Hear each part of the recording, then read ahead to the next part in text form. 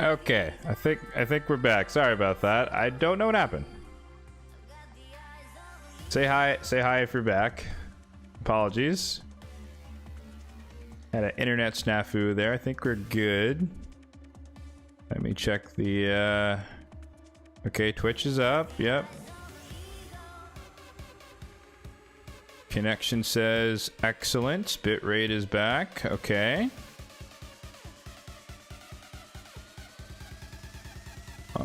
Let's see, on the YouTube we've got a couple people. Okay, sorry about that, folks. I guess the internet was telling me to move on because I was diatribing about the new fusion system. All right, fine. I guess we'll stop yapping then. Dog chewed on the cable. I would never. You would never catch me with a dog. I am a cat person. Am I close to plat? Oh, okay. I was like, what are these teams, bro? Yeah, we're close to plat. Okay.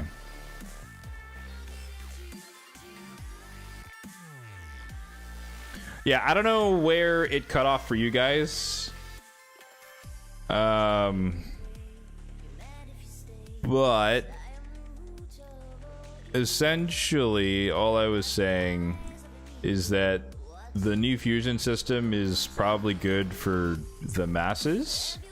I think a lot of people are gonna like it, but it doesn't help me at all in my situation. So I will basically just have an infinite number of tokens and never use the system.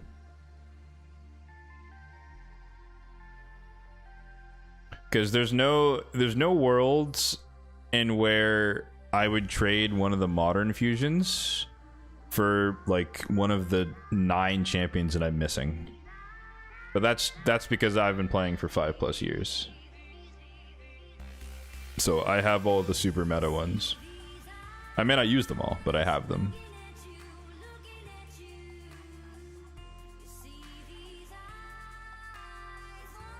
More primal shards. Even that, I mean, I personally don't need. Hot take. I don't need more mythical champions. I'd rather everyone else get some. Like, I'll take them, of course. I'm not an idiot, but I personally don't need more primal shards. I'm not advocating against it. I'll take more primals, but that's not my #1 issue.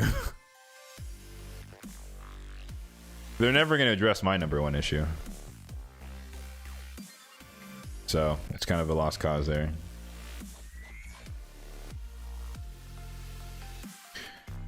But, I mean, so the thing is, though, like, if they had done what I thought they were going to do, which was just a one-off, a fusion where, like, you pick an old champion, and you get to fuse that one, and there's no other conditions. It's not like you sacrifice this to get that. It's like open fusion, you put someone in that slot, here are some epics that you fuse into them, and you get an old champion. I would have done that in a heartbeat, and that would have been fine, and I would have gone for Kreela Witch Arm. Literally only because there was one rotation of the Cursed City where the Fire Knight stage would benefit. Like, she's the only ally attacker that qualifies for that stage, that one iteration. And I don't have her, and she's an old fusion because she was around, or she was a fusion before I started playing. Like, she's the only one I want from my list of like 10 that I don't have. Everyone else is just kind of meh. So like, it's a solution that helps 90% of the player base, and I'm in the 10%, which is like, okay, I'm fine with that. You know, I don't get bent out of shape. Not every change in the game has to benefit me, right? I'm not one of those people. I think helping the majority of the player base is the best thing you can do. What's my #1 issue? Stone skin. Made a whole video about what I would change about stone skin.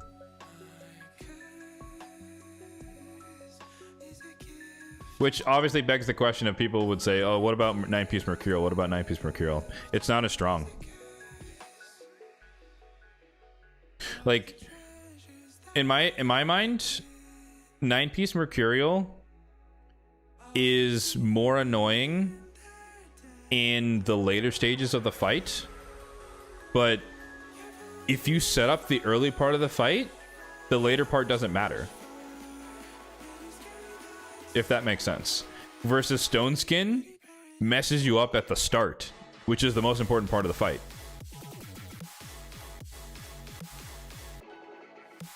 Like, oh, is your whole strategy that you're trying to strip buffs and then you don't strip any Stone Skin and then you lose because Stone Skin?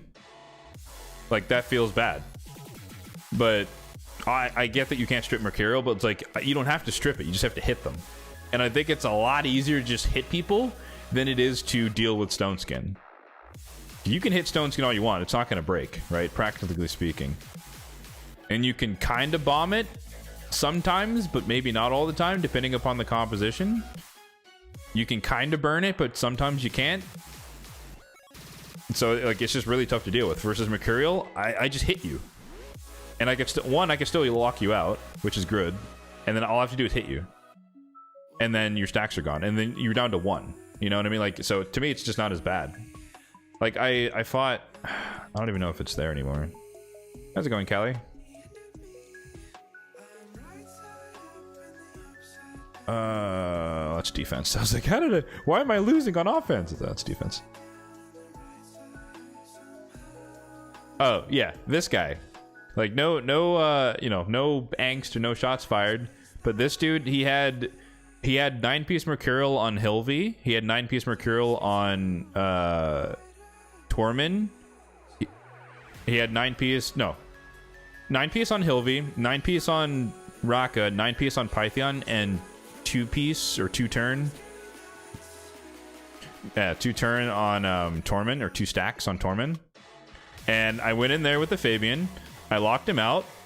I hit him a couple of times, got rid of all the stacks, and I killed everybody.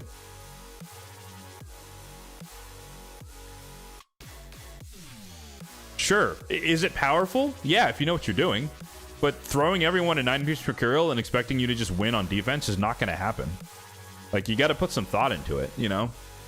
Like, that. So, in the grand scheme of things, is it going to help a lot of people compete? Absolutely. Is it going to make you be able to fight the whales? No. They're going to still destroy you with everything that still works in the game. Maybe you win, an extra 1 out of 10 fights. Fair enough. But versus, again, like, to me, like Stone Skin, it's like, I can't touch you until it's gone. And that's what I find really, really annoying about Stone Skin. Versus Mercurial, I can literally touch you to make it go away. Wouldn't that strategy work against Stone Skin? As far as locking him out, it depends. What the difference, though, is what I'm saying is that yes, you can lock them out with Stone Skin, but I still have to wait for the Stone Skin to go away. Once I lock you out and I hit you a couple of times with supports, then my nukers can do damage. And it's like, I don't have to wait. Like, the whole reason that the UDK meta developed was because 2-turn Stone Skin super slow. If you put a UDK and 9-piece Mercurial, thank you. Thank you. That fight would be so fast. You know what I mean? Like, it doesn't work the same, if that makes sense. No one's going to do that. But it's not the same level of annoyance.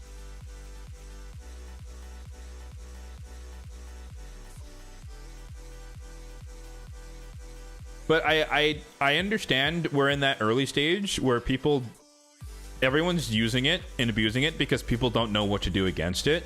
And so right now it feels super strong. In the same way that, in fairness, to put it in context, people reacted the exact same way when Stone Skin came out. They're like, this is the most broken set ever. There's nothing you can do about it, blah, blah, blah. Same things I'm saying. And then it just, the way the meta developed and the way updates happened made Stone Skin more strong over the years. That's what kind of ballooned it. But initially, everyone had the same problem. And then everyone was like, wait, we can just bomb this. And so you'd have the super slow Stone Skin team, and then you just get bombed into oblivion, right? But then Polymorph came in and, won a submission, all this other stuff. Lightning Cage now. So, like, it kind of went back and forth. But initially, everyone had the same reaction until people figured out what to do against it. So we're in that same period. It's been a couple of months. People are going to figure it out. Marius is going to be even stronger than ever. Like, you're talking to, there's a lot of champions that are coming back into the meta. Like, watched a video with like Ash and Cruisin yesterday talking about some things. Like, you're going to see more rondos. Triple hitter, chance to ally attack, triple hitter here that can block passives. What's her name? Raglan came back in the meta. Triple hitter A1, turn meter filled, but also after her buff. Alaz, everyone kind of threw him by the wayside, but the counterattack, he's back in the meta. Nekret the Great, literally one of the best people to get rid of Total Guard. Triple hitter A1, ally attack. And note that with the ally attack, he goes first. So he goes in, 1, 2, 3, Total Guard's gone, and then your nuker goes. Like, so there's an action and there's always a reaction. So give it a month. People will come up with strategies to counter it, and people will adapt. But also, just throw it out there. Two more things. I discussed this last week, and I confirmed it myself. If you get Seal out there, Seal blocks set effects. So Seal will block Total Guard stacks from regenerating. Champion's negated. But even, let's go simpler. Mighty Yuko. It's a buff. You can block it. Put out block buffs. And they don't get their stack back.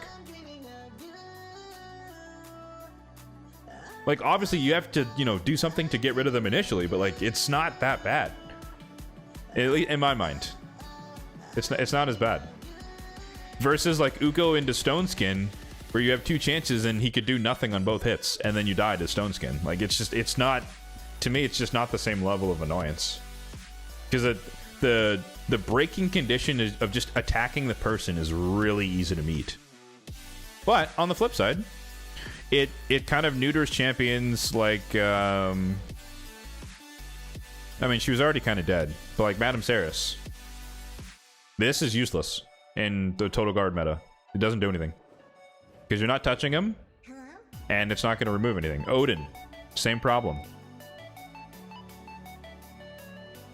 Which is kind of beautiful, to be honest, to see. But Odin, this, nothing. You're not touching him. Doesn't do anything. He's out of the meta. For now. Although with the buff to deflection, maybe you could still use them. So, anyways, long diatribe. But yeah, it's a new meta. We'll figure it out. It'll be annoying at the start because no one knows what they're doing. But once people start to know what they're doing, it's just not going to be as annoying.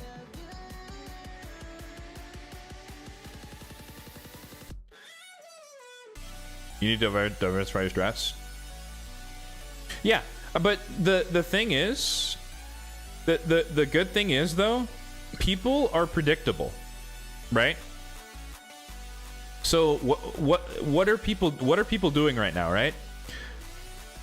Some like at a very basic level, people are just like, I'm gonna put everyone in 9 pieces. Okay, like that's not realistic, but some people are trying to do that, as we talked about with the guy in Classic Arena.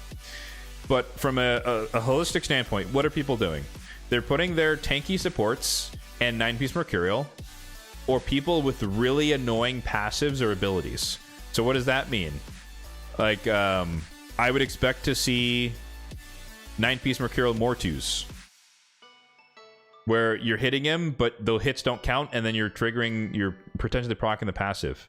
You're going to have your Volcanoses in 9-piece, because they just need to sit there and then you kill yourself, right? Nell, right?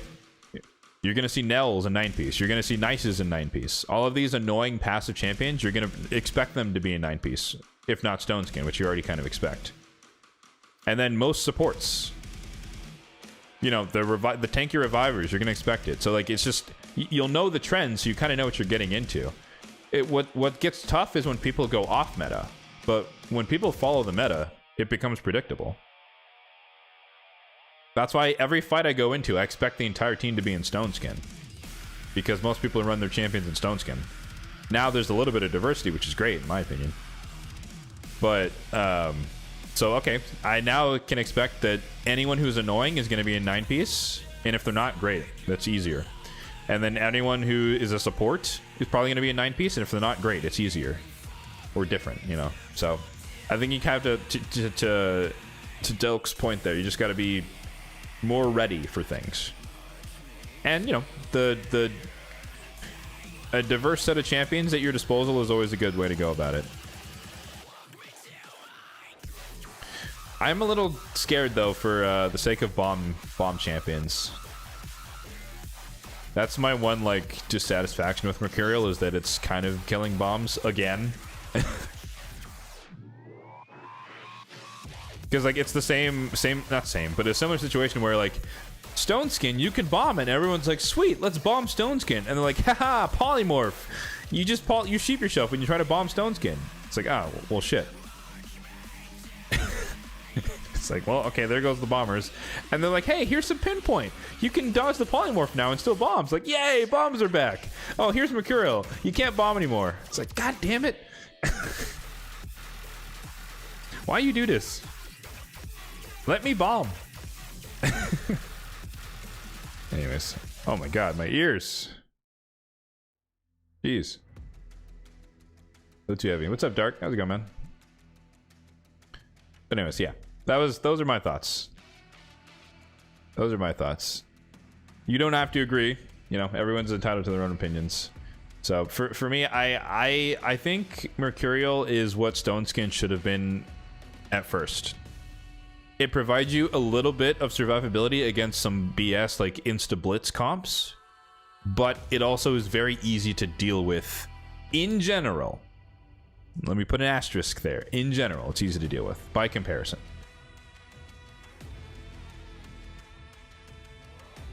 And I guess one more diatribe. When I say easier to deal with, compared to Stone Skin, if I get rid of your stacks on a mythical, I can place block active skills on you, and you can't metamorph, right? Versus Stone Skin, if I don't, I can lock you out and you change forms, and it's GG, right? Like that's a, you know, that's a big difference. Like obviously it's exclusive to mythicals, but like that matters. So like if there is a 9-piece Mercurial Nell, which is going to be tough to deal with, but if I can get rid of those stacks and block her passive or whatever, the fight's easier. Versus just having to deal with, I guess Nell's a bad example because her passive just kills you. But like an Empress, if you build this guy in 9-piece Mercurial, which I'm sure some people will do, for me, I'm like excited. Great. I hit you 3 times, and then I keep you in base form because now I can actually debuff you, and you're not sitting under Stone Skin with Lightning Cage that I can't do anything about, or I just fail to remove it. So it's a different game. We'll see. We'll see as things change. What do I think of the upcoming fusion? It's hard to say. I think he'll be decent. He sounds like a CC kind of powerhouse, Faction Wars champion. He'll be good to have, but the crypt isn't going to be open for like another year, you know. So I don't, like I said earlier, like I don't mind having champions that aren't going to be useful right now. Like they're just, for me, they're just sitting in the vault, right? Like I have a bunch of older fusions that I don't use. So I'll take him, I'll chuck him in the vault, and if he becomes useful in a year when they open the crypt for Argonites, then I'll pull him out of the vault and build him out. But yeah. All right, enough rambling. Let's get to the main event. We've got Zara in the chat, and let me hop on to his account and we'll do the first takeover on the channel. Awesome sauce. We're gonna be focusing on Chimera specifically, so let me swap accounts here. We can jam along to the tunes.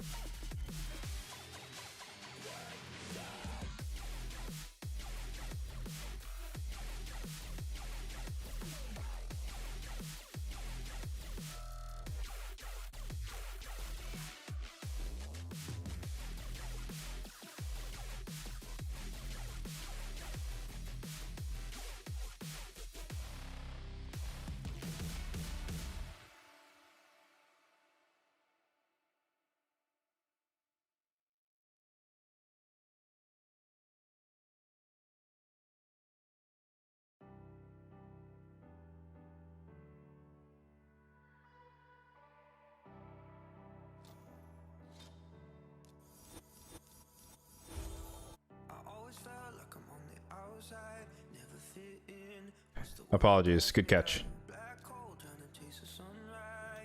So we're back. We're on the Zara's account there. Hello, Zara in the chat. Do you want to be called Zara? Or do you want to be called Krazoya? Up to you.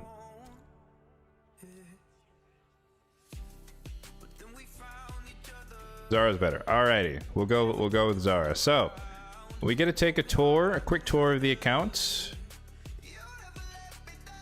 He's on top of the dailies. I respect it. 96 player level, so you're not level 100 yet. Okay. I have not seen this bar not full for a long time. 7 million player power. We got decent stack of shards here. Low on mysteries. Wow, 200 spaces. You're running lean. I respect it. 300 ancients, nearly 100 voids. Decent amount of shards. Pop-ups like crazy. Let's look. Great Hall. Not maxed out. Okay, good to know. You're focused on accuracy, a little bit of resistance. What are you saving the medals for?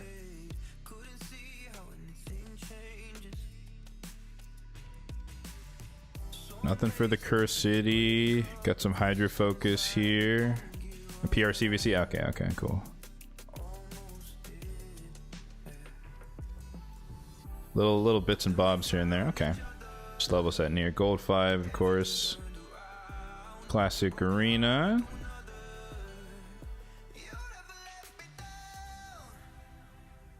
Let's see. What's your go-to team? Do you have team set up?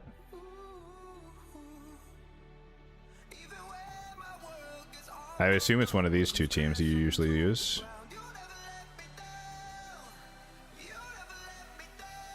Nope. Oh no, those you just make them up as you go. Oh, fair enough. Okay. Cool. Oh, well, I'm not gonna ruin that for you. You get to claim your own chest.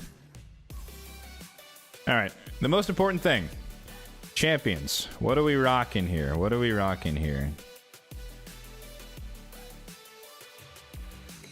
Going actually in the Great Hall is a mistake? Probably. But, you know, I'm in the camp of it, like, it doesn't really matter what you do early on because it all evens out in the end, but that's assuming you're going to be playing for a long time. But could be right. Okay, so we've got Sanguine Maria. All right, you did the fusion. You got the 5-star soul. We've got Cassandra. Yeah, we've got Xenomorph. We got Ezio Auditore. Mikey. I like this. He's a fusion doer. We got the guaranteed Leo, looks like. Got a Goffred here. Arbiter, of course. Nishak. That must be a pull. Unless you, well, actually, I think your survey results said you've been playing for at least 3 years. I think. Pythion's good. Bad L, Morrigan, Newt. Got an Emic. Is there a Wixwell in here? Don't see a Wixwell. Okay, UDK, Mariuko, lots of Force Affinity here. Elva's good. That's good to know. Narma, love me some Narma. So, Walking Tomb Dragon, calm. Got a lot of 50s.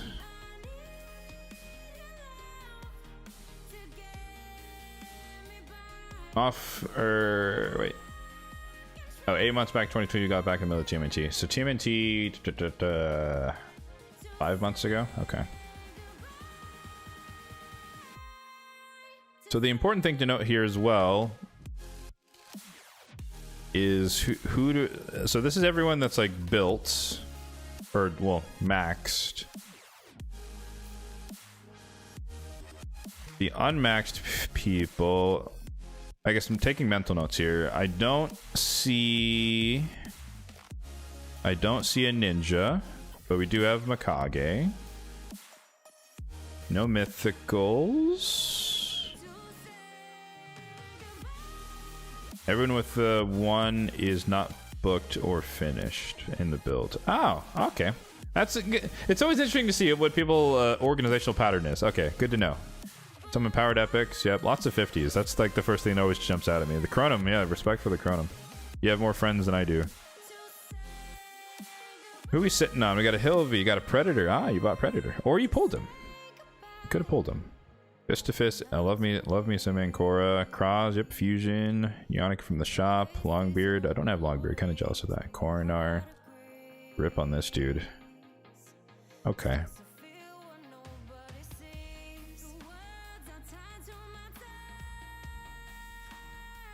And then just to level set, what are you farming? We got stage 25. Well, looks like at least you've beaten stage 25 on the event dungeon. We're on normal mode. Ice Golem. We're solo with Bad L. Respect. That's the classic one. Got Iron Twins. You do the unkillable Geo Cold Heart comp. Okay. Fire Knight 20. Fire Knight 20. Interesting. Not even 25. Okay. Myth Seeker for Clan Boss. So unkillable. Old school. Respect. I do like the Bad L solo. That's a throwback. Not much on the Spider Hard. Okay. You have a normal team? 3 minutes. 3 minutes. Okay. I think you could do better than 3 minutes, but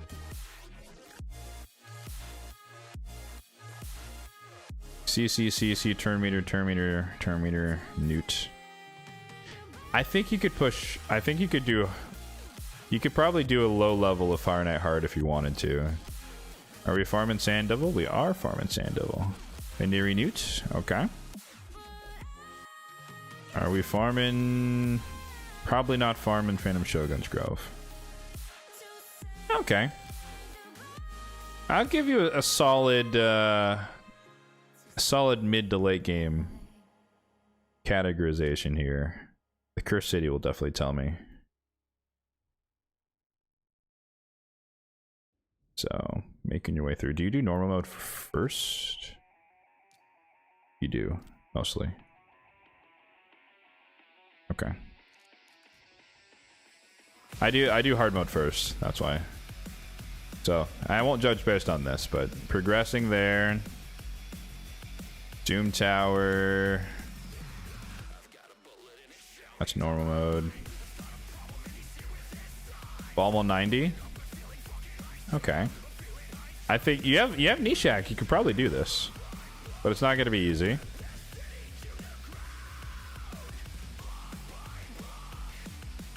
And just out of curiosity, Grim Forest hard. Looks like basically a full clear. Couple of stages in the purple are tripping you up, but that's par for the course. Okay. Mid to late game. Final answer, mid to late game. Just so that you don't hit the cap here, we'll do one fight. Hopefully your champions are built here. Oh god, we're on 1 speed. Oh, the Morrigane's faster than the Arbiter. Interesting. Okay. For the record, Ash would be proud of you with the granite doorkeep there.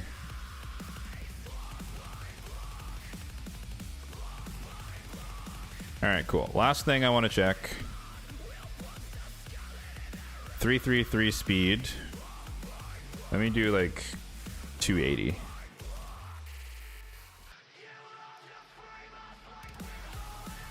Oh, 330 versus 333. Oh, okay, they're right next to each other.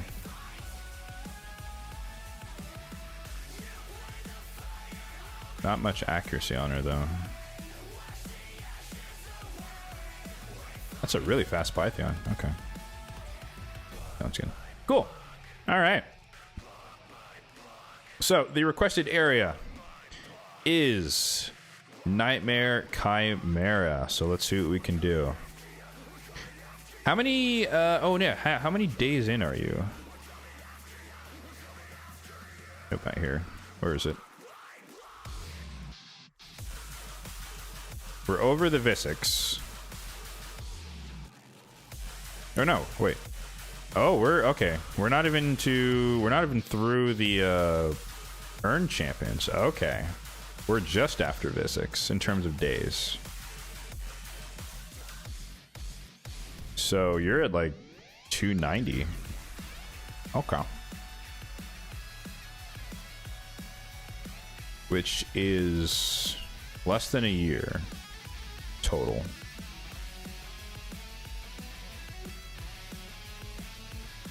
Oh, 370? Oh, I guess you're further along on the... no, wait. Cleopteryx is first. You're right. Okay.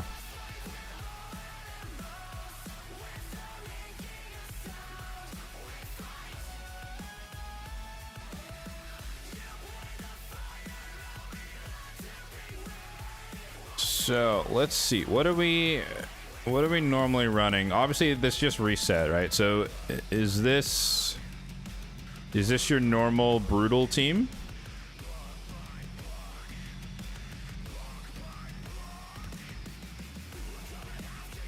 Old one. Okay.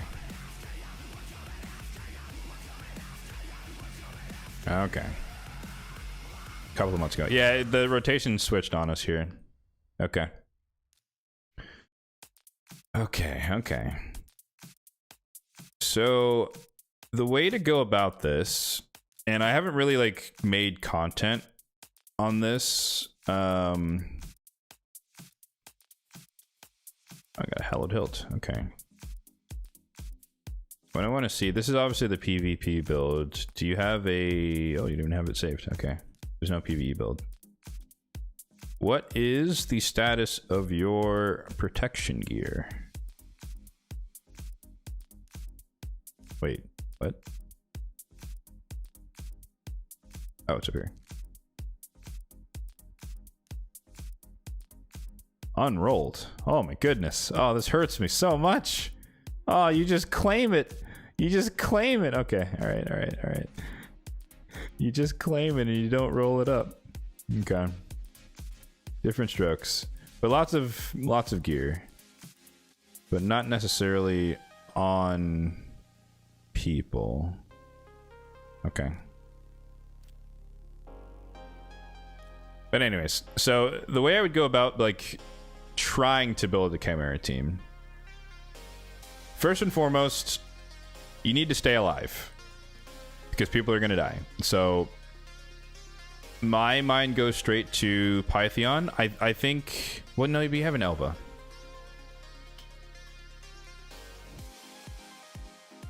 I think. Yeah, there's an Elva. I think Elva's objectively better. Is she booked? She is booked. Except the A1, but that's irrelevant. 266, 340. Resistance is a bit low. Speed is decent.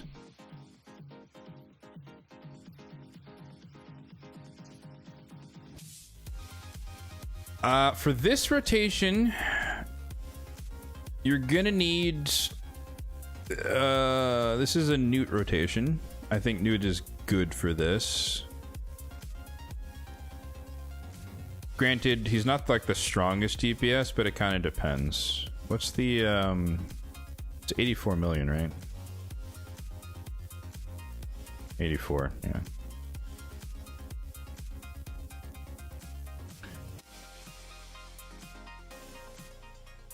Oh, crap. Do we have... We probably don't have a Lydia, huh?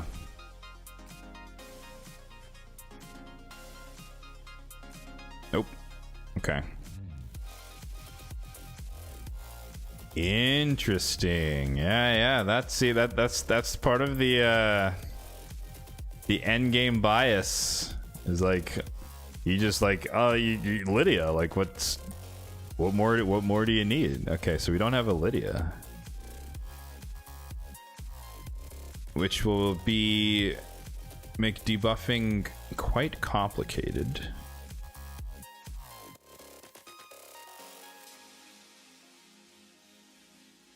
You just see all the legendaries here. Don't have a lot. I guess, what's your willingness to manual versus auto? What's your preference? I'd assume auto would be the preference, but Some people like to try hard.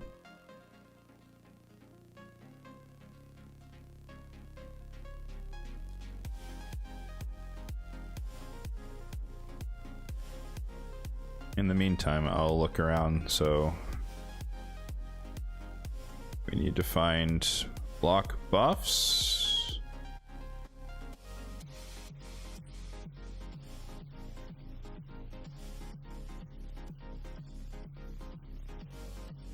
Yeah, auto's what you go for, but you don't mind doing some manual. Yep, fair enough. Block buffs is sparse, huh? You might be stuck with the granite, assuming you invested good gear into him.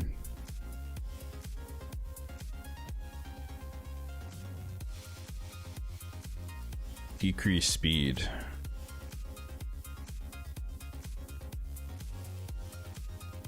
Wow, yeah, that's pretty sparse too.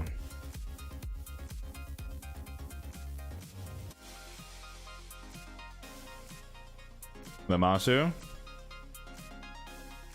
Was she there? Did I miss it? Oh.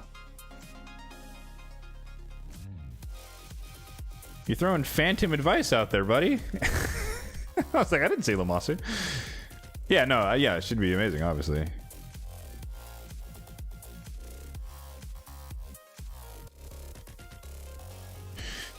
Yeah, decrease speed is very important. He said, "What? Hey, I'm not flaming you. I'm just like, got me excited." I was like, "Wait, there's a Lamasu?" I thought I missed it. That would have been massive. All right, let's look for decreased defense as well.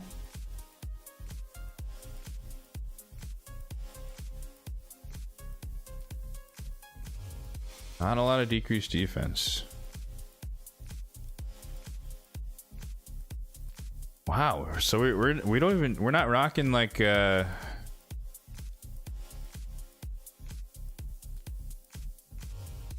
there's like no stagnite. No stagnite. Oof, this is tough.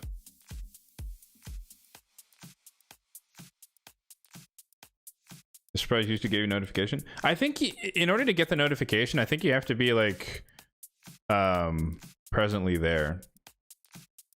Dr. Pierced. He could work. I'm honestly, I'm feeling the Anax more than the Dr. Pierced. You get decrease defense, weaken, DPS, poisons,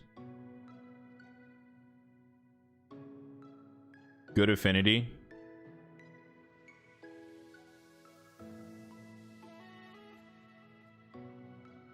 Because Duck's gonna weak hit a lot on the force affinity here. Like, obviously, you know, this is subject to affinity possibilities, so I always recommend, unless you have a Marius, that you run double DPS.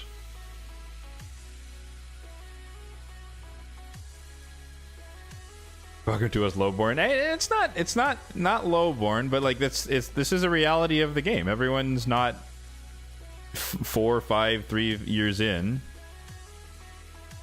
Mikey would do great. I'm not a fan of Mikey. I will shamelessly admit that.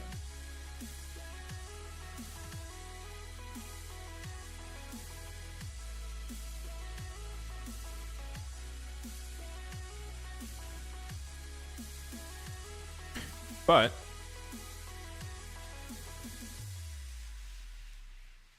I think that second DPS slot is not as important. Like, it matters in terms of overall damage, but like your DPS doesn't matter if your team doesn't function, right? So like, I can put Mikey in there for now. Like, I would just for the sake of the double DPS slot. There's that. I think Elva is your best bet.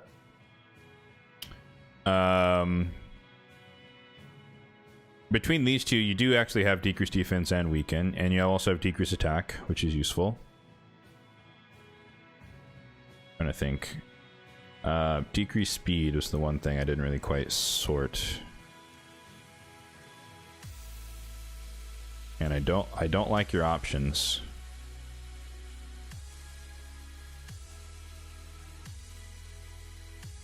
I don't like these options. You might just have to run with the Morrigan. Like, you know, I'm thinking like Estrid, Dreamsong, Nekmothar, like those types of Energizer Bunny champions to help you get more turns. And I think you might just have to run with the Morrigan. Even though like Tigre Speed's on her A1. You might not need her A2 at all, so she could just turn meter fill. That gives us 2 sources of increased speed as well. And who's the last slot? Trying to think of my team, because I run on this rotation. I run Alva, Newt, Marius, Nekmo, Lydia, right?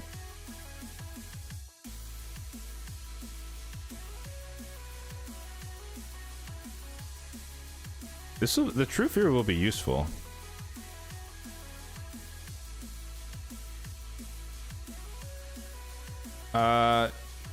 So Decrease defense, weaken, speed, block debuffs, cleanse, healing. We don't have block actives.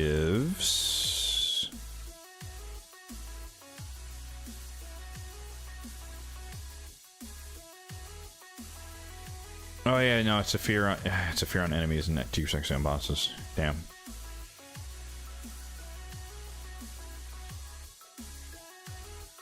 Yeah, I think block actives is not gonna happen. Okay. Fear is sparse. True fear is sparser.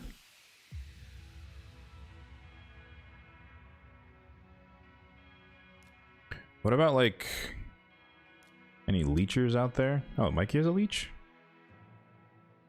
I didn't know that.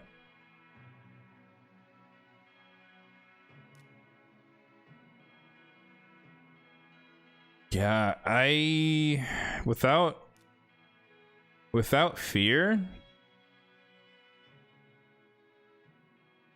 I mean UDK would work, but he's probably not going to be built optimally for this. So we could try him out though.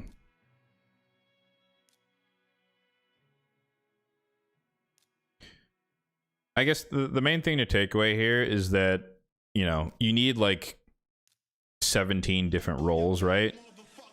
And you just have to decide which ones you're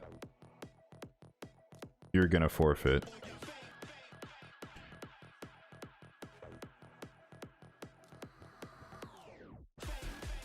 Does he only fear legendaries? You can tell the champions I don't actually use. I don't use UDK at all. Oh yeah, it's only fear on legendaries. Okay. I was thinking of like the decreased attack would have been handy, but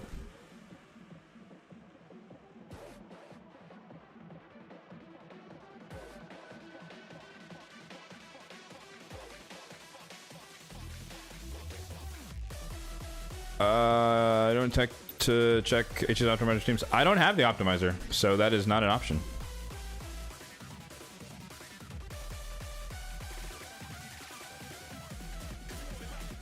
Oh no, he doesn't have degree speed.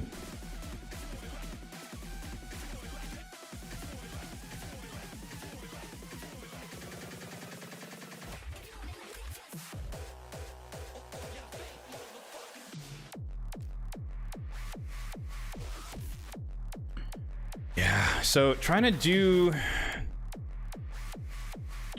enough damage. I mean, you might just have to sacrifice, which is what a lot of people do. You might just have to sacrifice the ram form.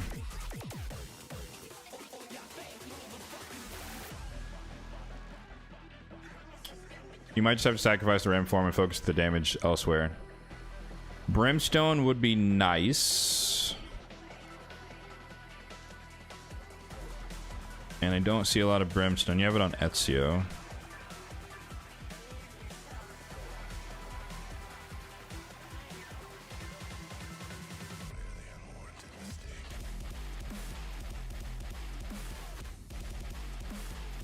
Yeah, I'm struggling for the last slot here.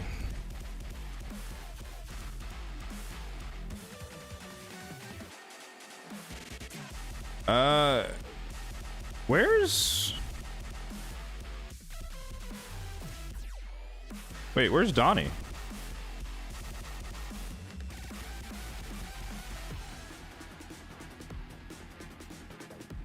Did you not do Donnie?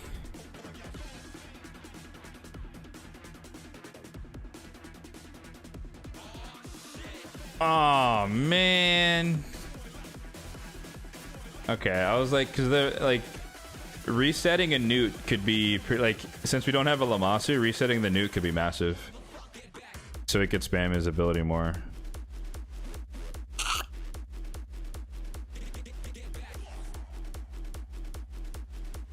Okay, so yeah, you would have. Yeah, that's a shame. Okay, hey, it is what it is. It is what it is. So my mind is going to like decrease attack, which we kind of have from Newt, so we can make that work. Block active skills is a non-starter, so that's fine. We'll just have to deal with. We'll have to deal with the Viper a different way. It's gonna be painful.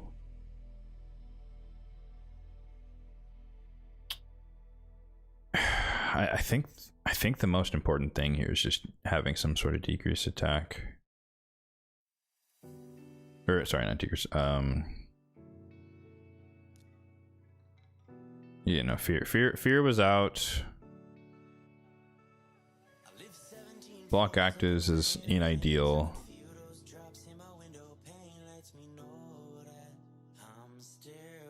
Oh, it was block buffs, right?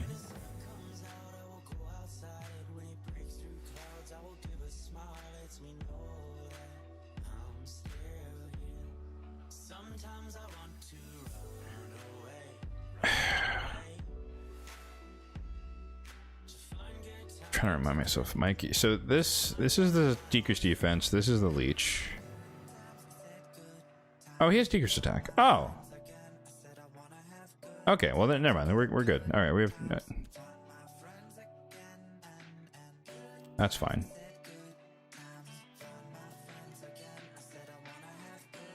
So yeah, we got decreased speed, sort of.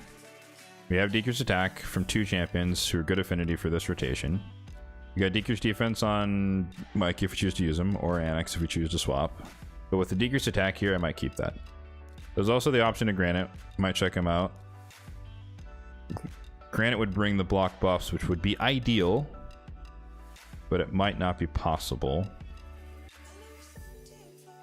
I'm almost kind of tempted to just...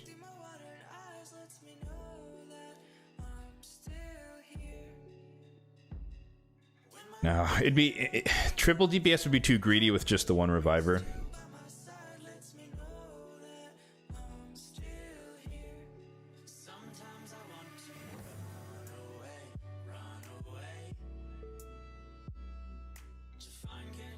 I feel like you could run like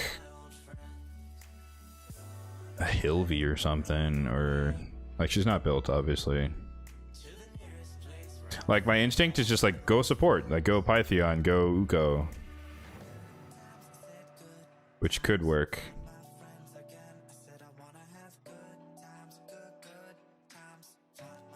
But let's start here and kind of just see where we're at. So first things first, we need to make sure that the lowest crit damage, obviously these are DPS, 118, 93. So Elva's is too low.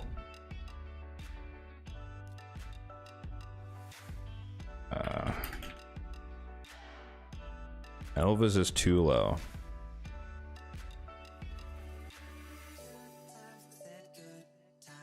What are we working on? We are trying to do Nightmare Chimera for our friend Zara here. Is this a... what is the purpose of this build? Is this PvE? Or PvE?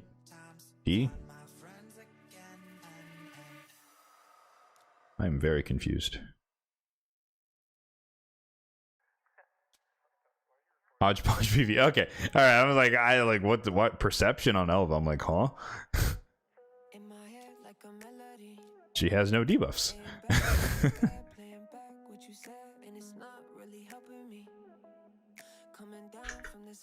I'm gonna use your words. I'm not calling it this. You said it.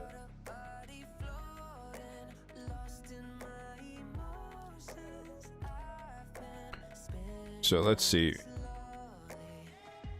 Obviously, like, you know, the best of the best is like 9-piece protection. But we're not gonna force that.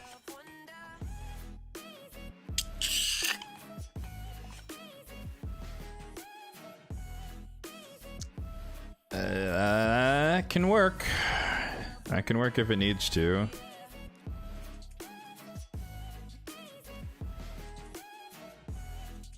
I'm gonna try to not take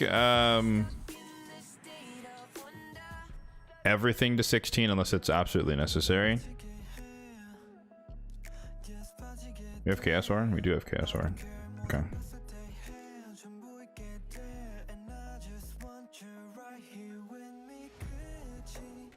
Yep.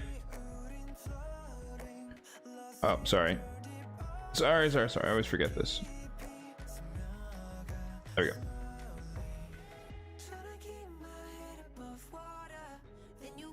I guess in the meantime, let me know like who's off limits champion wise. Like who, like I'm not taking gear off of this champion. That's good to know.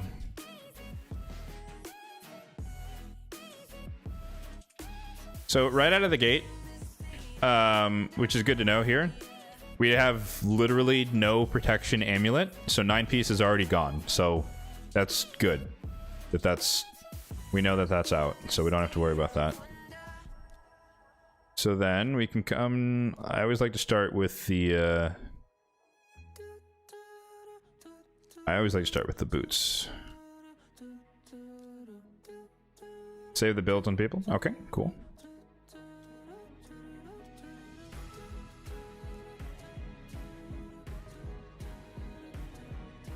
Yikes. Yikes. Is Emek in protection?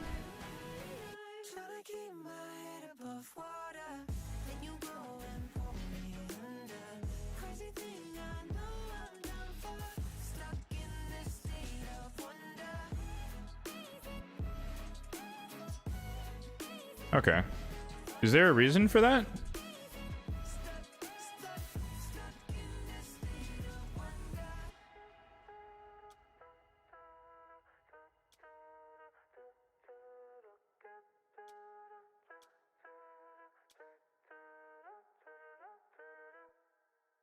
Protection for Hydra. Okay.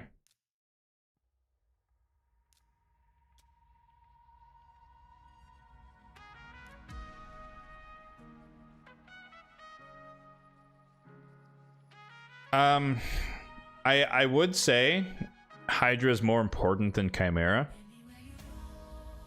Personally. But also, obviously, Hydra gives you the protection gear that you want to use in Chimera. So I would defer to him a little bit. But at the same time, in the meantime, 8-piece does nothing, right? So without the 9th piece, he might as well be in 6-piece.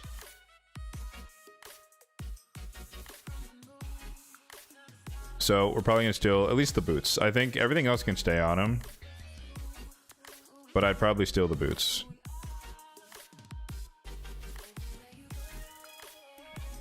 Oops.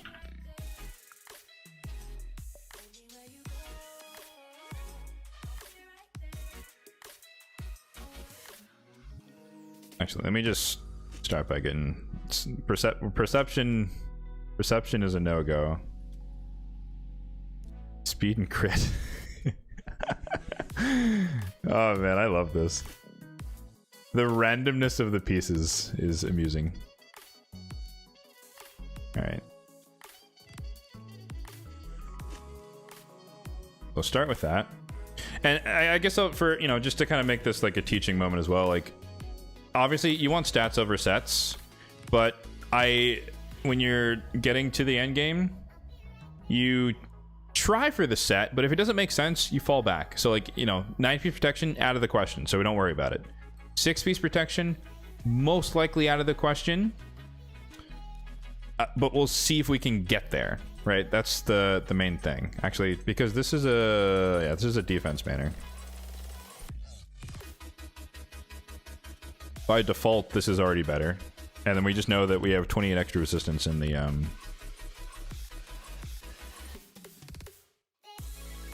And the main thing here, like Elva, she needs to not get CC'd, so she needs to have a decent amount of resistance on top of the protection. But the protection set by itself is not good enough because obviously her buffs can fall off, and so she's useless if she gets provoked or feared or something when people are dead and whatnot.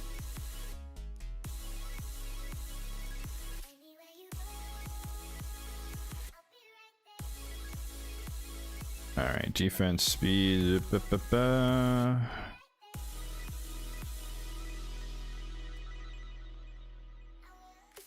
HP with speed, accuracy.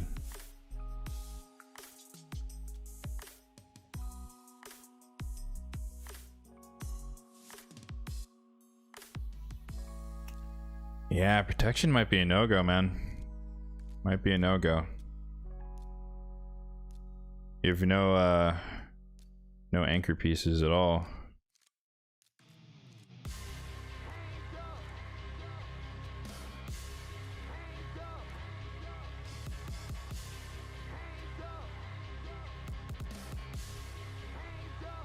Defense gloves.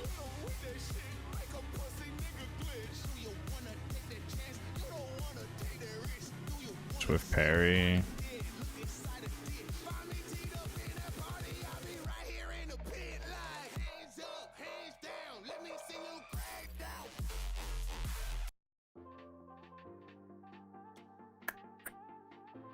Oof, that's your speed tune. All right, we're not touching Demitha. Those are nice gloves, though.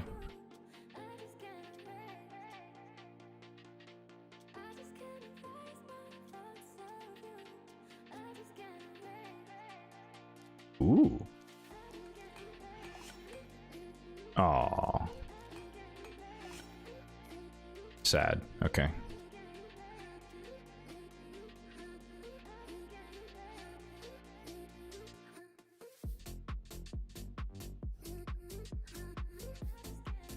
Righteous could make sense. That's a lot of speed, decent amount of resistance.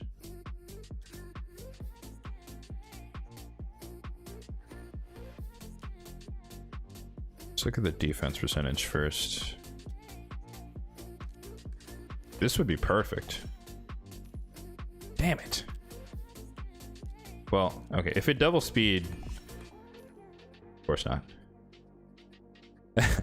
Like, I would sell this, like, personally, like, right, that roll is, like, atrociously bad. I would sell that. Defense chest, triple speed. The idea here is that you want, like, a good balance of speed and resistance. You don't need her to be, like, 300 and something speed. But you do want her to get turns regularly.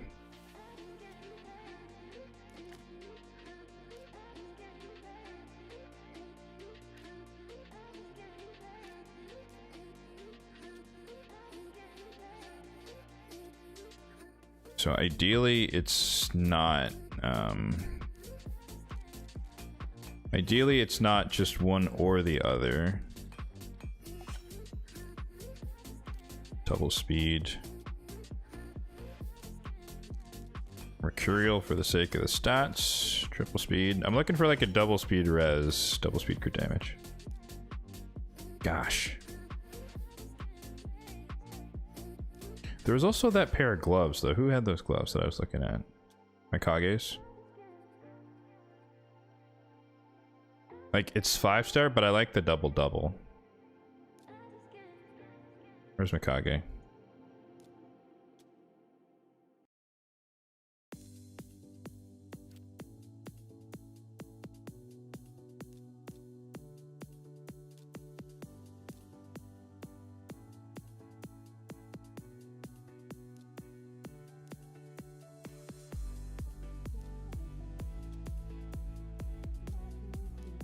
I prefer the balance of stats. That's my preference.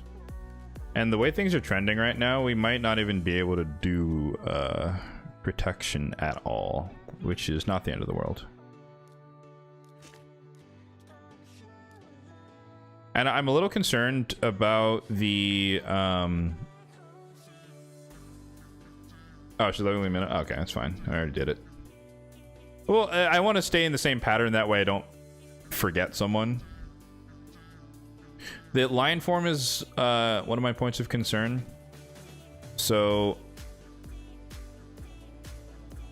because ideally... Actually, no, it won't matter.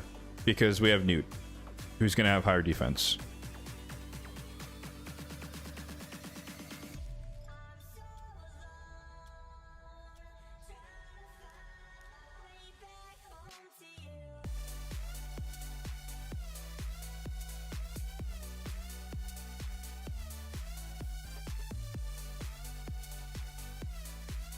What is Pythion rocking?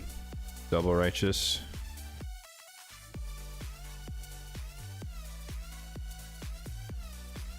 I see. You're doing this for the sub bonus.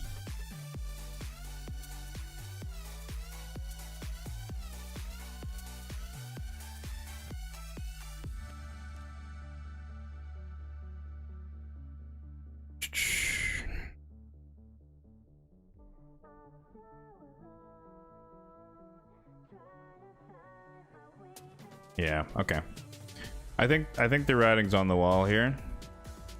I think we can just skip the protection.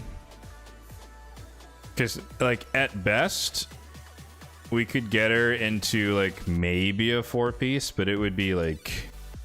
It would be bare bones, and at that point, like... It's not, you know... The champions need to function at the end of the day.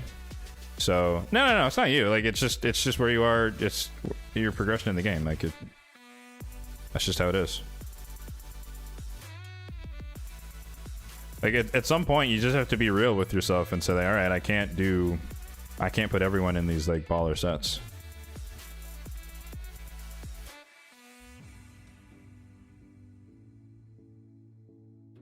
Could you not just take the gear from Mimic? No, because you need a certain amount of resistance. And you do want her pretty fast.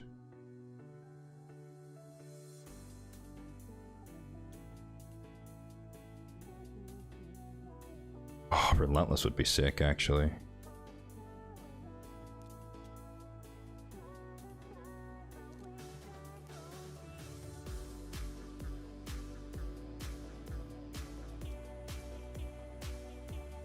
Are these just on him?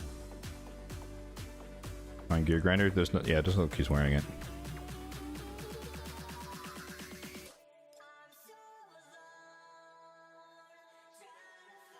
Where is he?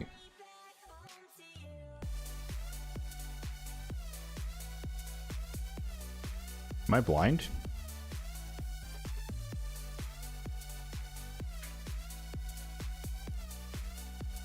Oh, he's 5-star. Okay, I was like, wait, where is he? I don't say. Okay, yeah, nah, bro, we're not 5. Your 5-star is holding like one of your best pair of boots. Nah, unacceptable. Unacceptable. All right. I suspect that these gloves aren't really going to blow me away here, but let's see.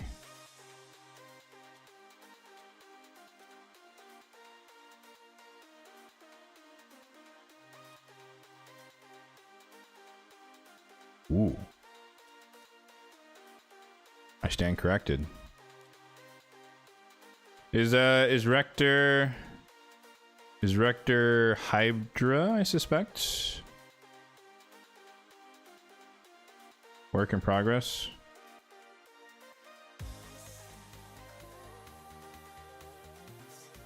Ah, okay.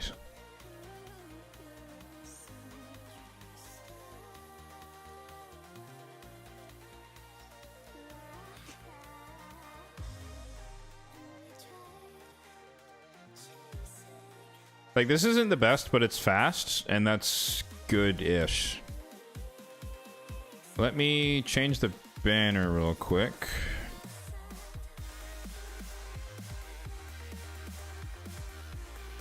If we're dropping the protection.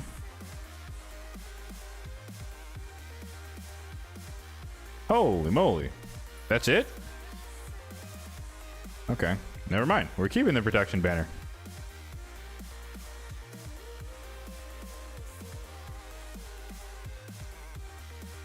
That's fine. Oh, that's perfect. Okay.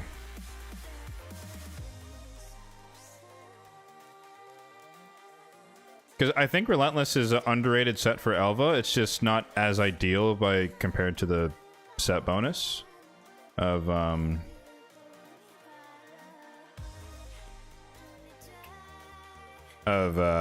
protection. Double speed res, double speed crit.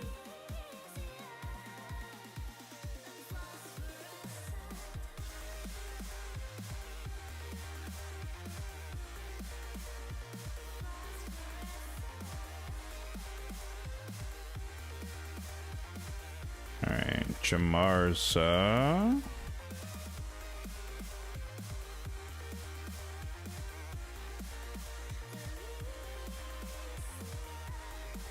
You definitely enjoy to put gear on random people before they need it.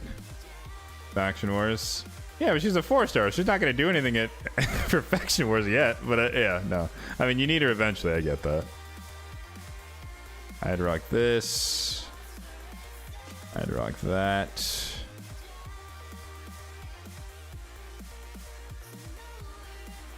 .250 speed is decent. Resistance is decent. That's honestly a...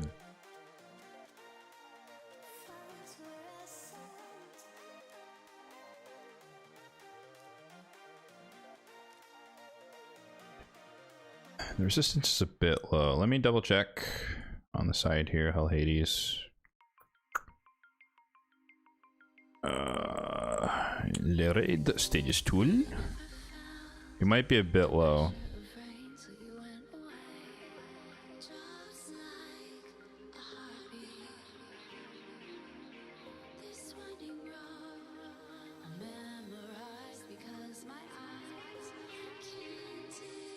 In like 500, yeah.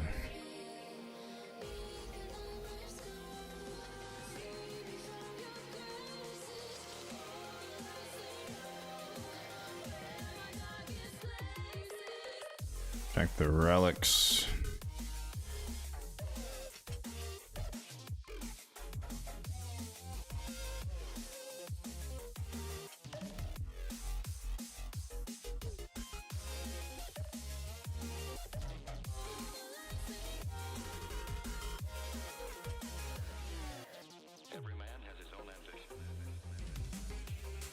Oh. Oh.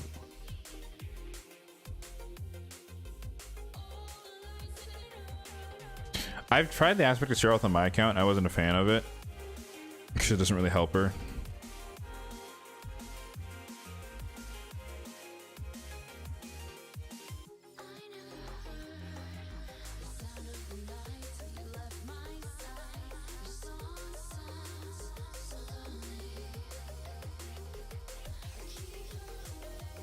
Trying to, it just, why is the resistance so low? Oh, you know what it is? Oh no, it's not. Okay. The Great Hall's pretty decent. Alright, that's not it. I'd probably redo her masteries.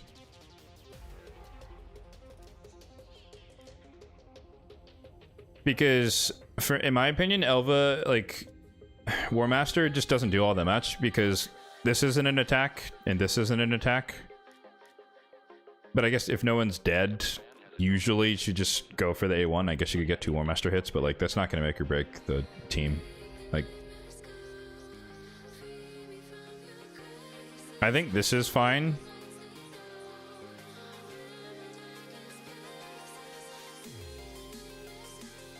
Maybe Lore Steel versus sure, go ahead. Well, I'll let you think on it, but my like, just to get 50 res, you could go for Unshakable and keep this support tree.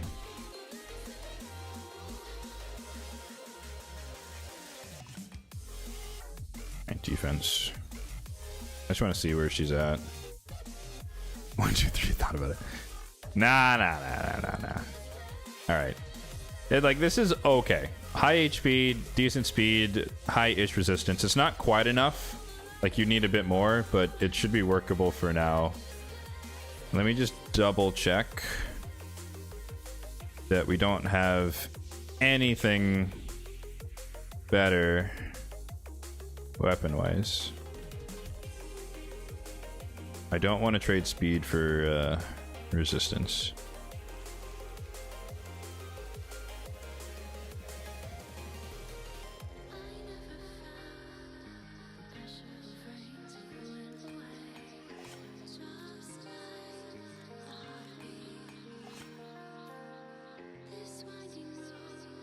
Double res speed. If this double speeds, we're in business.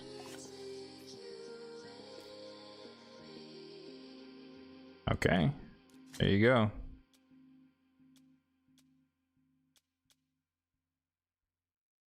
Quad speed.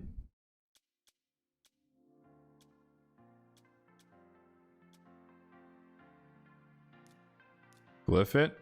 Holy moly, you've got hella glyphs. I'm not gonna waste your 6 stars. Oof. One more try. Alright, there we go. That's good enough. This is definitely... This is a resistance set with speed and resistance. I think this is worth at least the 5-star glyphs. Come on.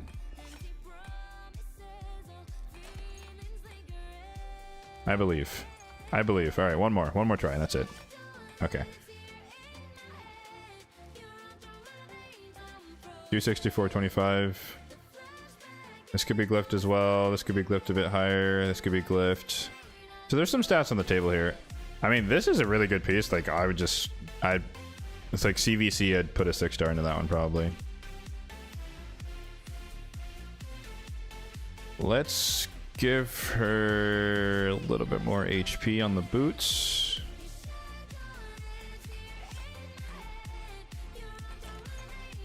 Like a 3 or a 4. Come on, 3 or 4. Okay.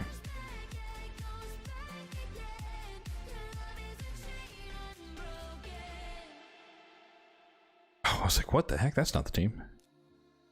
Okay. So that's it's a start. It's a start on Elva. I think Relentless is your way to go.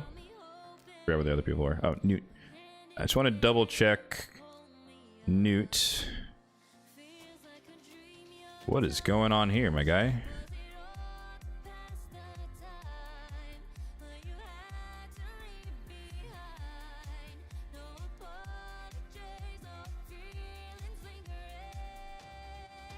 Slow. Really high HP. Why is his HP so high?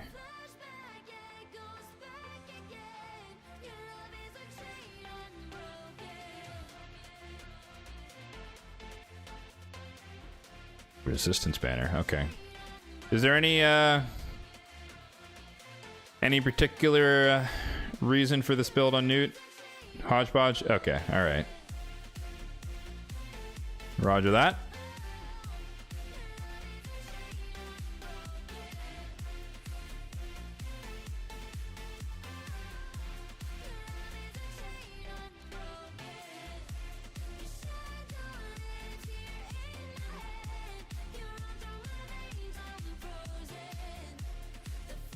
So I mean, I was like, I don't know what I'm looking at. I'm not sure. Like, the build tells me nothing about what you want him to do. All right. Let's see. Where do I even want to start? You can go in a couple of different ways. You could go Relentless Newt. That wouldn't be a terrible thing. Oh, you have crit rate on Demitha. Interesting. Accuracy. Oh. Oh. Wait. Wait. Oh, it's a full split. Damn. Okay. It might be too greedy to go double Relentless, but if he could pull off a Relentless build... These gloves are questionable. I like the idea of the Impulse, though.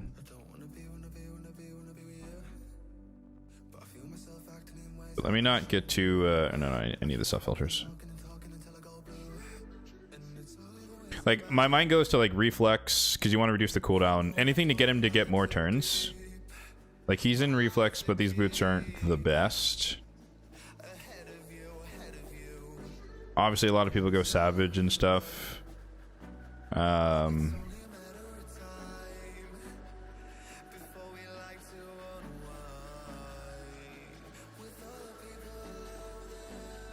Demitha only has speed. Impulse Reflex. That's what I'm just gonna... Yeah, we just need to look at the... What are we working with in these sets?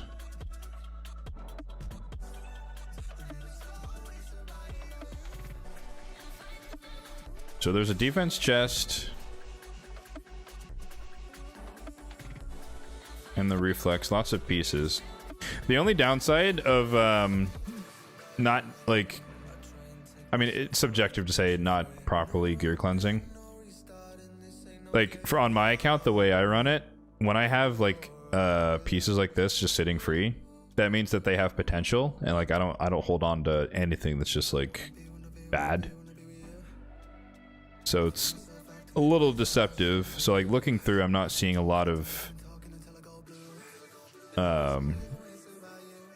there's not enough stuff. Like this would be a good shield.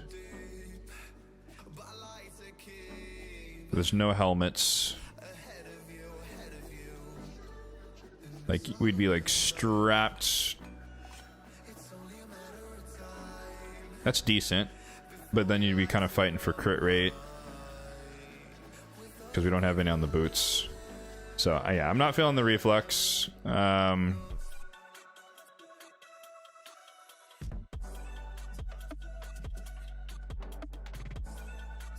Where's Impulse? Oh.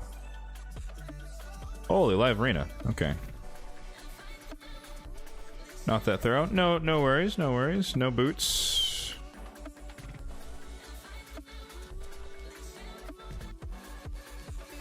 Oh, right, he already has the chest. Okay. Yeah, that chest is fine. If we were to go this. Crit damage gloves. Not seeing any. Are there any top pieces? Looking speed. Crit. That's res, speed, accuracy, crit. That could work. Speed, crit, res, speed, crit, HP, speed, crit. Speed, crit.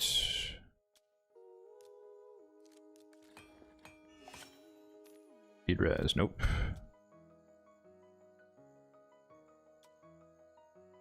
Speed, accuracy, crit, right?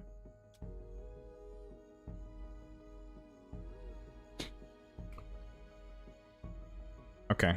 I see Impulse happening.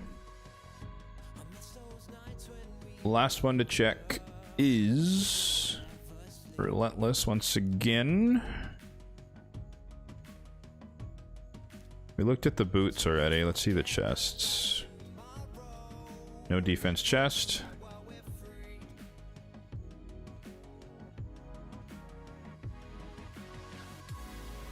Does Rhonda need these? Because that would do it.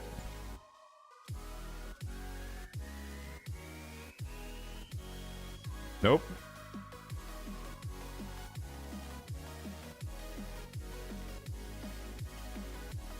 Okay.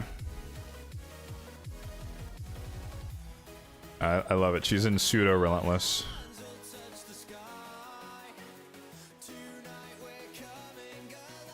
I'm like that. I want to make those gloves work. We have the boots. Where am I going? Boots up here. Where's my nude at?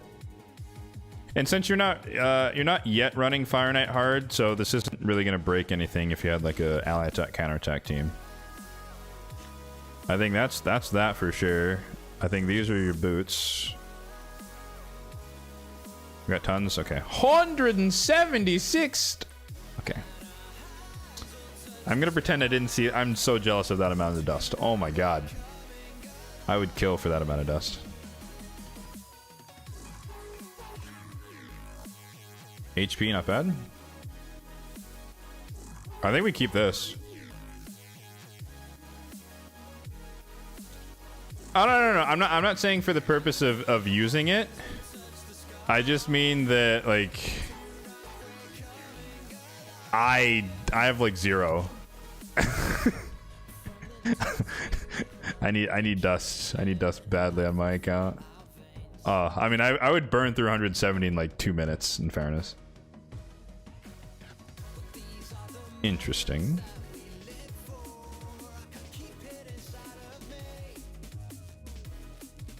Come on, double speed defense. Hey, double speed. Triple speed. Good enough. Unless... I should have looked at all the pieces. Ooh.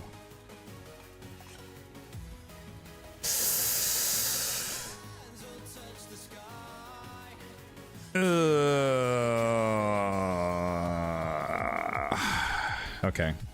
We'll come back to the banner.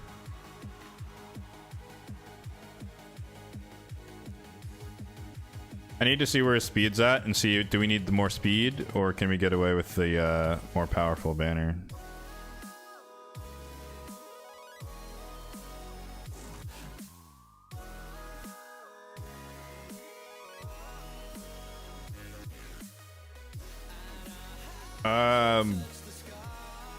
That's Demon Lord, right?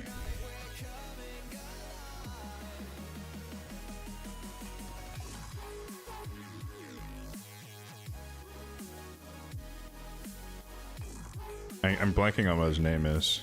Ugh.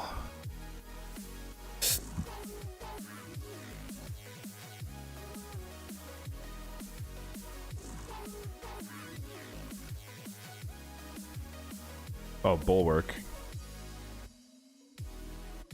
Was this guy used or no?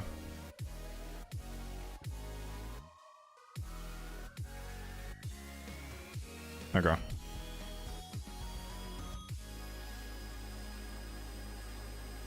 The rare advanced quest. Ah, okay, cool. Yeah, okay, so the damage doesn't really matter then. I keep scrolling down. I'm like in my mind, I'm like flashing back to my own account. And I'm like, my nude is way down the list. And it's like, no, he's at the top.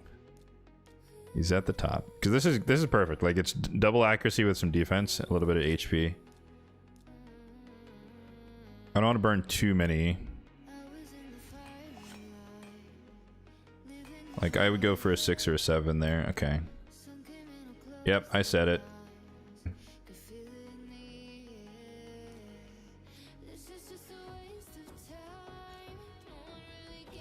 This is probably fine, but let's just look.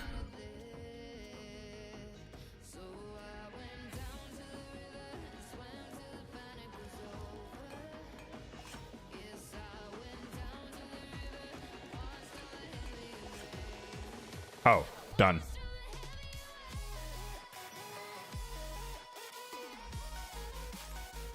Absolutely done. That's 40 accuracy right there. Double defense. Full percentage ring.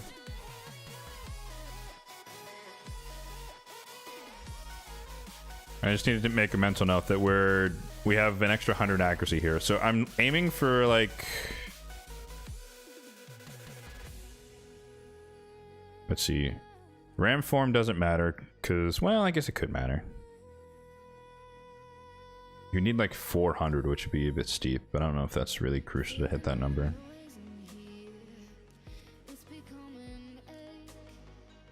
Yeah, masteries makes sense.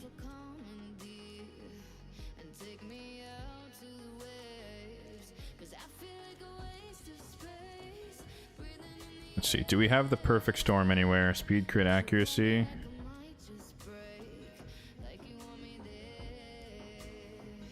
So we're at 65 with the mastery, so we need 35% crit rate.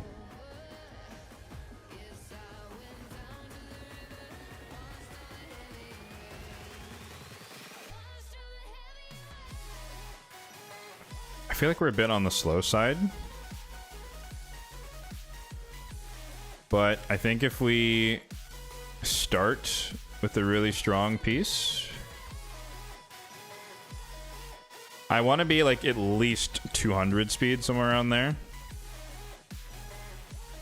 17 crit rate, 174, 4K.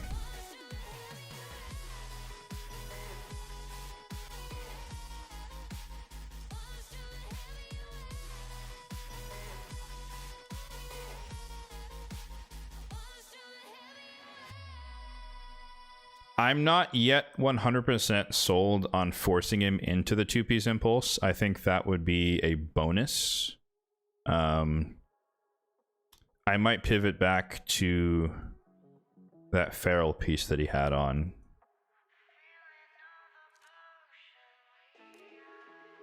But just in general, let me just see what the feral, what are we rocking with here?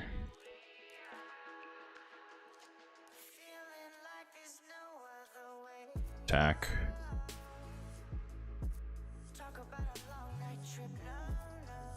That's not bad.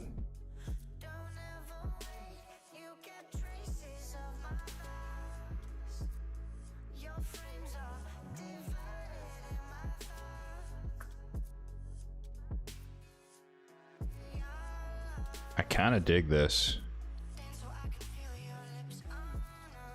Like, this is nice. But it becomes a question of what's better. This would max out the crit rate, but is your feral gear better than your relentless gear? It should be. So if I have a good relentless piece that works, I'd rather focus on other stuff.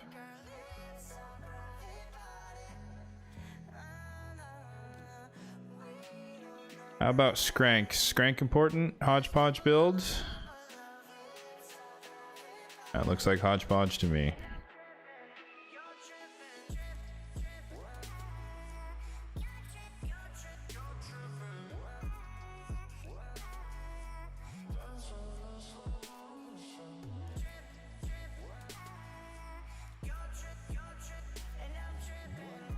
You live in it? Hey, Nate, like I said, no shame, no shame. 193, 95, 270, 230. So we need a tiny bit of crit. I think we already have the weapon. I saw it earlier. I think. Or no. Or was that a different set? Oh, that might have been a different set. Never mind.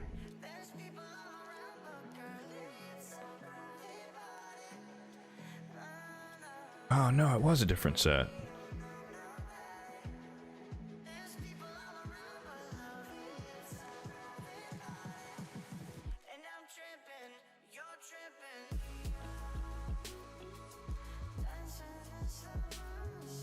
Wow. Need distant Slayer pieces?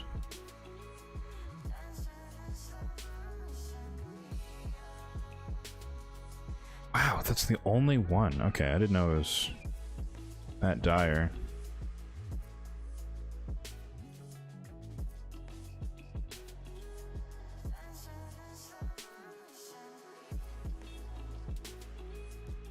Oh, that's a shame. I really wanted to use this Pharaoh shield.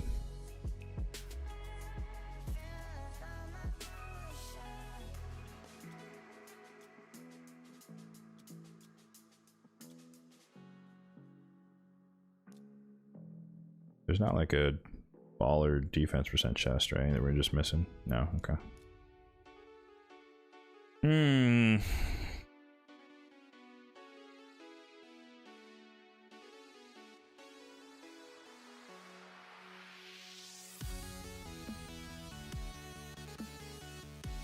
Well, we have to choose. It's one or the other.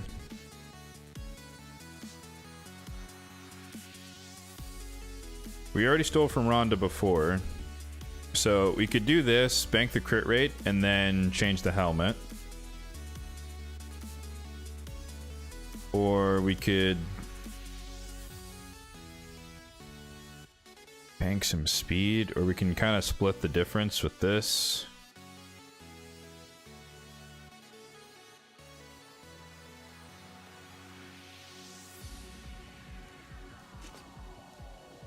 That locks in the Relentless. We still, like, we got the important part of the Feral set, so it's not really imperative that I complete that one.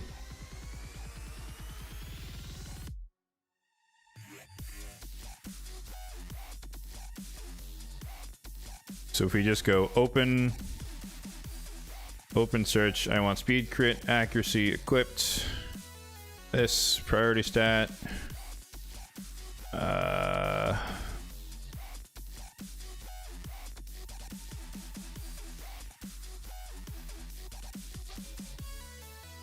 Actually, no, let me do it the other way. Well, God, it's always hard to do this. All right, let's go high crit, but start at the bottom because I'm looking for 11. So 10, 10. Let's start with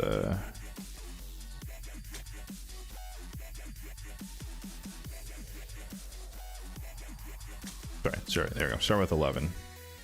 So that's worse. That's better. That's Lanicus.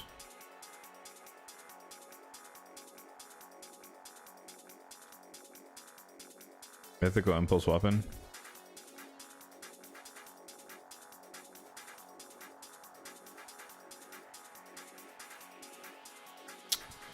That is true. It's not great. But the set bonus kind of overrides the stat loss. Which might make it really... That might make it impossible to beat. This is slower. Slower. Slower. Oh, actually, no. We're going up in crit rate, right? Not speed. I mean, if this hits speed... That went from a mediocre piece to a decent piece. So now I think his speed's fine. 250 is okay on the crit damage for where we're at. And then that tells me that we want the stronger banner, which is this one. And then you have this crazy build now.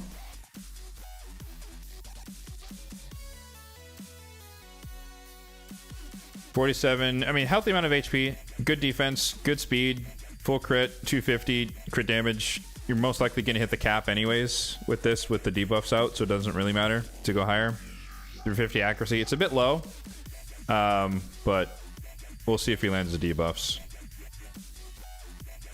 But more importantly, he can extra turns and he can just spam his A3. That's the main thing, and he's your primary damage source.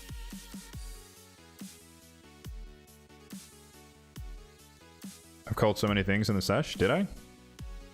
Guess so. I'll take your word for it. Savage. Okay, we got a Savage Mikey. 200. 5.2. 250. 350. Is this an accuracy or is this attack? Ah, that can't be. That can't be your best one, right? That can't be your best one. Never mind.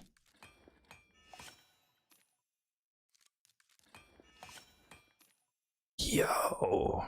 Okay.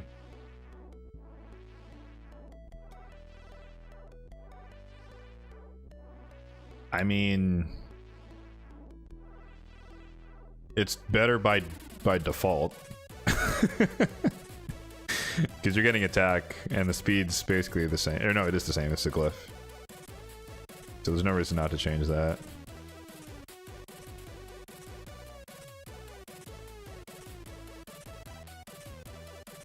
Crit damage with attack. Okay. Reaction. Okay, reaction. Oh, these are crit rate. Wow. 250 crit damage with crit rate gloves is actually kind of impressive, I'm not gonna lie. I understand this choice. I get it. Attack percentage is hard to come by. I feel that. Just so that I'm not crazy. Yeah, that's not much of a change. Okay. Attack.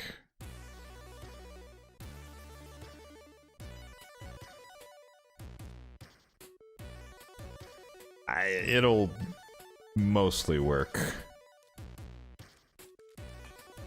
Double check if this can get you speed. Okay. Like again, for me and my standards, like this banner I would sell it, but when you're strapped for accessories, that's you get what you get. So I think that's fine. We can leave it for now. I think your Morrigane's probably fine because she's just built for speed. Oh no, she's not fine. She doesn't have accuracy.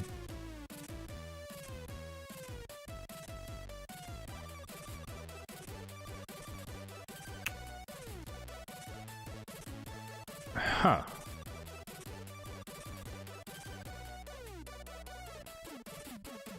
Oh, we have a res chest on. Maybe she's not fine.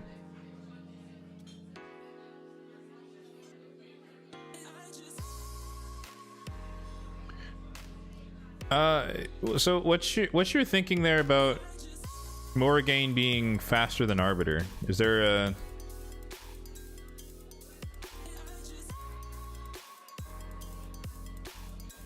a reason there? Because they're only like 3 speed apart, which in terms of a speed tune, like they're gonna go next no matter what. So like, if Morrigane wasn't there, Arbiter would still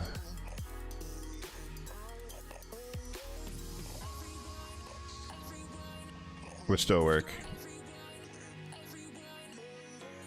No, thank you for the time. Okay. Well, I'll save that build, of course, because she's not gonna survive.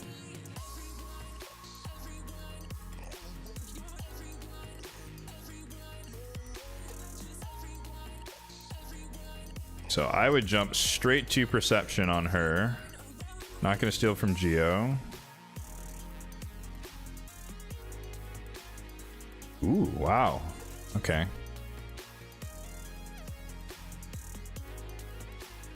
Is Aox on your Iron Twins team? Is he in play?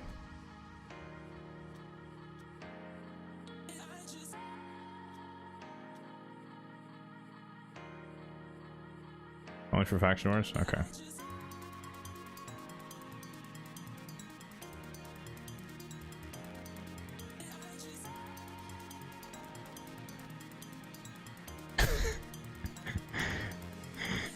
Dude, I respect using the 40s for Faction Wars. That's crazy. I guess when you have a Pytheon, like that's all you need. X is awesome. I agree. But like these are too good to not use on her instead.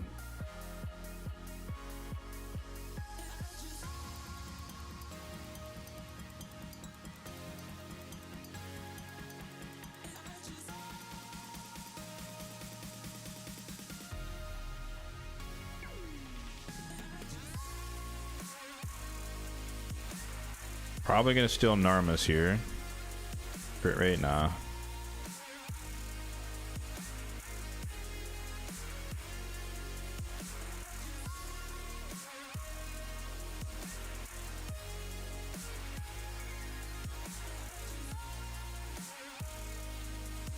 That doesn't look like much to me.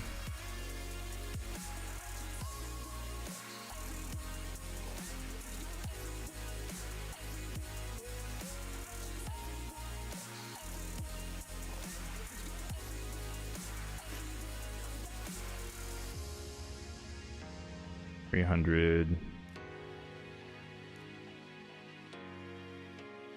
More faction wars. Okay, now, yep. Is what it is. HP banner.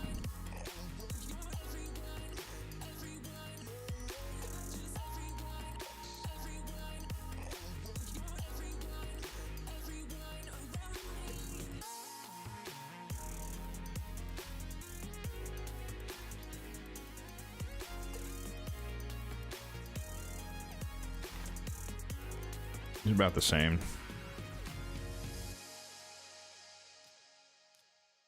HP, defense, looking for accuracy. That's all we care about.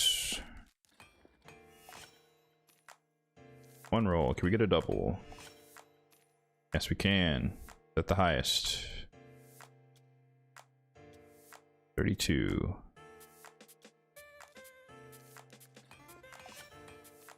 Oop, that's a split. Is there like a secret triple hidden somewhere? Don't think so. Nope. Split again. Alright, this is the one. And this is defense, so I typically... Oh, no, we're not. Okay, perfect. HP. This is defense.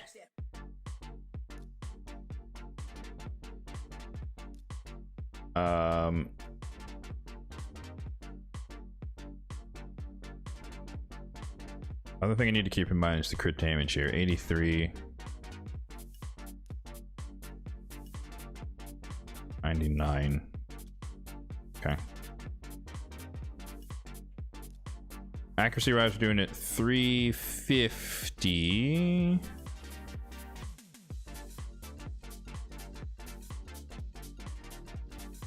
Ideally, I'd like to keep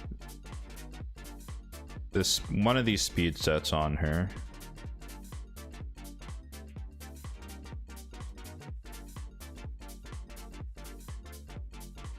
Oof. Oof. The quad or the triple? Probably gotta go with the quad, right?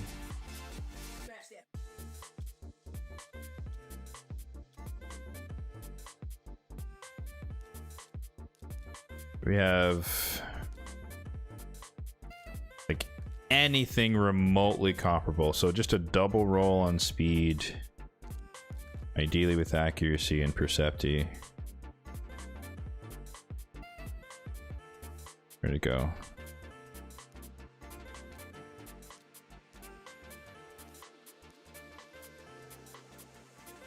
Speed crit, speed crit. Double speed accuracy, that's probably the one. This one give me defense.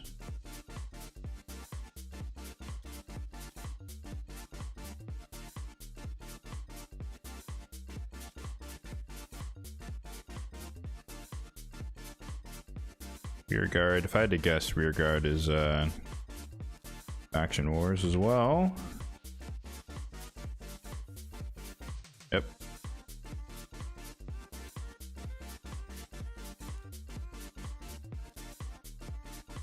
Ah. Okay. So we want this.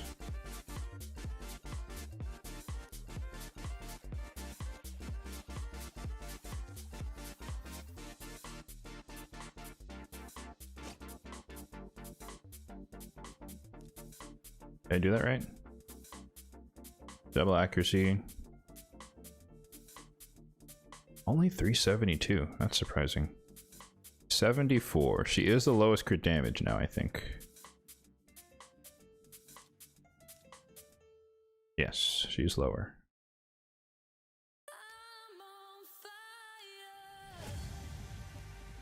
And Mighty Uko, who I'm not really sold on just yet.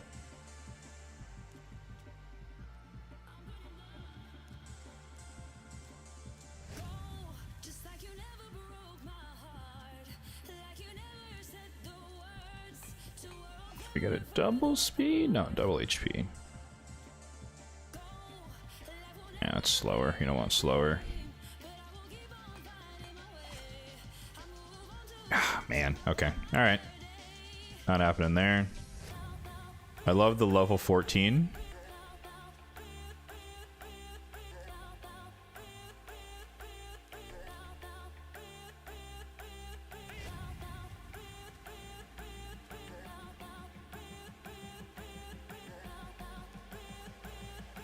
93 crit damage.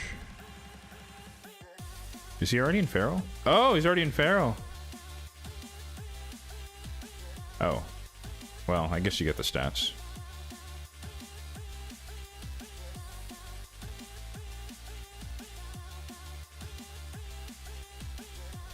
But if I had to choose between one piece of Feral, I'd just pick this. And then I would put these... make these boots more useful.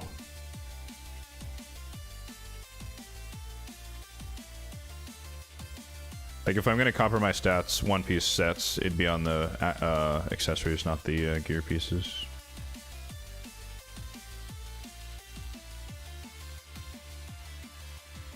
I think we stole this from somebody else, right? HP speed, defense.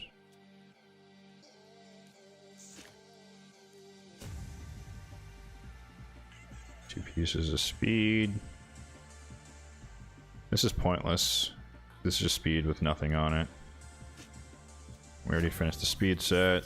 Speed accuracy-ish. Speed HP.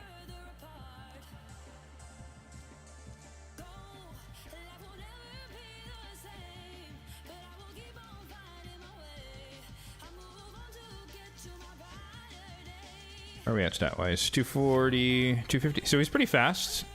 So we need more, more accuracy than anything. Although, I'm fine giving him that piece because we stole it from someone else.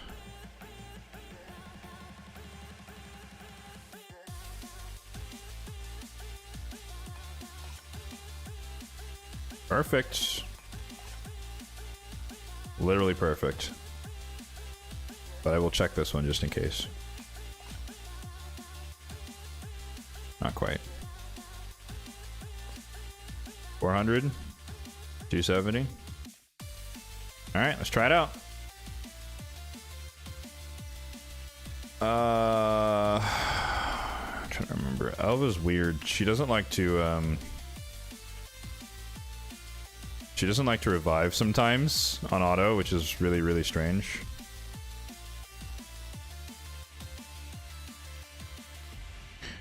And because you don't have protection, you're kind of forced to kind of pause the fight, especially if you want to do Nightmare. You're kind of forced to pause the fight right before, or slow it down before you get to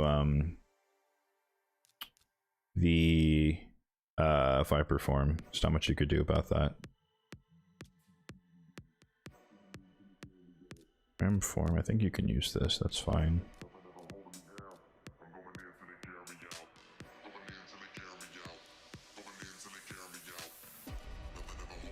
I think we might not even worry about his oops. Nope, nope, nope, don't do that.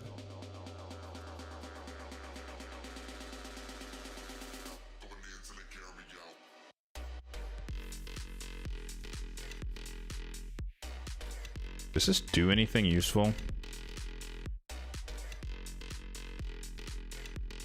Not really.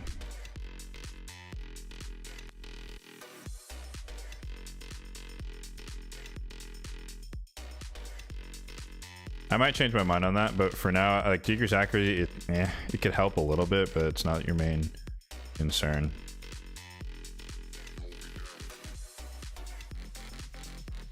Mighty Uko is an interesting one. Obviously, we want him to prioritize this most of the time. We might tweak this, but at least to start,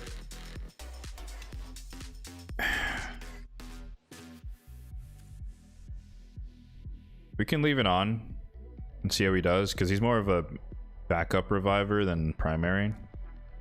Mikey is the interesting one.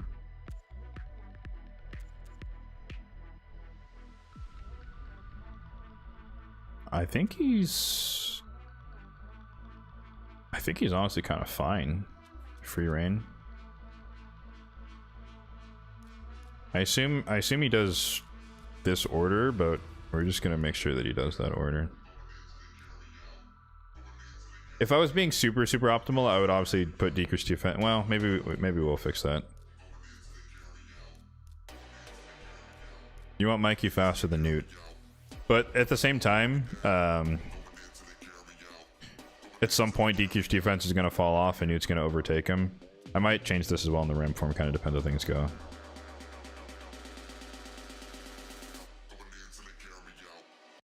The problem is I don't want to break the Savage.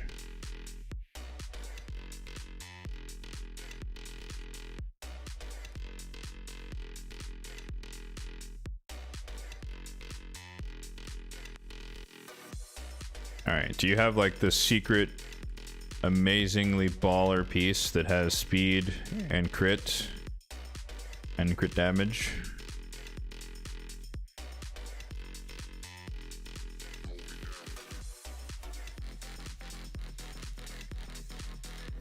And accuracy?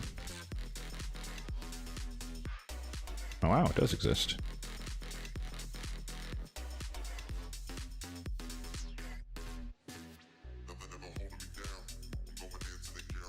Oh. Oh yeah. No brainer. That's a win-win.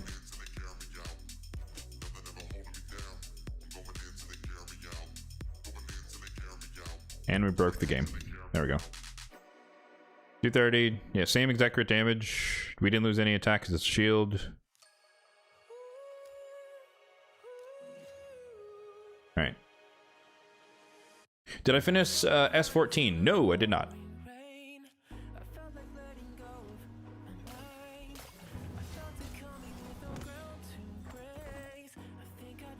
Resisted. Okay.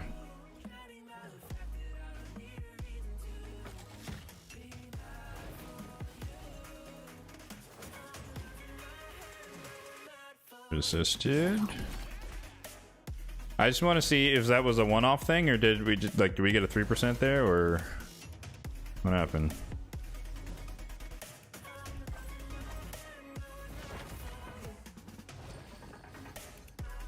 Okay, Morrigan's landing the decreased speed often enough, which is decent. There we go. Okay, he just got unlucky. Got the bash again.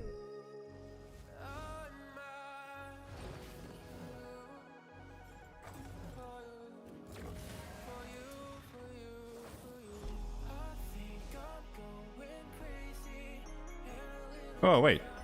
I thought I turned off Morrigan's A2. Oh, no, it's Uko. My bad. Uko has decreased accuracy. I forgot about that. Yep. That's why we didn't need it for Morrigan. Extra turn.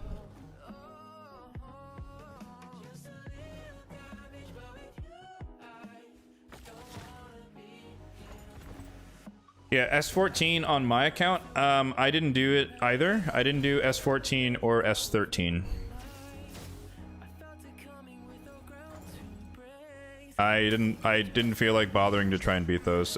Like, once I got my full clear of Centranos the one time, I was like, alright, I'm good. Personal achievement acquired. Now it's like I do what I can within reason.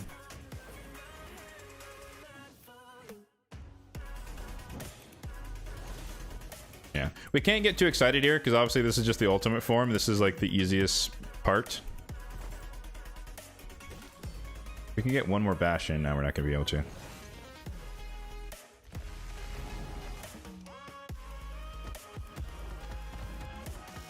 Yep, okay, good.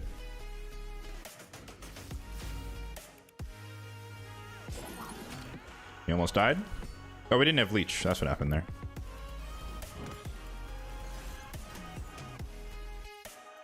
Oh, he reflected the leech. Ah, bummer. I kind of needed that, so Newt would actually heal up.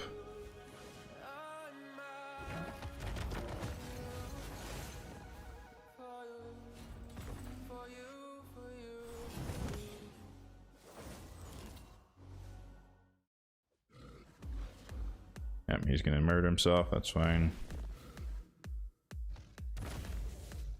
Okay. Yep, he's always gonna target Morrigan, that's the goal here. That's why we made her have the lowest crit damage. Decrease attack, bash, bash, bash. She barely stays alive, good.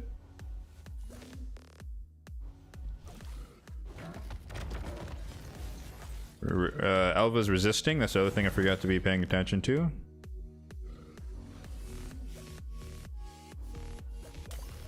We got unlucky here. If the leech didn't get reflected, we probably would have been a little bit better off. Why is Morrigan in the comp? We needed decreased speed. And she was literally the best option.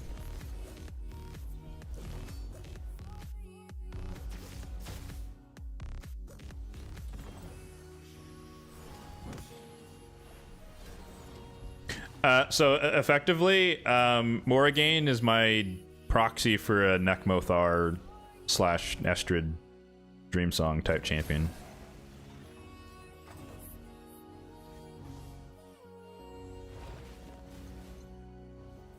Ah, I didn't check for Perched Shadow.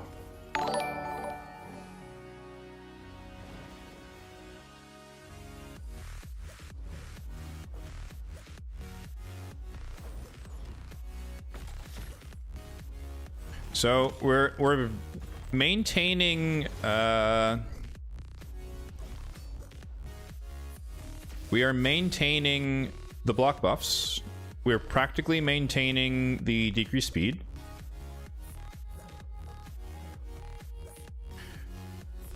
We're doing what?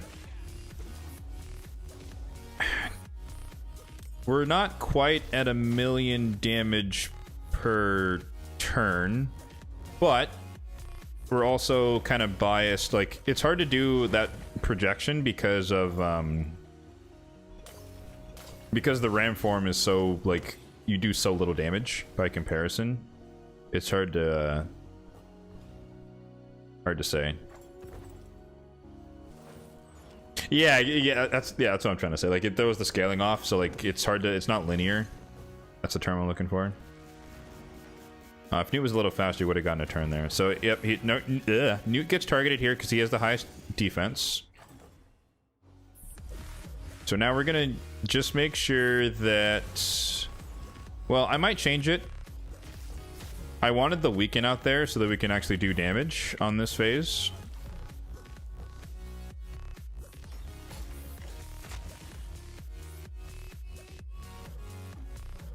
But I don't know if it's better to just have him spam the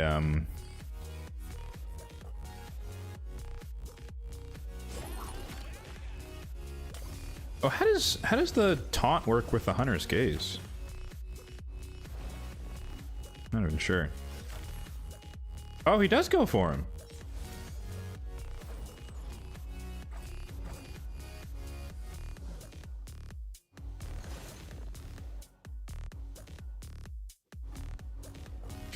The problem we're gonna run into though is there's no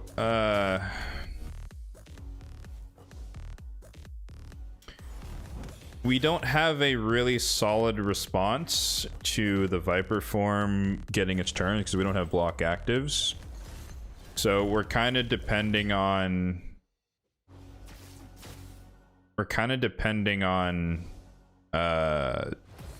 Uko and Morrigan to handle that for us. We're surviving is the thing though.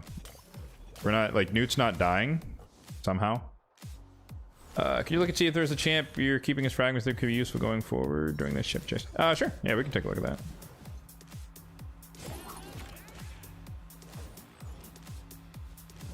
Oh, Newt's not gonna squeeze in. Oh, so close.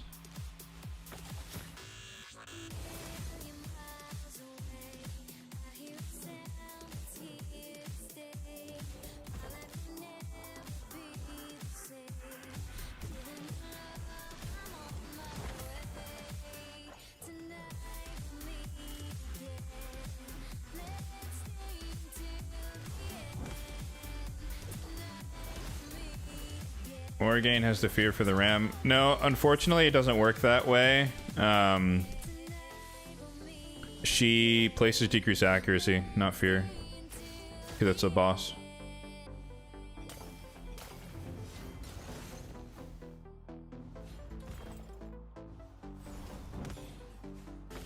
All right, so normally what I do, like, and I do this literally for every single one of my runs for Nightmare and Ultra Nightmare, right when I get to 24 turns, I take it off auto and I just manual this part.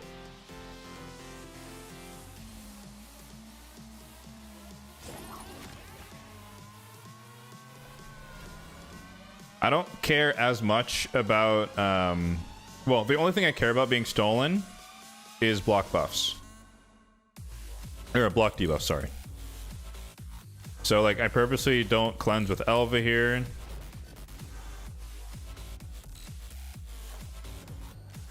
A1. A1 cycling, we get the bash in. A1ing again. A1 here. Extra turn, she A1s.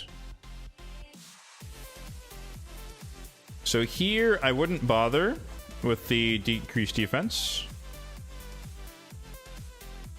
Not going to bother with this, because he's about to go.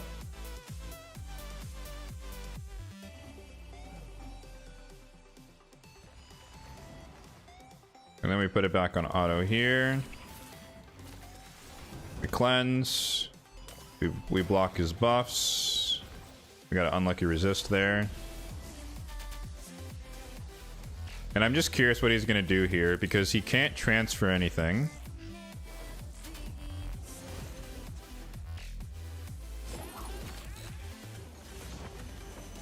Oh no, we're too fast.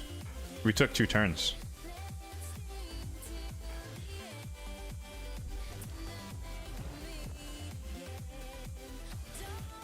Unlucky. Alright, we came around and cleansed. He's about to do the strip, but block buffs kind of fell off. Unless Uko has it back. He does not.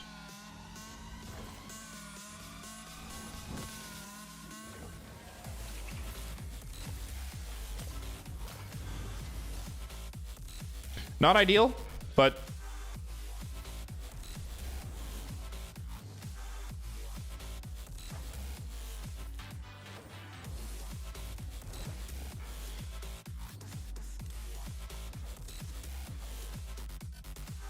as long as we don't die. Yeah, I was afraid of that. Wait, how did she revive him? Or her?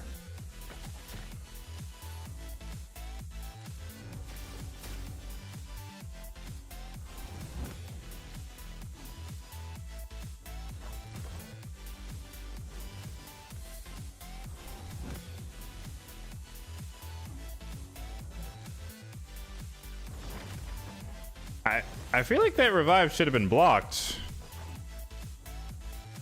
I'm not sure what happened there.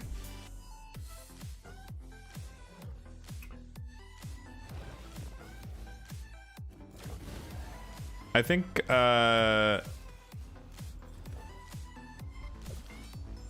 the turn, the team order I didn't think about. I should have put Uko ahead of Morrigan. That's my mistake. It makes more sense to revive the reviver. What's up, Dango? How's it going, man? Let's see what. Oh, you guys are talking to each other. 74 out of 100 toward Lamasu. Okay.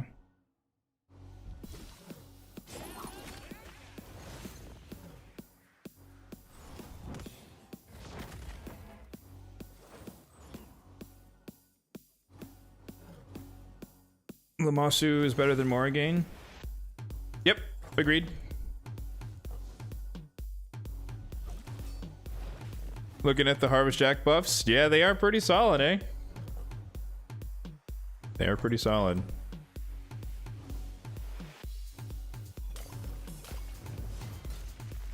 So as it stands right now, guys, I'm not sold on the Mikey. I'm not sold on the Mikey.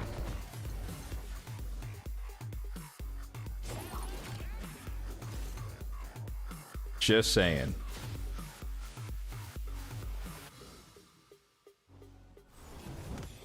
But I want to run this all the way through and just see where things stand.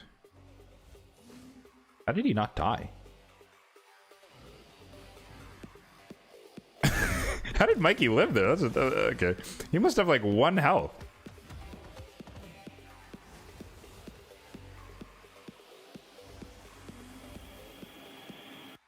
You sexy beast.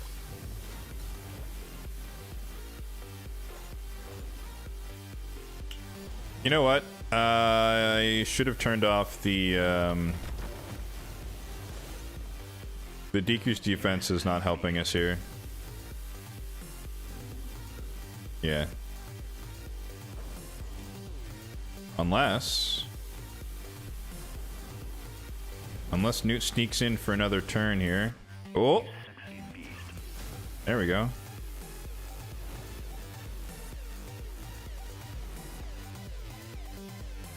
This comp has gone through all the forms? It has. You sexy beast. I don't think we're gonna hit 80 million. As it were.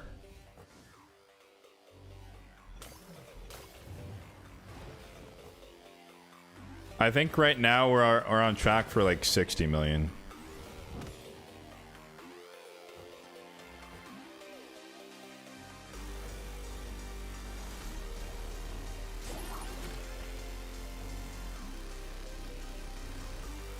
Is it just me? I feel like Elva's getting like all the extra turns, no?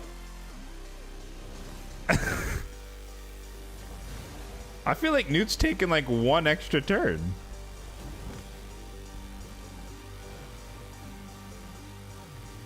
Although I will say, I guess if we're being honest with ourselves, right? If you're, and this accounts about a little over a year in terms of days. I don't think you're gonna be able to 1-key Nightmare, but to Delk's point there, if you can 2-key Nightmare, I think you're pretty solid. And we can definitely do 40 mil.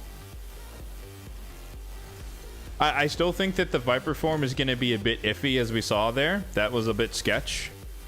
And so I'm not full confident that that's going to reliably survive, but I think that's just like a gear champion. Slowly over time, you can improve that. But as a first cut, this isn't bad.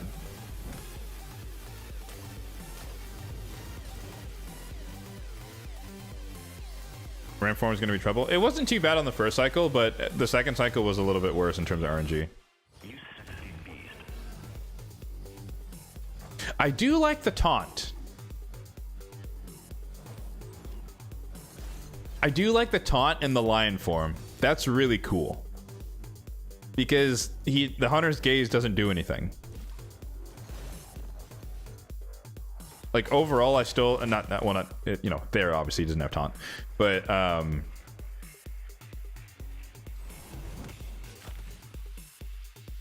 like that he can draw the aggro, which is kind of nice. Once he gets Liddy, oh yeah, of course, yeah. Once you get Liddy, you're off to the races for sure, yeah. But that's who knows, a couple months away maybe, right? You got to do something in the meantime.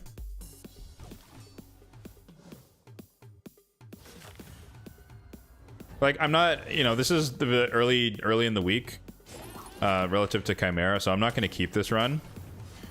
So I might let it, maybe, I don't know if it's worth letting it run full auto into the Viper. I think that's just a bad call.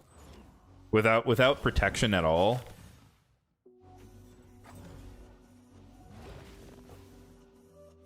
Excuse me. Without protection at all, you're just going to run into, like, it's going to steal block debuffs most of the time. Which is just bad.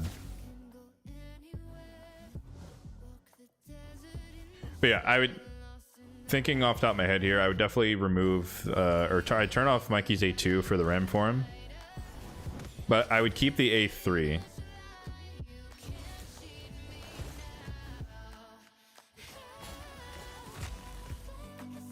Would you advocate for 2-key Nightmare top chest or 1-key Brutal? That's a decision between you and your clan.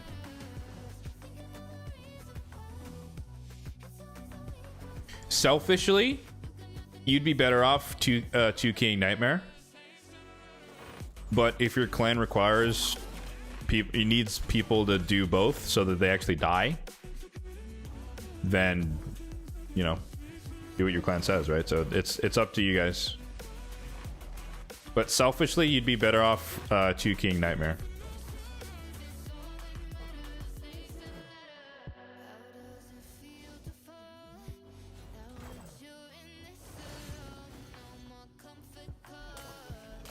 I could see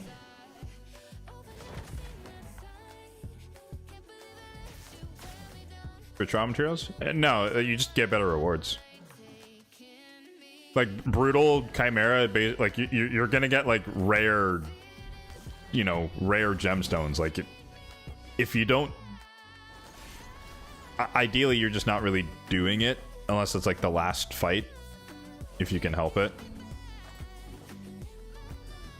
Like obviously, you know, or no, not obviously. I'm thinking Hydra. Like, yeah, once you get higher up, I run Ultra Nightmare and Nightmare. I don't run brutal at all.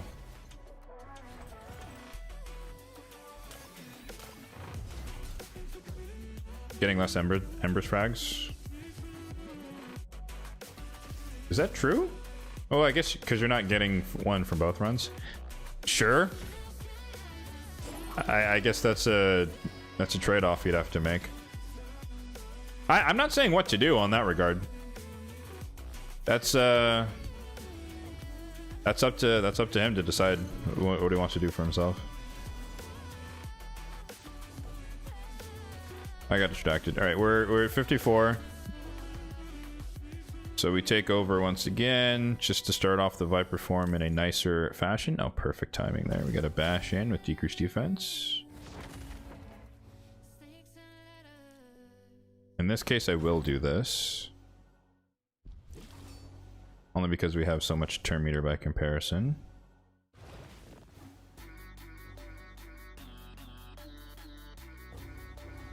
Oh, Newt, I see it. I see the vision. Extra turn? Oh, only one.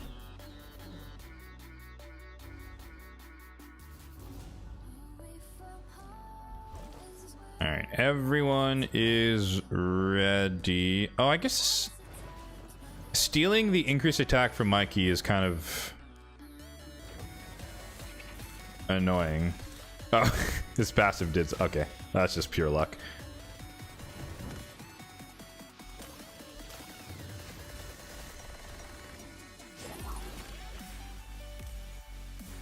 That's not going to happen most of the time.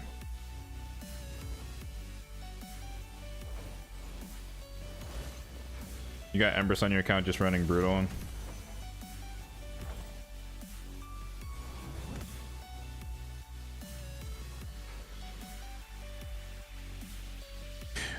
Well, yeah, but Dark, we're saying about if you're doing a 2 key versus a 1 key, or a best attempt Nightmare plus brutal full key.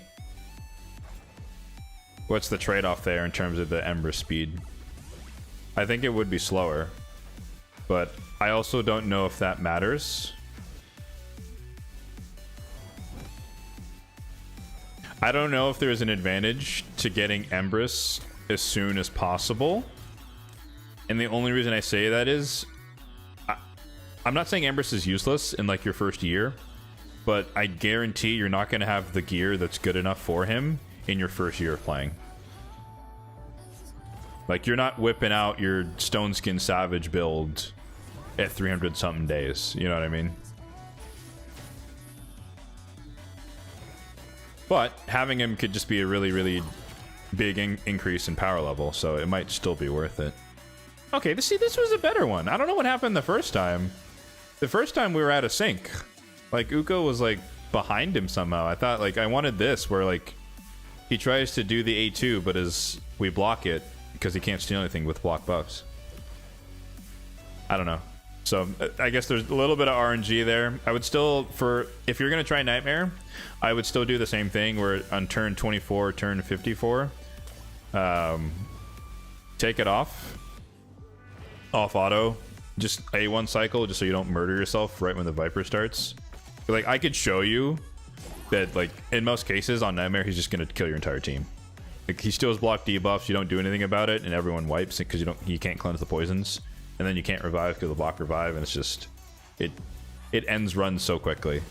Like full auto Chimera is a really high luxury. I've only done it on Ultra Nightmare once on accident because I wasn't paying attention, and I just got lucky with the protection set procs, and it didn't catastrophically fail, but in most cases it would probably fail.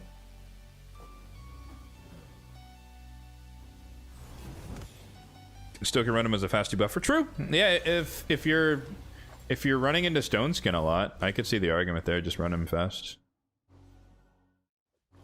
I mean, guys, this isn't bad. First cut, 60 mil ish.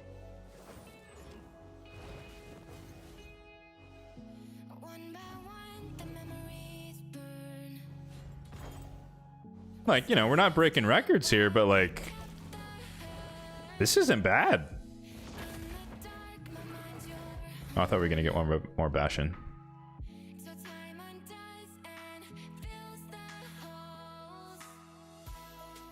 Not bad. Oh wait, that was brutal. Oh no! Rip. Awkward. I clicked on brutal? I thought I clicked on nightmare. That's hilarious. Okay. Well, I just lied to everyone. Sorry. That, in hindsight, that did feel like we're surviving a little bit too easily. I was like, oh, that's weird. Nightmare's usually a bit harder. That's hilarious.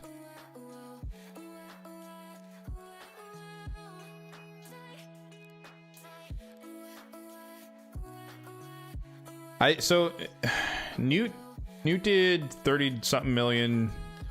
Mikey did like 13, which is like okay. But the thing is, Uko brings in the decrease attack primarily, so we don't really need the decrease attack. Mikey seems like an odd choice.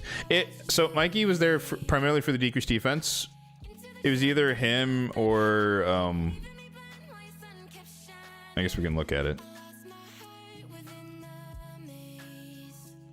Like we're either running Cassandra, who's not booked, so that's probably not an option. Decrease defense here on the A1, but you'd have to build it with accuracy. But then with Brimstone would be a nice bonus. I could see an argument for Granite.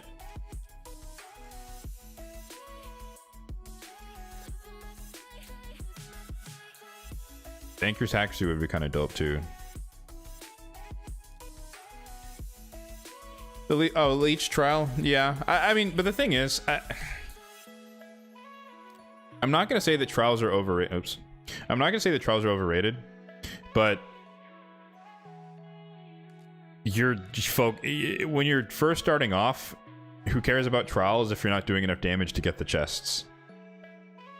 Like, I think you start trial maxing once you can actually do the chests. But I kind of want to test Anax instead. Because I would expect you get a similar amount of raw damage compared to Mikey. Because he did 13 mil.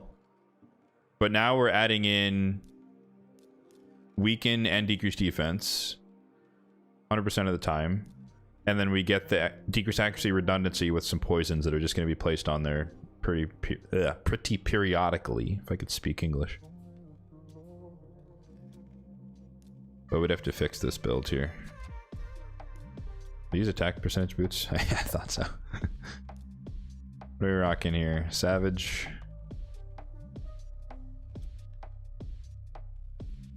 Crit rate gauntlets. Attack percentage chest.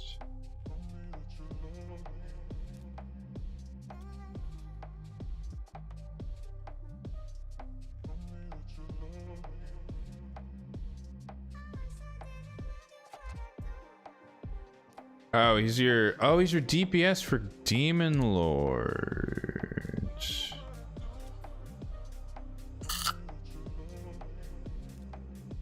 Oh.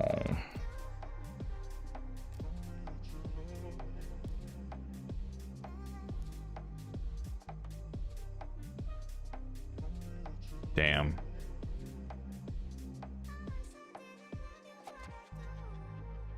Okay. That makes sense. We gotta run some energy. What do you want to run? What dungeon do you want to run?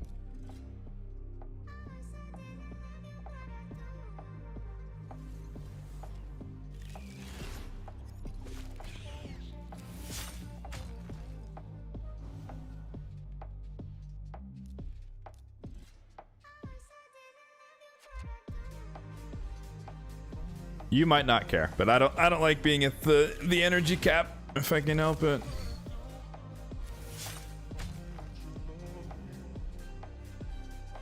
Minnow or Sandoval? You can't give me an or statement, sir. I don't know what you need. Which one do you want?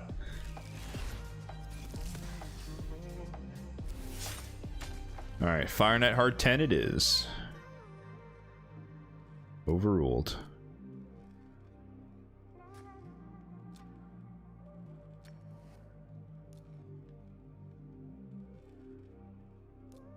Minotaur. Alright. Oh, God, I hate this. The first time in every dungeon when on a new account.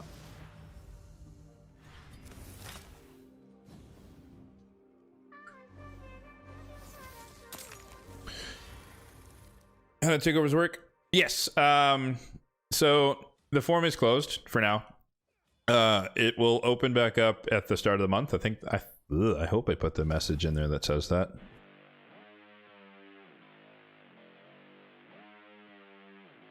I forgot what the message said actually. But yeah, essentially it will open back up on the 1st of March. So, well, my time, I guess I should preface. So it opens tomorrow. And then people can start submitting for the March takeover.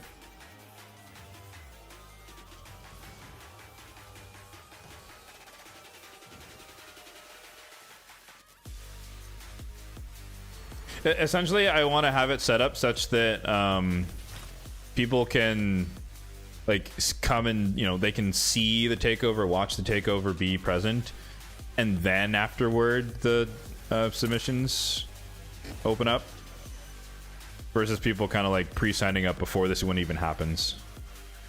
So that's the intent. Yeah, one random. It is one free run per month, at least for now. It's more mainly it's a me time constraint, not a capability constraint. I just don't have unlimited time, so we'll start it off with the one a month and kind of see where things go from there. Like I don't have time to stream more than one day a week, while also working full time and regular uploads. But if you guys drop a like on the I'm just kidding. Shameless plug.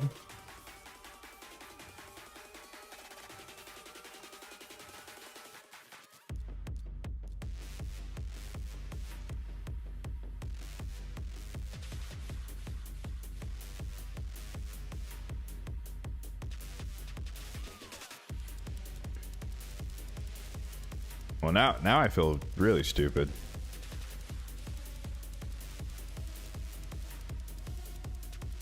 Oh, right, we're thinking about Annex.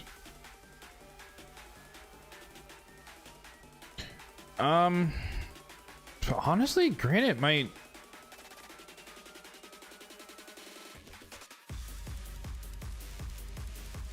It might just work, right? Sorry, I didn't read the skills. 194 is a bit on the slow side, but...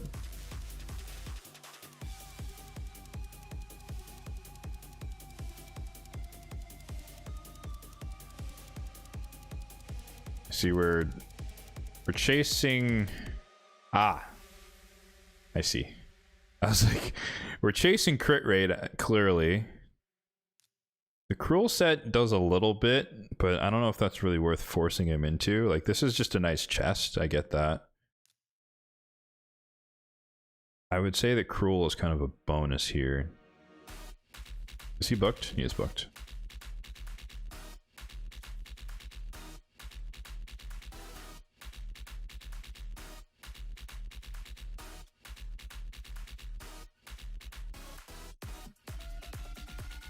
I feel like I already looked at the accuracy banners.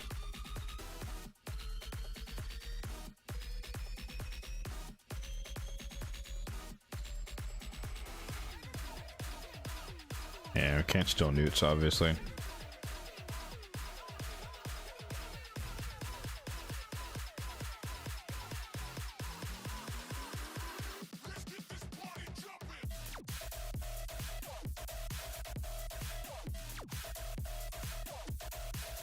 These are identical, but this is less HP, so it's not worth it.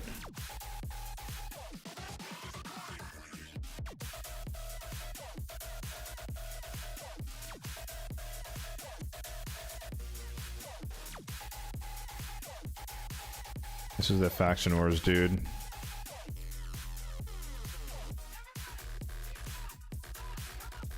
Okay.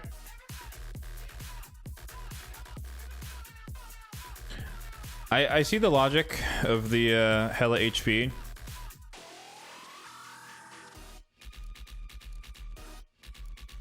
Not using optimizer. Bruh, I don't need no robot to do my job here. What you trying to say?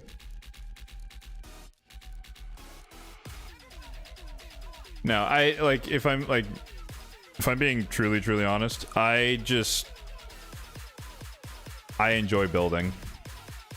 Oh, hell yeah. This is the piece. Oh, either one, actually. Hold up.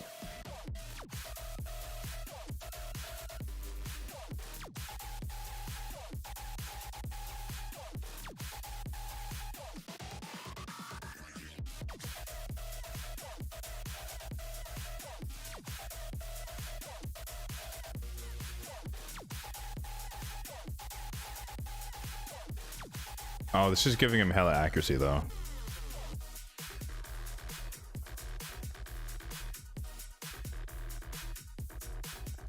Yeah, keep that in mind. Top pieces, Perceptes, and Feral.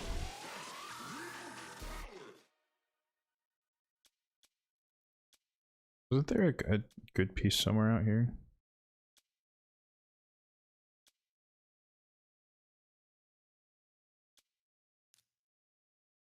Like, he's already better in terms of speed, so we can actually go back and chase the crit now. Which means we can put this on. And then we're over crit cap, so this can come down in crit rate.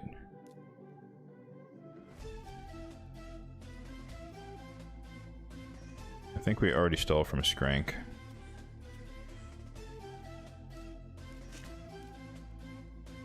P35. Okay.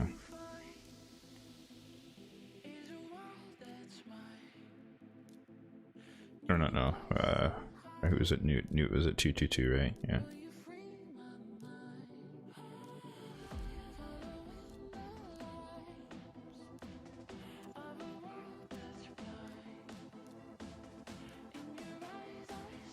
Do this for this form. We don't use this.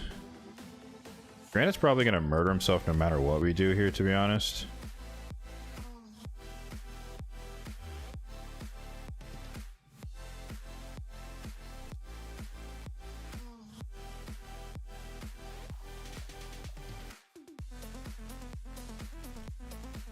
So I think we'll turn both of those off.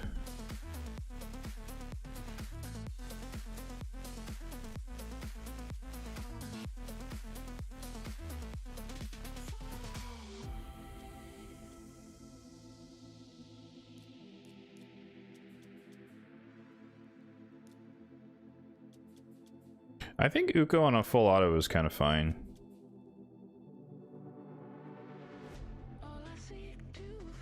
Does Granite have a cleanse? He's a CC cleanse on the passive. Is that what you mean? Are we actually on Nightmare? Yes. Okay.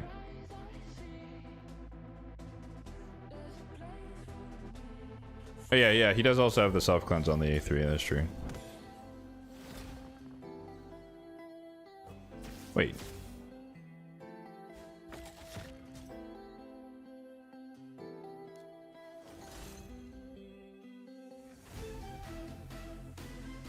Wait. Didn't I set it up the other way?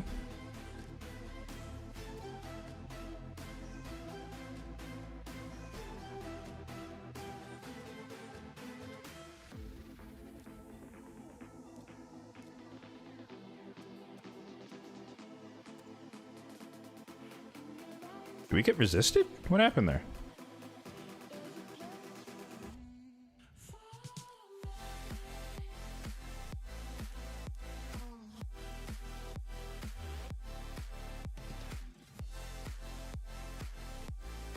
Defense based? No, he is, Granite is HP based. Oh, okay, we just got resisted then. I was like, why didn't he place the decreased defense right at the start?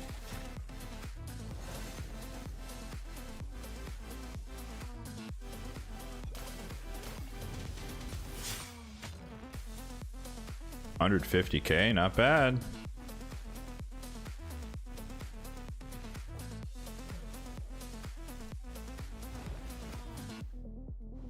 The lion deep. Oh, the hunter's hunter's mark or whatever. Hunter's gaze. His ability's on. He still might cleanse himself every once in a while. That's still possible.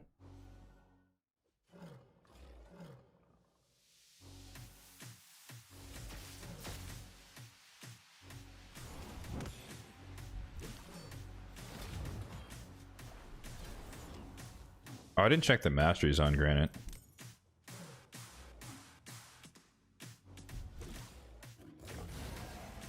The other thing that's hard to gauge with these as well is that as you go up in difficulty, those are nice hits. As you go up in difficulty, their enemy max HP increases, so Newt's going to do more damage. And raw damage just gets a little bit harder to do. 200,000. Jeez. Not bad. So, you know, it's not a fair comparison versus Mikey, but I think that Granite is a stronger nuker. And he's just more tanky. And like, if I'm thinking like hyper endgame, I'd probably put Granite in like Merciless or something. 6-piece.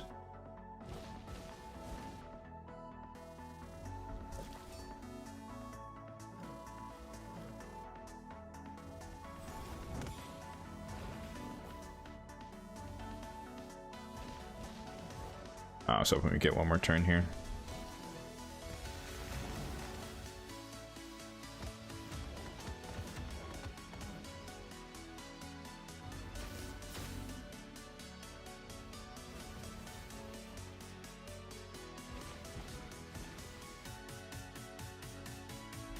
I love the... Wow, he's like barely taking any hits there. Alright, that was reflected. Newt's diet, or dead. We did not have decreased accuracy out there. Okay, so Ova did not resist those.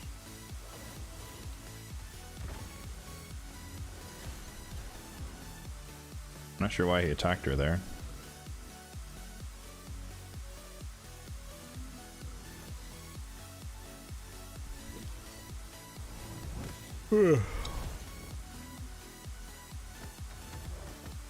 Ooh.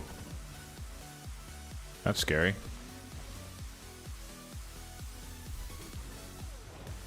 I'm not sure why he did that.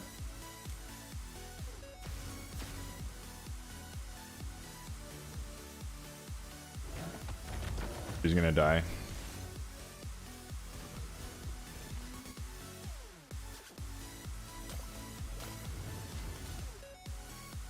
Oh, that's so unlucky.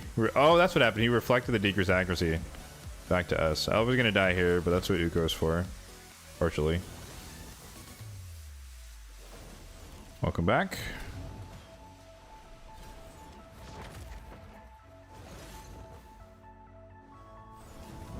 Still a bit sketchy, but that's what the backup plan there is for. At least that boss, or that form, is mostly single target.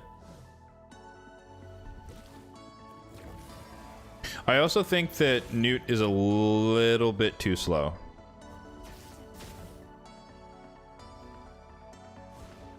I think we're missing out on a decent amount of damage because he's not getting that last turn right before the boss goes.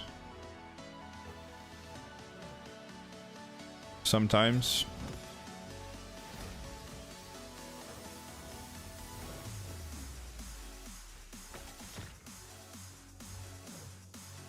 And then just thinking like thinking forward ahead, or thinking ahead a little bit. Like if I was like fully focused on locking in this Chimera team and making it work, like you would want a relentless Morrigan as well, just to keep like spamming turn meter. The merciless Granite. The relentless Newt works.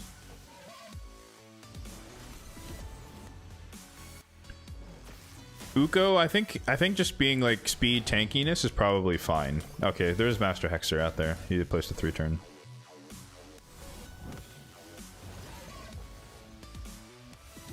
But I think for like a first cut, trying to push 3 champions into Relentless, I know that's going to be pretty steep.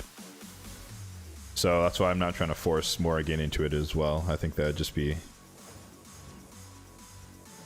At that point, you're making concessions about the gear.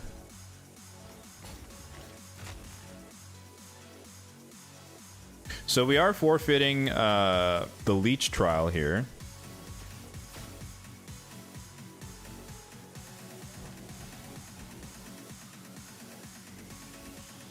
But I'm mainly hoping that we can do... Actually, no, we're not going to have 5 buffs. How many buffs is Granite put on himself? I think just the 2.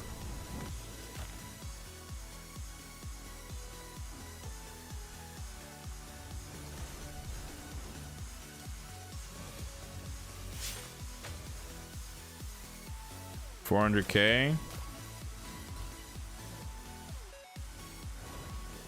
Oh, 3 buffs.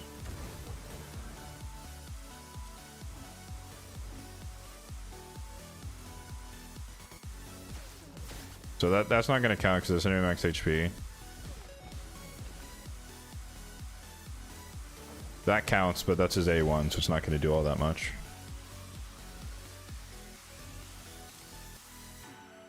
Elva's getting surprisingly low. I'm not sure why that is.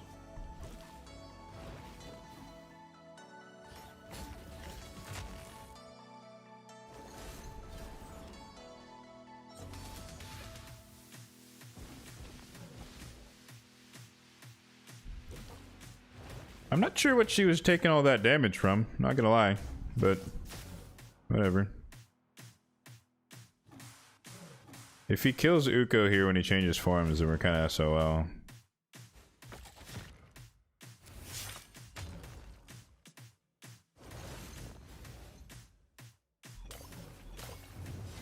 Doesn't have his revive.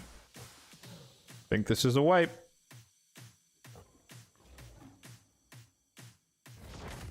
Yeah.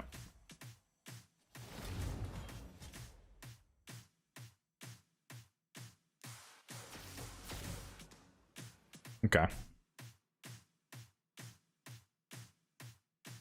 Yeah, I think that the well, I guess Granite just has a slightly better build now, so it's not the end of the world. Albeit still, in my opinion, unideal. I think the occasional taunt from Mikey was actually doing a lot of work in the in the lion form. And then we also get the leech trial. But I think objectively speaking that Granite would be Granite would do more damage. That's my guess. That's my guess.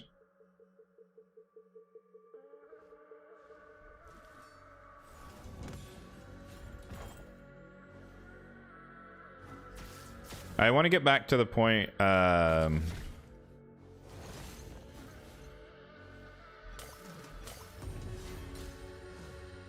At least through the Viper form once, and then kind of go from there, and then stop it there, and just see where we are. Leo Newt. I'm not sure Leo really adds anything here.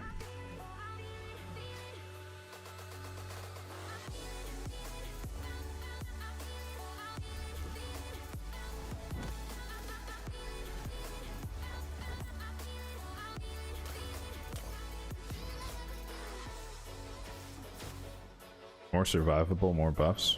What do we need more buffs for? No, but the concern is not really survivability. I think it's just damage.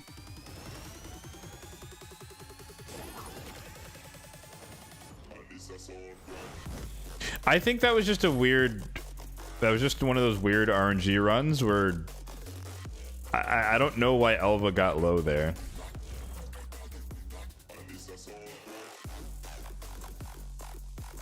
Like maybe she wasn't healing herself, but her passive heals her. So I don't know. Like Elva's the tankiest person on the team, so I don't know why she got low there on the ram form. That didn't make sense to me.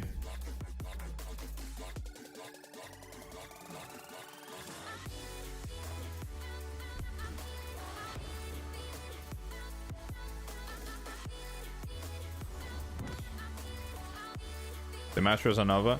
I mean, no. Like, it... adding the resistance... Well... Actually...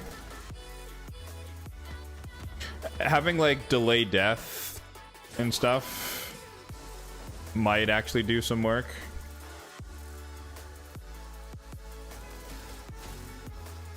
As to keeping her alive.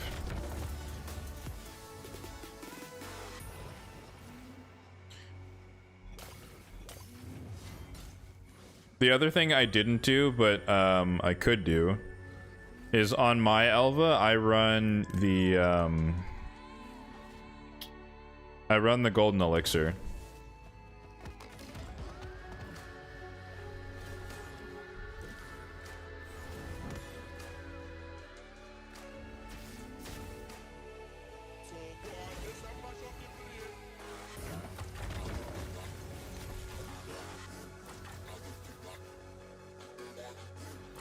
I think the ram form has the highest accuracy, and I know we don't actually have enough resistance for it. You need like 500, so we're definitely shy when it comes to that.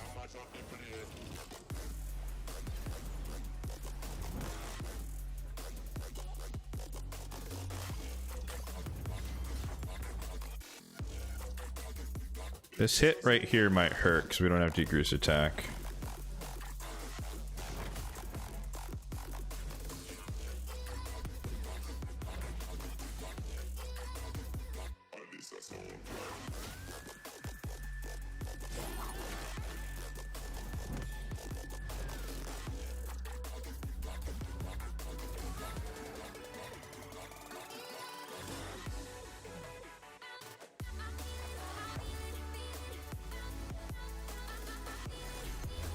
So yeah, that might be the difference. Maybe change the relic.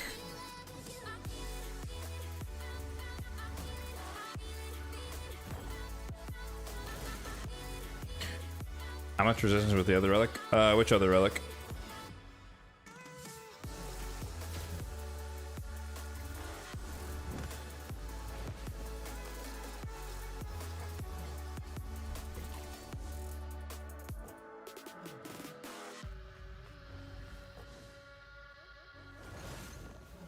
need to check on my own account here on my phone real quick. Because I think I have the advanced quest for Live Arena. And Live Arena ends in, at the top of the hour.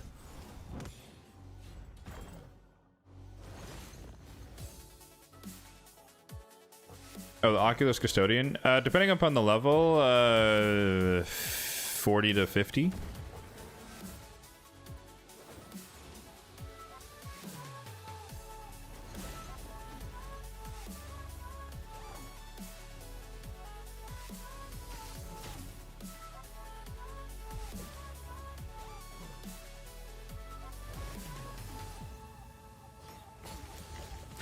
Woo! Yep, getting hit harder. We're definitely on Nightmare.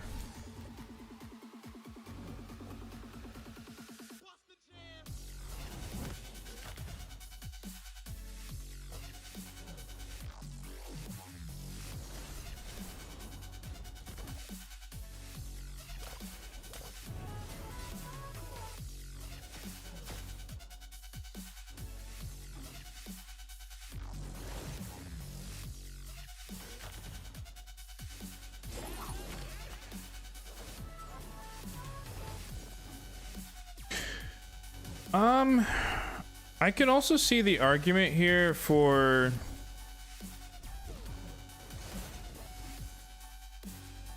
turning off Uko's A2. I don't know if Decrease Accuracy can really do anything on this particular phase. Oh, my dude's drafting a Cavalax.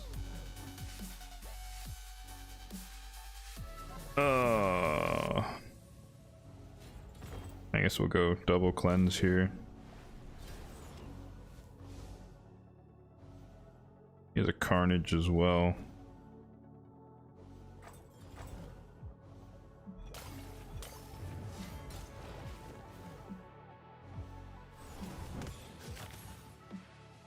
Ouch! Yeah, Muko's dead. Oh! He went on a rampage. I hate when he does that. The extra turns are brutal.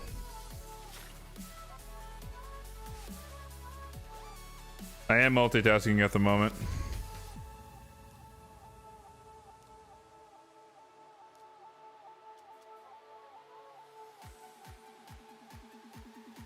Got a half rack Cavalax. Alright, we'll ban the Carnage.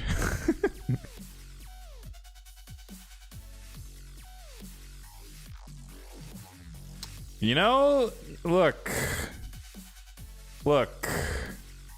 You might be right. You might be right. Oh, he banned my Marius.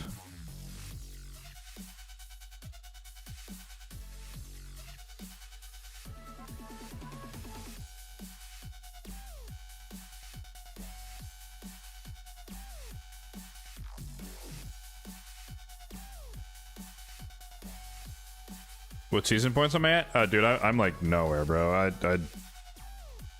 I barely do anything in the season.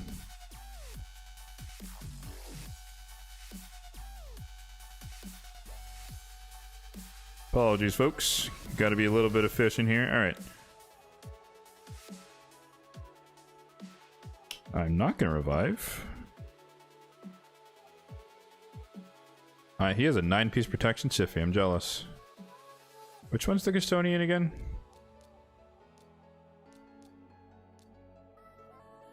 Wait, where is it?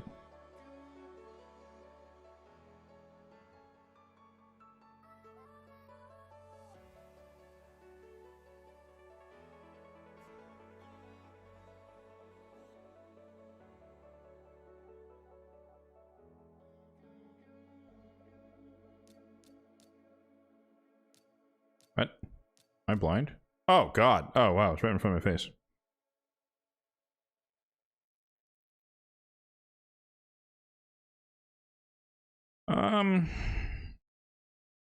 It would cleanser, but I don't really know if the cleanse is really the problem here. I think I'm about to lose. Oh, the Cavalax got a freaking 1 poison off. Killed my Ancora. Wow, that's really unlikely that he...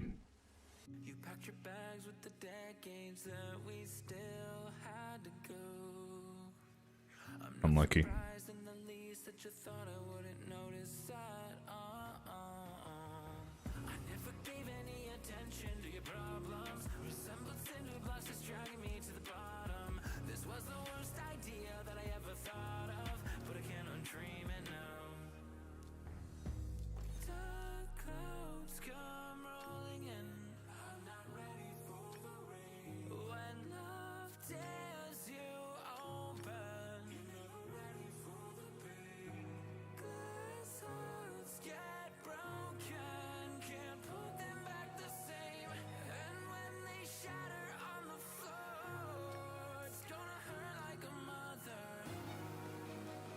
Yeah, I mean, like, there is some merit to saying, like, she can take 6% less damage from bosses, like, you know, Resurgent. Booster self-healing. Less AoE damage. I am not going to blame the masteries, though, necessarily as the problem here.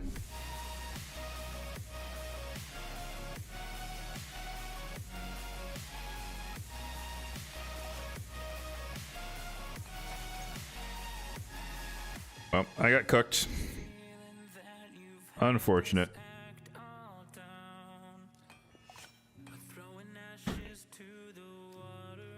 And speed up Newt just a little bit. 226. I want like 230.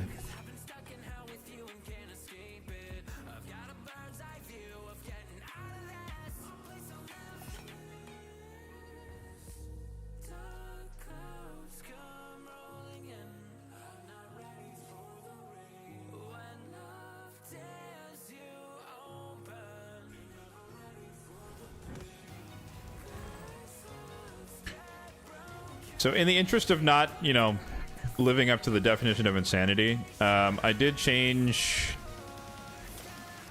Uko's preset. She's just going to spam his A1 and revive as needed on the lion form. That way we can try and maintain Decrease attack as much as possible.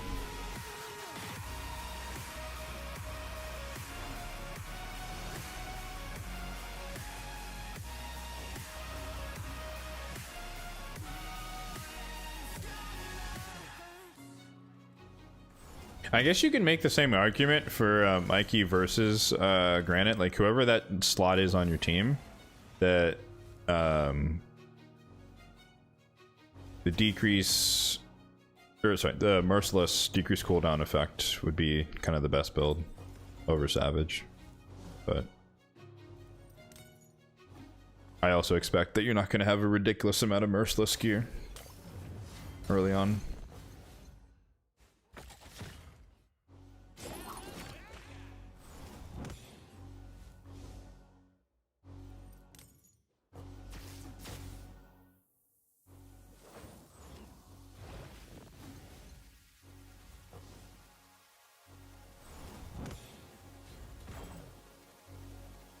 But yeah, I'm also open to, you know, anyone else watching here. Like, if you have any other off-the-cuff ideas.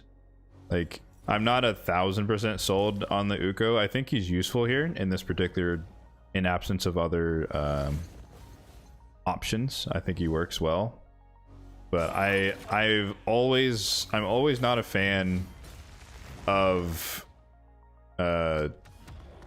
revives that can be used when you don't need them to be used.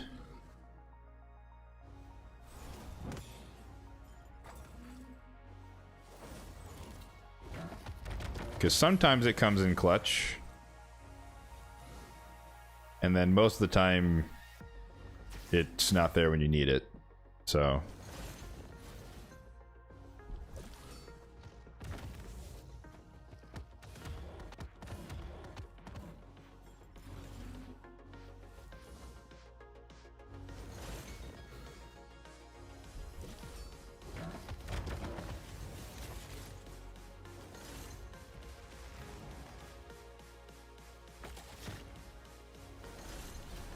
okay.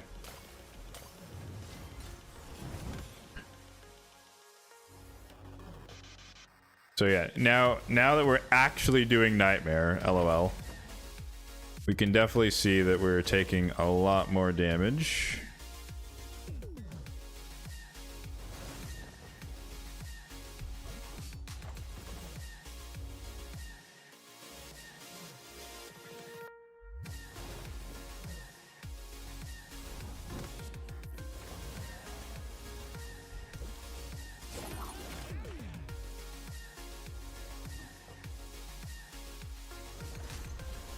If you post the roster, there's no good way to do that at the moment, unfortunately.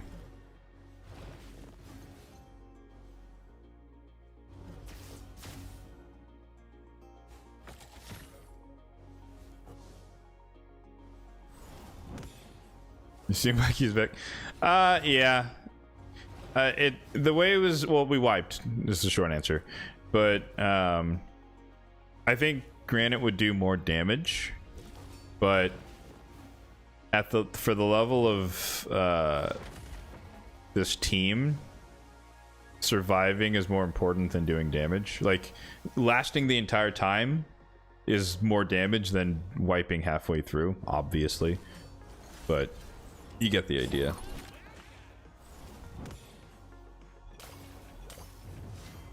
No, it was a lion.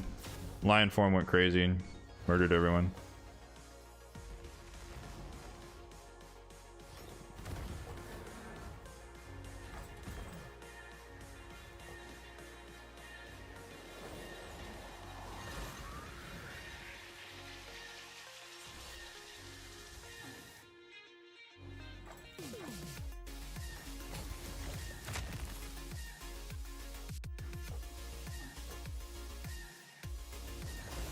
Yeah, so that, I don't know, did that weaken land because we don't have enough resistance, or was that just a 3% on the Elva? I'm not sure.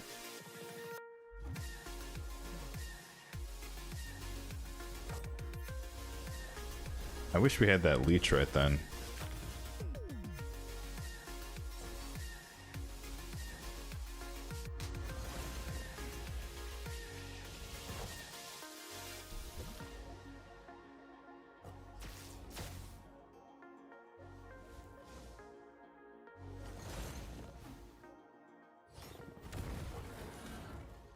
Morgan using her A3?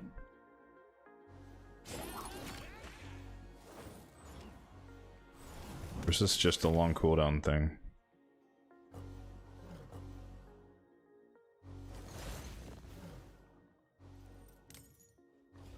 Why do I feel like she's not using her A3? That can't be right. Oh, okay, it's just long cooldown.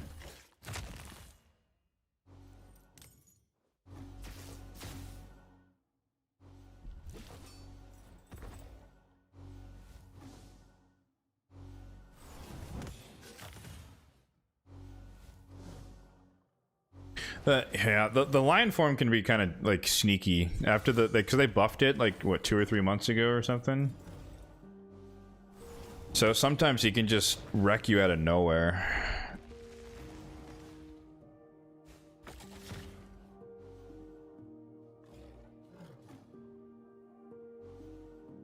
That was a pretty big hit there on Elva.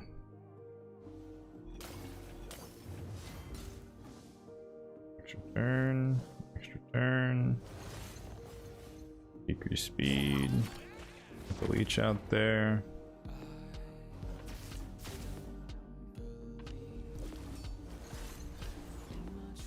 So this will be interesting. On one hand, the forms are faster. So we might be less susceptible to the Viper going crazy. But it's also going to do more damage. And my main concern is Mikey feeding it increase attack.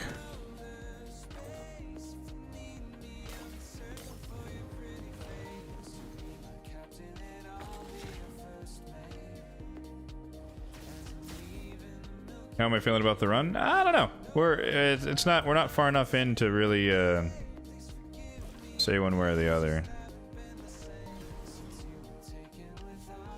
All right, we're taking it off auto. We're gonna delay the cleanse on Elva. We're gonna A1 here. A1 here.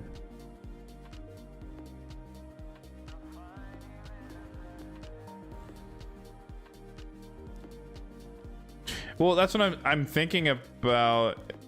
Is this because it's for one turn, right? Oh no, it's for 2 turns. I was thinking if I could just put up the taunt beforehand instead, but the Digger stack is for 2 turns.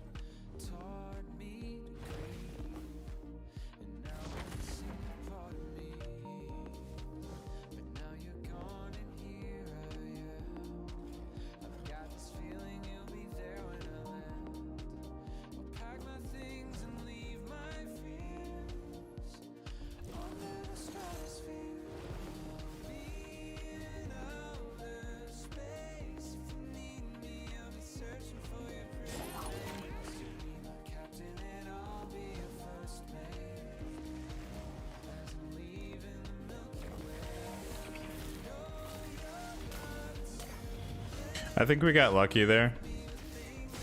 He didn't crit, but there's a fairly high likelihood that would have killed someone. Also, Elva didn't resist, so yeah, she definitely doesn't have enough resistance for this to really work. Oh! Someone should have died there for sure.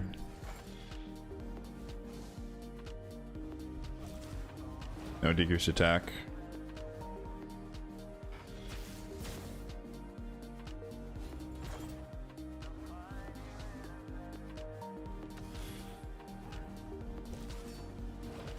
We have it now. So I guess this right here is the downside of all the Relentless. You can run out your buffs and or you can take stuff out of turn, like Elva's about to cleanse here, even though he's about to do the steal thing.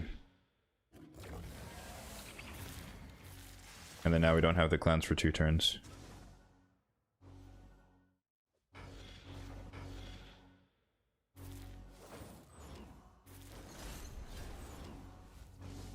Unless Relentless? Nope. So we have Digger's attack out there, so there is a world where you survive, but it really depends on the activation of the poisons here.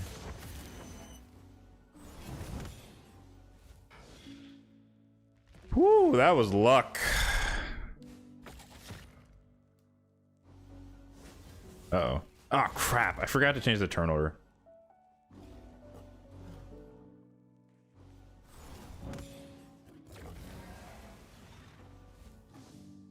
I think Uko's in the back. He's in the worst position.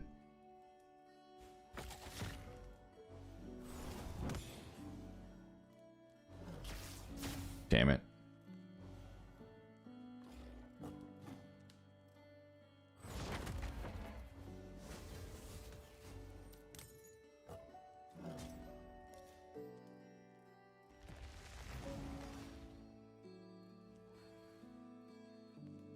Like we're gonna wipe anyways because of that one. Really silly mistake. I forgot about that. God, that was so far into the fight too. Rip.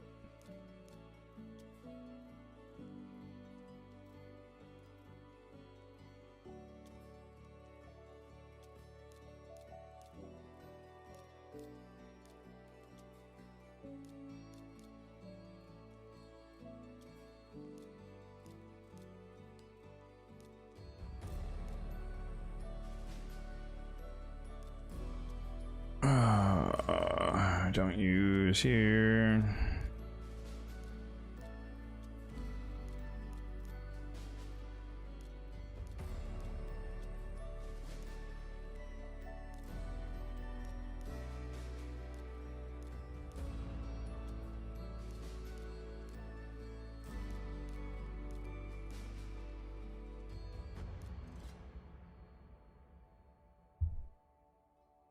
Darn, I was hoping that was going to be the last run.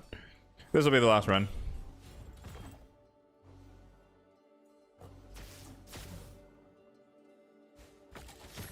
I don't really know if it's gonna get much much better at this stage. And it's definitely going to be tough. Like, I don't see any way around it being difficult. Just because, you know, we're not running, like, all of the meta team, or, I mean, like I said, not having Lydia makes the Viper form so difficult. Because, like, having block actives is so important.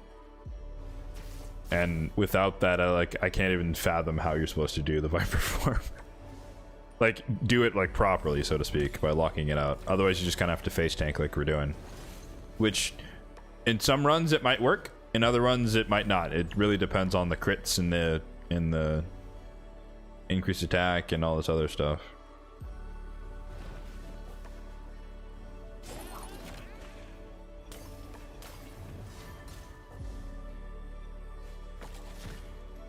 New Lugan? Yeah, true. I doubt it.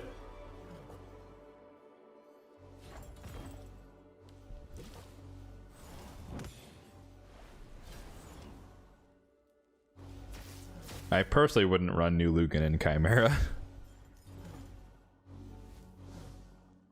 But, as we discussed earlier, I think Harvest Jack in Chimera seems really strong.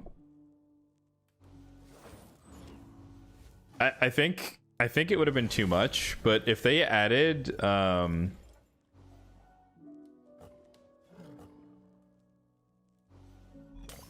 if they added Leech somehow to Harvest Jack's kit, like he places Leech on the A1 and then he tries to steal your buffs, I think that's the only thing that would have made like put this guy on your Chimera team immediately type deal. Otherwise, it's kind of like he can be useful in the right situations, but I still think Lydia's kind of gonna outperform him in most instances. I could risk, but too bad I'm bad at math. Is that I guess that's a quote from something. I'm not sure what that's from. I'm not very cultured.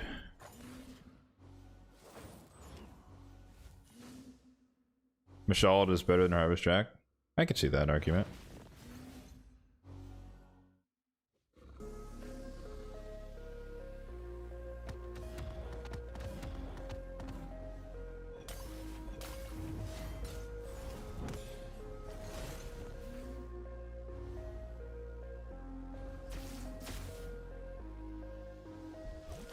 Revive? Nope. Revive. There it is.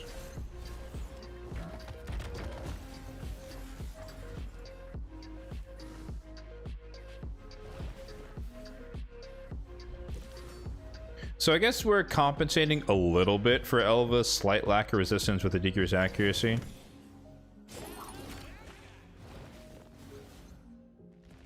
But ideally you wouldn't really depend on that.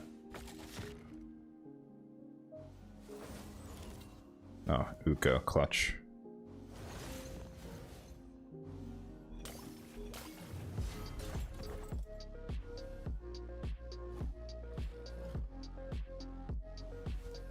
I really do still feel like Newt gets so few extra turns compared to Elva, but I think that's just like confirmation bias slash Elva's extra turns are a lot easier to see or spot.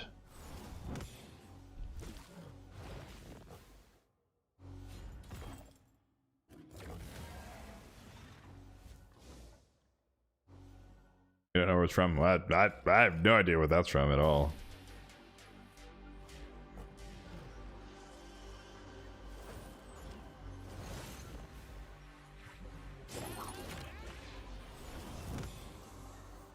So, as we kind of draw to a close here, at least on the takeover portion, like I said, this will be the last run. I think the concept is there.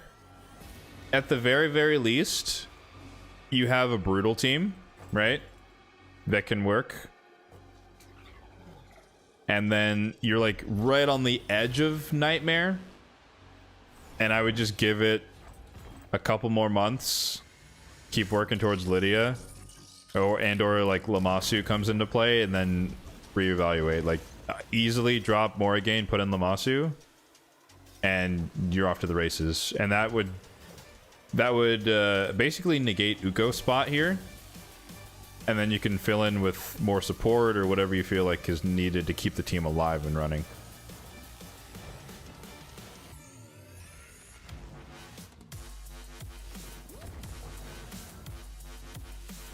And then, of course, you know, any takeaways you got from, like, you know, building the champions, looking through the gear, stats we're looking for.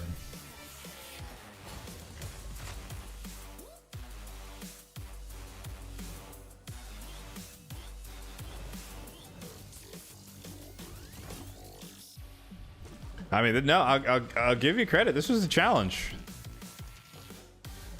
But that's kind of like, you know, for the sake of my benefit, right, with takeovers, it'll help me be a little bit more understanding of where, you know, in air quotes, average player is.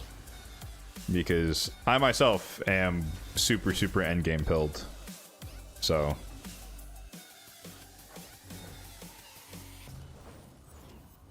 and it's good to understand that, like, you know, like, oh, you don't have Nekmothar, this, that, and the other, and it's like, no, man, not everyone has that.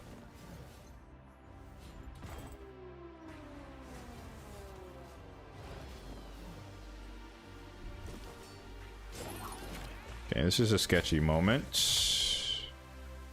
He didn't die.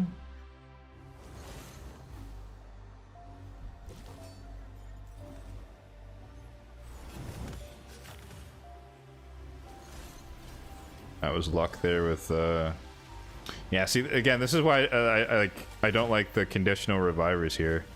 Because, like, I'm, like, waiting for Uko's revive, and now it's here, but it's, like, a turn later than I would wanted it to be.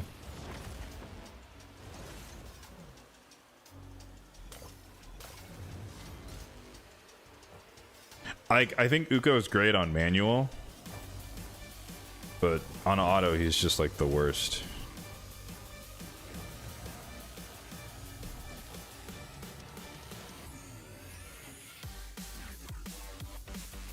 I think we're in also a little bit of trouble here. I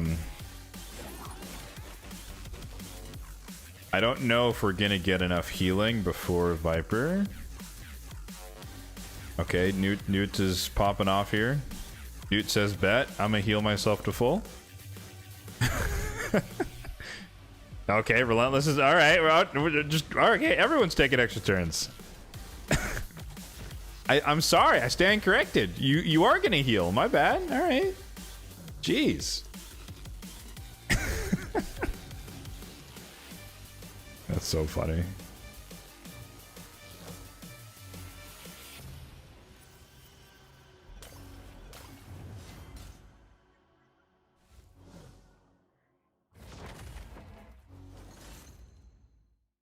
Yeah, like the main thing here is the making a concession for the decreased speed, because, like, without decreased speed, it's like, Chimera's a non-starter. Like, I'm gonna be real. Like, if you don't slow it down, you're gonna get lapped so hard that you're not even gonna get any turns, because you only get 65, right? So if you can't slow the boss down, don't bother. Okay, that was a crit. That was a crit on Uko, and he didn't die. Which is surprising.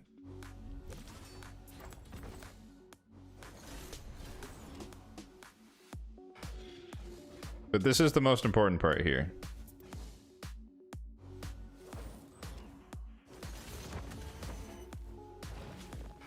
Okay, we didn't die. There is a world, though, where that would hit harder. We might have gotten lucky with the decreased attack landing at the right time, but it also depends on when Uko gets the block buff. So I'm not. Oh, I did waste it, actually. I wasted it. That's why I didn't have it at the start.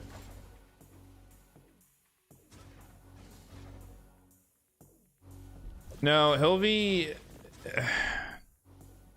Not for this fight, because, like, her A2 is practically useless. By which I mean, I don't mean it's actually useless, but like it doesn't do much for this fight because for the most part, you don't let the boss buff. This is going to be very painful right here.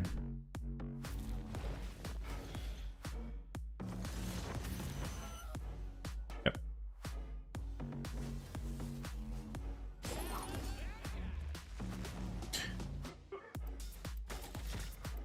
How?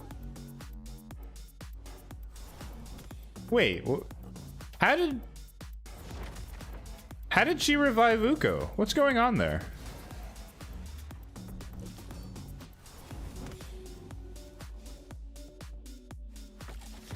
Did we just like bypass his passive? What happened there? That should have been blocked.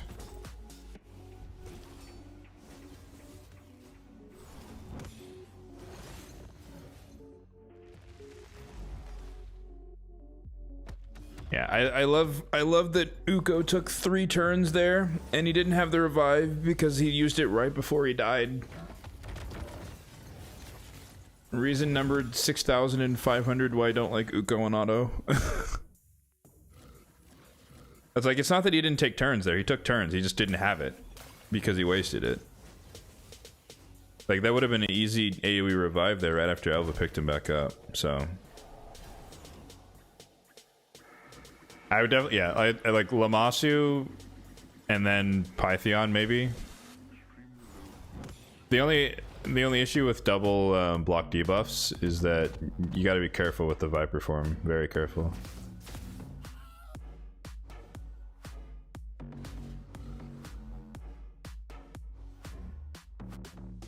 But in theory, if you have everything set up, Lammasu should have her block buff saved for right after the boss goes, and then you should be in control from there. At least as far as the boss stealing things. Oh, we didn't get decreased accuracy out there.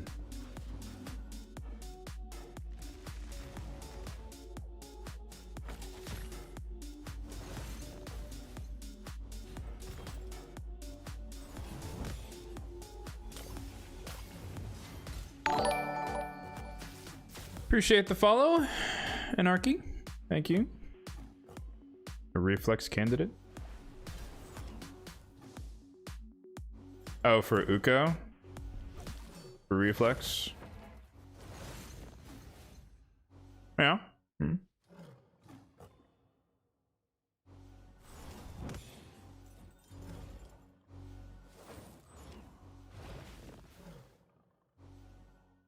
Oh, I was gonna say, if we get an extra turn here, that'd be really clutch.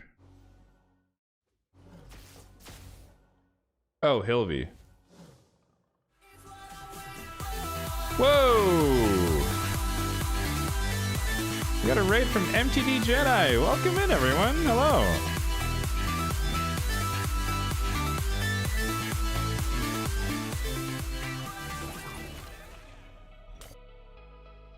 Hello, hello. Let's get a shout out for the OG.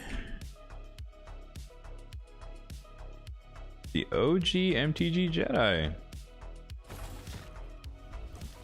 How's it going, man? What'd you get up to today?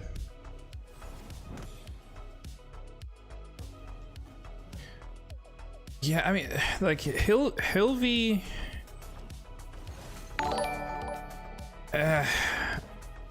I just, the only reason I don't like Hilvy, she would literally be there just to revive. And it's like, if you were gonna put someone in there just to revive, I'd rather them do something more useful like Pythion, you know? Like her A1 decreased defense is like, okay, sure, but the A2 is basically useless. Holy follows. Well, appreciate it, everyone. Thank you.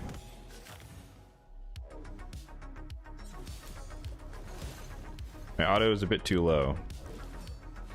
Or maybe your volume is too low. I think no, I think my gains are pretty good.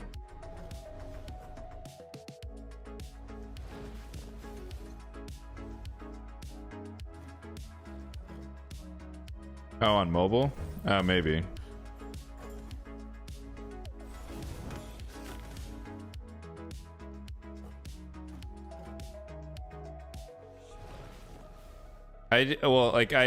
The output it's capped by the compressor because I don't want to clip on people's eardrums and whatnot.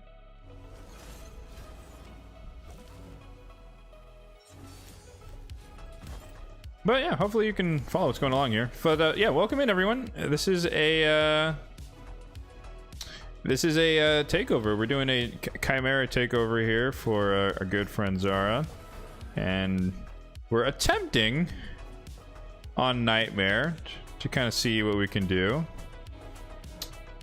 And it took a bit to get here, and I'm still not like fully convinced that this is like the most ideal squad.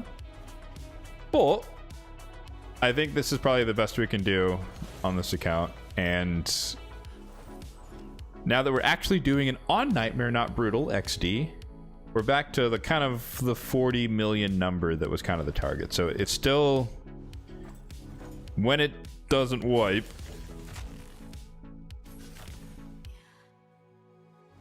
poor choice of words. When it doesn't wipe and we don't get unlucky like that, then it can do 40 million ish. But yeah, unlucky there. Unless Mikey can solo.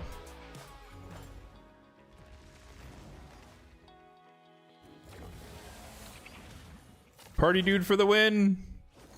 No, okay. You choose.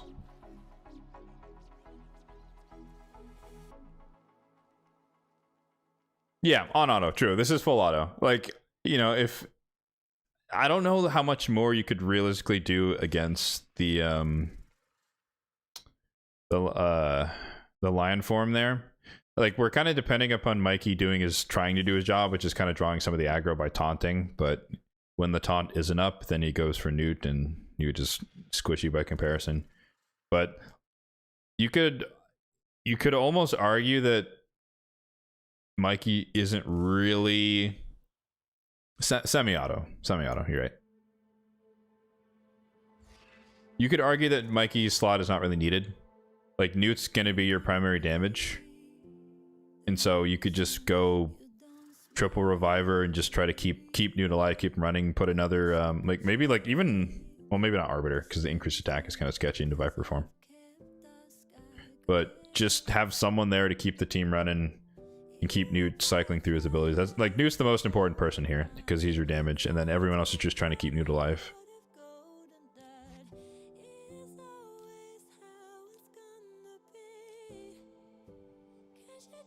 Let's call this team one. But yeah, this will work on Brutal for sure, and iffy on Nightmare. I think that's where we'll kind of leave it. What do you think on the Lugan Harvest Jack buffs? A plus on both. I think the Harvest Jack one is great. The Lugan, he's better, but I don't think he's gonna be useful for most people. But yeah.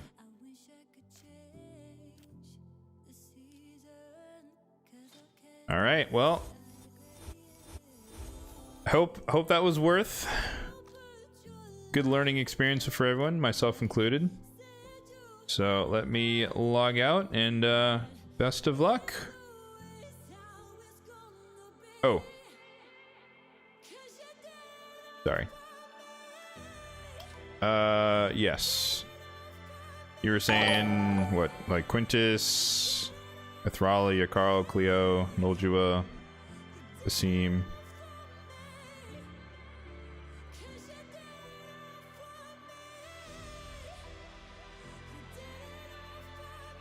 All the Doom Tower stuff.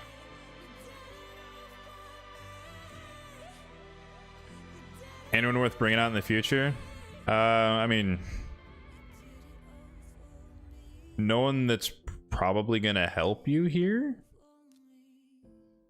I mean, technically she brings a fear and block actives. But I've never heard anyone talk about Cleo for Chimera. I think Quintus is pretty trash. I'm not gonna lie. I think he's a terrible champion. But yeah, I mean, Mithril is just good in general, but it's not gonna help you there. Your Carl's good for like Dark Fae, I would say, in the modern era. Moldua's not that great for this case. I think like literally it's Lammasu. Like you get the Uko A1 plus the Uko A2 with decreased speed. So you don't like this combines Morrigan and Uko into one slot. And then you also can reset Newt.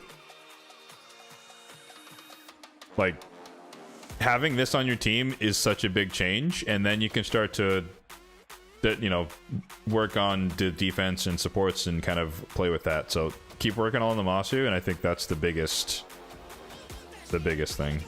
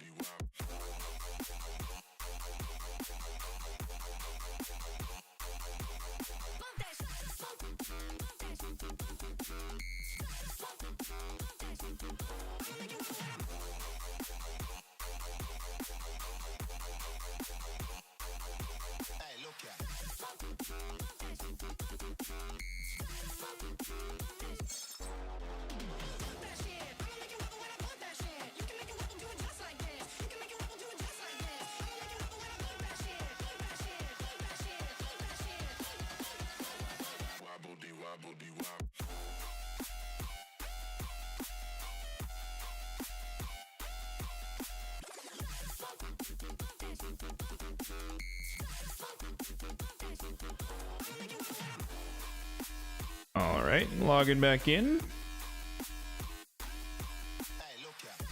There we go. Now we're my account. Carl also couldn't fire Night hard if you don't have a newt. Agreed. He does have a newt though. Or did. Does. Alright, what do we got to do here? Ah, yes. Grim Forest. A little bit of Grim Forest.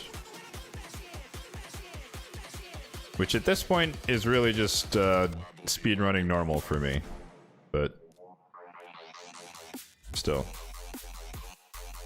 Is Lamasu's AI dumber than a box of rocks? Yes! Yes it is. She's much better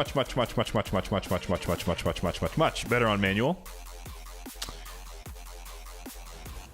But she can work on auto, and your team positioning, if you put the person you want to be reset towards the front behind her, because she's usually going to be the aura lead with her speed aura, then she is more likely to reset them. And that's the end of the sentence. More likely. She's not guaranteed at all whatsoever. She does whatever she wants.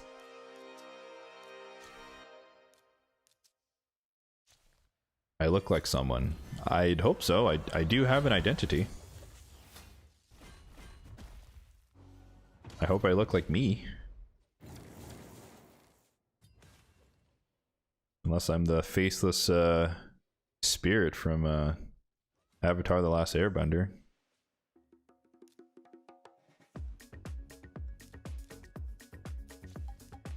Excellent. Nice. Good gear.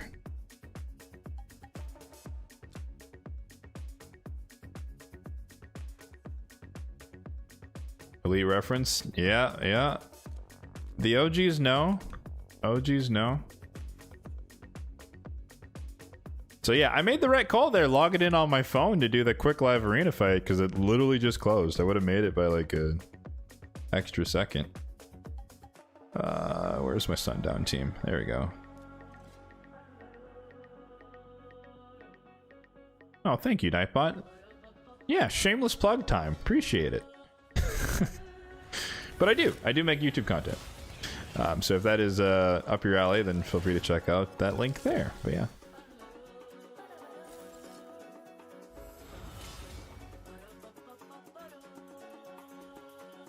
Cool. That one's dead. I really do hate being close to plat, because like the teams get really tough. I need to poll that on my channel at some point. I need to ask I'd have to like pick the right weekend, but like actually try to push into plat one reset and just see how bad I get rocked by the actual, you know, good people and veterans, just to see, like, actually put in a real defense instead of my 5-star renegade and just kind of see how I do. I think I get bodied, but maybe there's a world where I don't get bodied. I don't know. But only if there's like a direct appetite for that type of content. We'll see.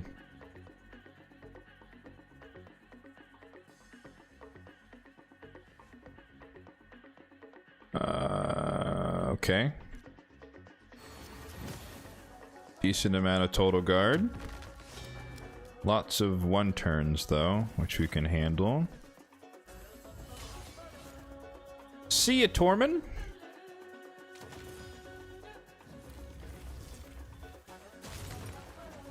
The Tarichka Solinar team? Yeah, nah. I don't like to lose. If I can actually... I killed the wrong person. She's never gonna weak hit. Yep.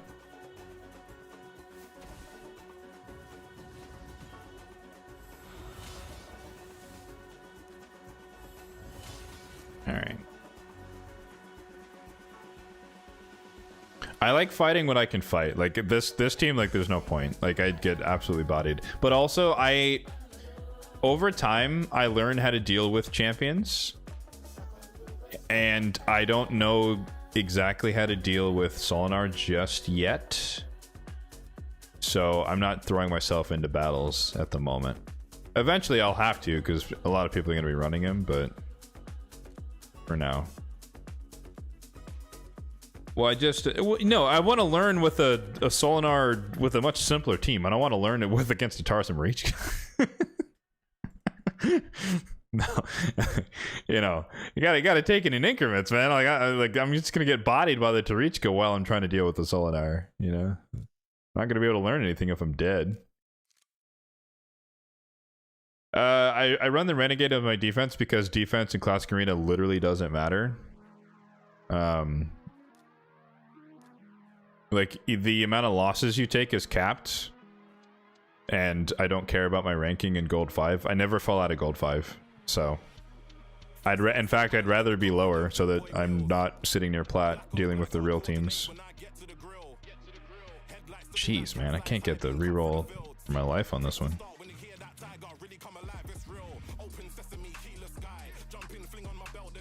Alright, normal mode. We can speed run. I guess let's go down the bottom.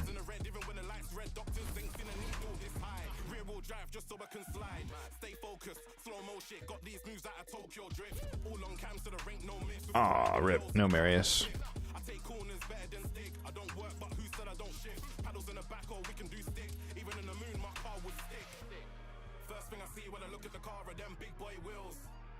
Black on black, gotta coordinate when I get to the grill. Headlights looking like cat's eyes, high beam cut through the field. Press the start when you hear that tiger, really come alive, it's real. 99 octane, I got the juice. I got goals to reach, let me loose. I got horns I can lock with a moose. Every time I turn, I just get a boost. I'm spinning, I'm killing, I'm way ahead, boy, I'm proper chilling. If I tried, I'd pop a piston. You don't know what you're doing, you should probably listen. I'm really wait, perception, accuracy chest is triple rolled speed? Nice!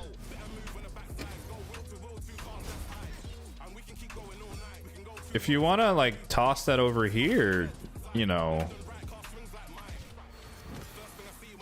I'm not opposed to that.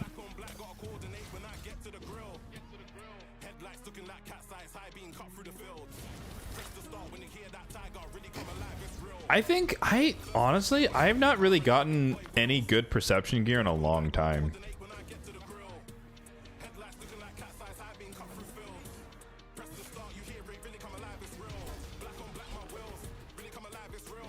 Oh, the Uko passive stole the... Okay, I was like, where did the buffs go? He stole Revive on Death.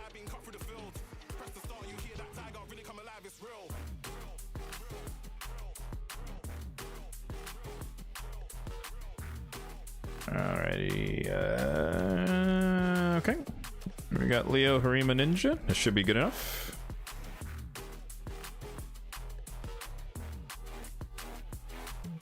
Just for context, folks, I am endgame. My account is over 5 years old.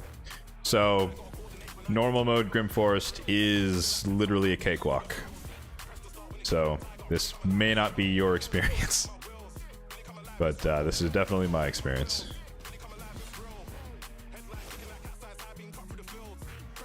Like, I do this for the rewards, and I move on.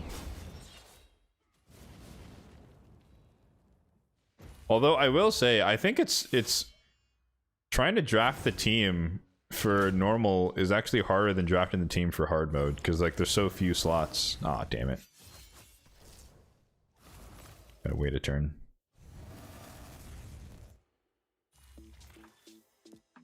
Because like on hard mode, I can kind of like index a little bit more into redundancy just to make sure that I get the capabilities that I need. But I find that on normal mode, it's like there's so few slots that it's hard to actually get everything you want. And but I guess the flip side is that you're less restricted in your selections.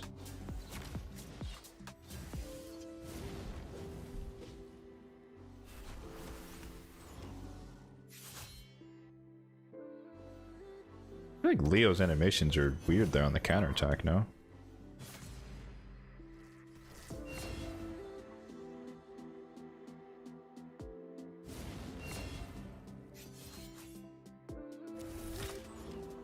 I feel like this Raglan's gonna be quite annoying here.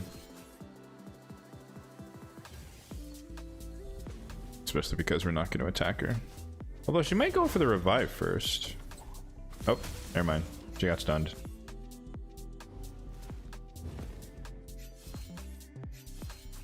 Unlucky. For her.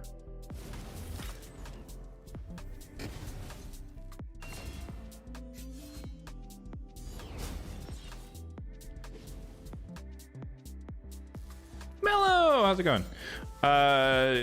Unrelated to the stream. Nah, dude, we're chilling at this point. All questions are welcome. Based on their typical timeline, all of the changes in the patch and everything should be live when the fusion goes live, which is next Thursday. So the 5th of March is my guess.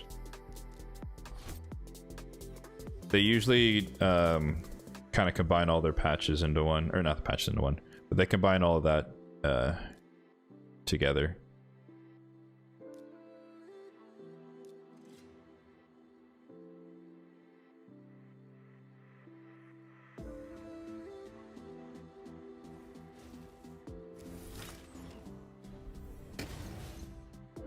That's my guess.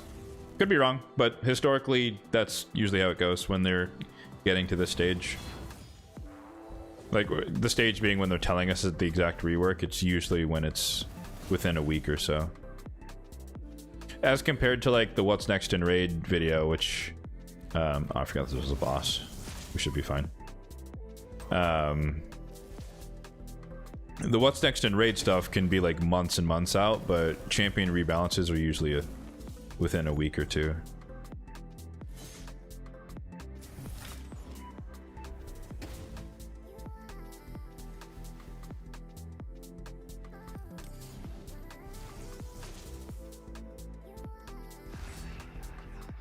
Aw, Embers, what are you doing, buddy? You switched back to the useless form.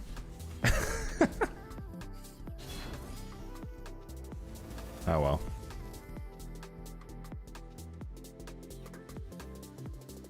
Hashtag full auto.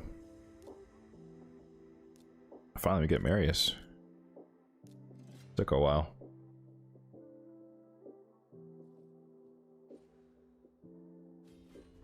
Out of curiosity, since we're kind of in that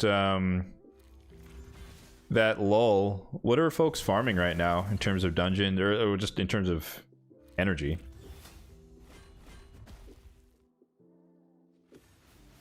Like I'm still working on, or I'm still I'm still farming the event dungeon. But that's because I think I dumped like, oh, I don't know, 800, 900 gems into energy yesterday. Just like I blitzed through the Sand Devil Turn Attack tournament, and then I did a little bit of Fan of Shogun's Grove as well. But like that was just purely for the sake of getting the Soul Stone. But in terms of my like normal daily accrual energy, I've been running the event dungeon because it's only here for another week or so. Sand Devil, yep. Minotaur event dungeon, okay. Skipping Fire Knight, trying to catch up on Minnow.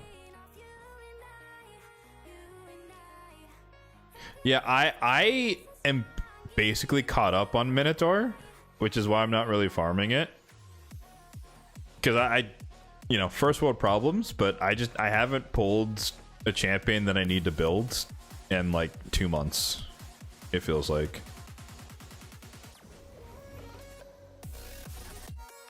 Oh, what the hell? Oh, never mind. Silly me, I forgot. We got a Marius. We're chilling.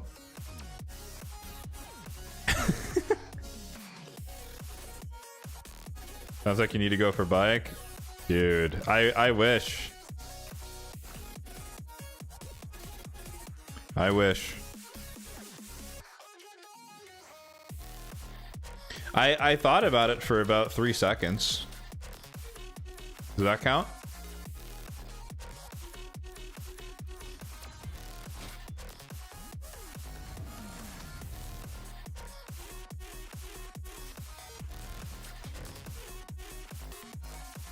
Intrusive thoughts.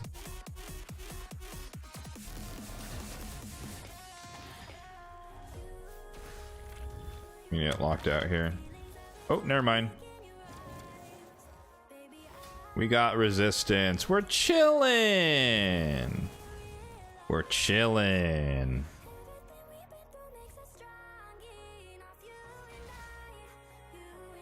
On second thought, Harima was not the pick here because she's just going to weak cut like crazy.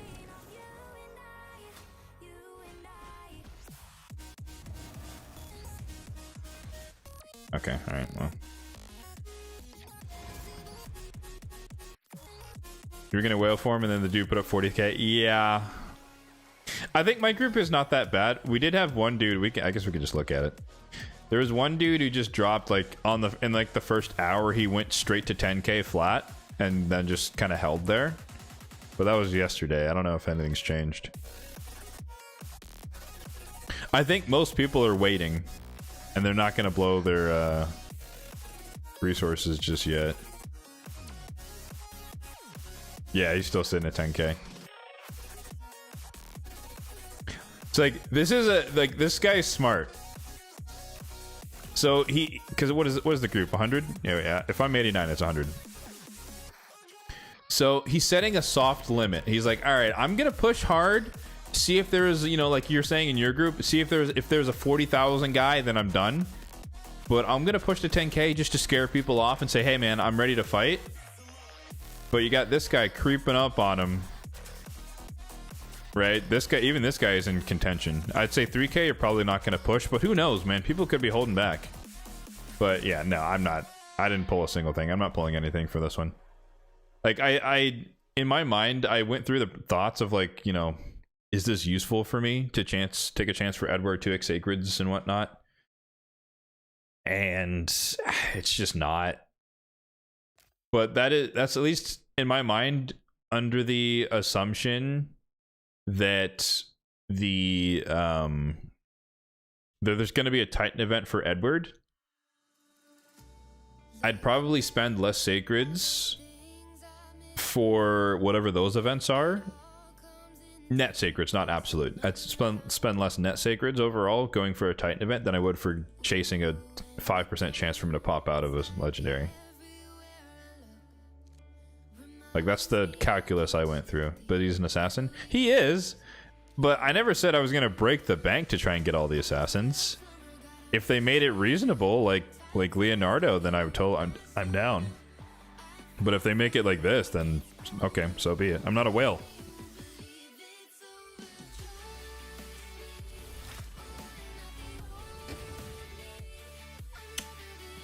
But it's just, you know, it is what it is.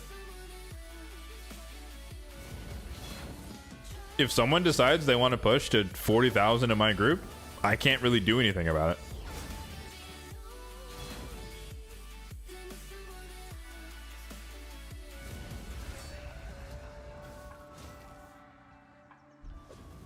So it might suck, but that's just like, you know, I stay in my lane at the end of the day. So if they're not going to offer, if this is their only opportunity to get Bayek and they're not going to do a straight up guaranteed, then okay. I don't get it, I guess.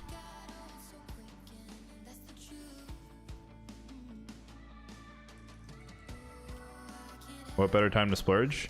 But the thing is, it's not a guaranteed, right?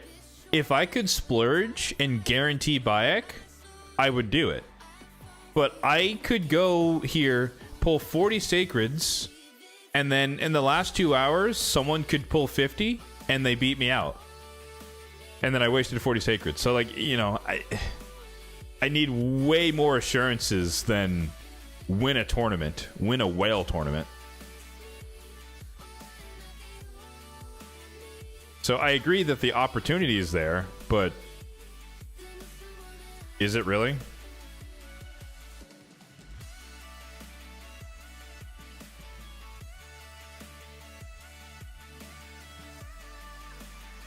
Like it's the win the tournament part, not the resources part.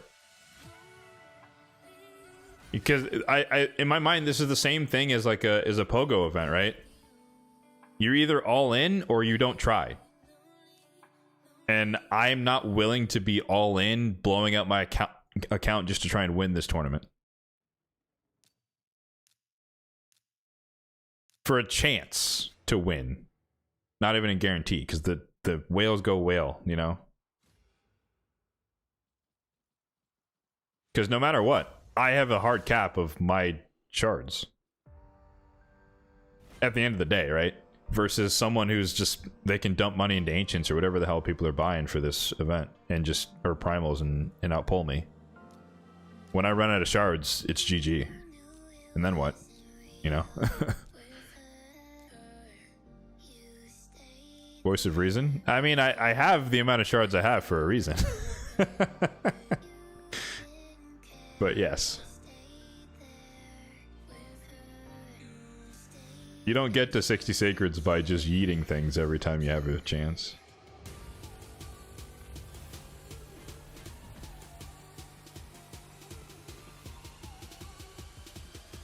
$40 sacreds would get me 10k? Sure, but that doesn't feel worth it, right?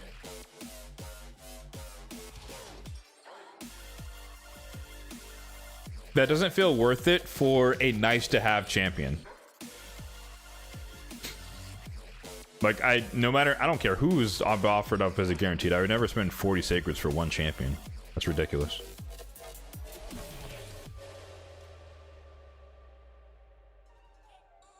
I don't even think my most wanted I would be willing to spend 40 sacreds in one go.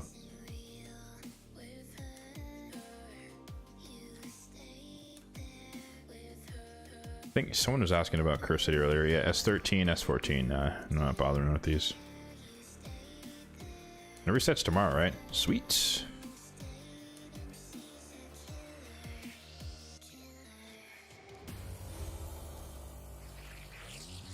Sweet. Collect these two.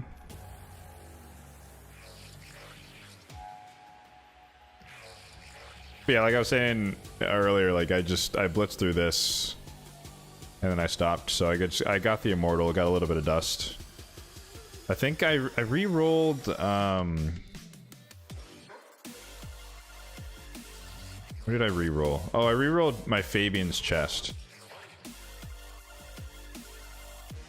Because for the longest time, I've been holding out for a while because I'm like, surely after months and months of farming the Cursed City, I'll get, you know, an accuracy chest that's a triple roll for Fabian, and it just has not happened. And so I was like, fine, I'll just roll this to accuracy. It didn't take too long. What, 6 attempts? Not the end of the world.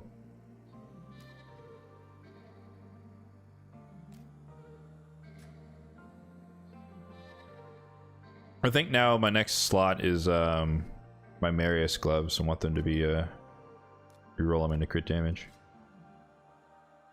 What is my most wanted at the moment? Non-void is Glaykad of the Meltwater. Sylvan Watcher dude. The most wanted void is Queen of Hearts. Yeah, Queen of Hearts.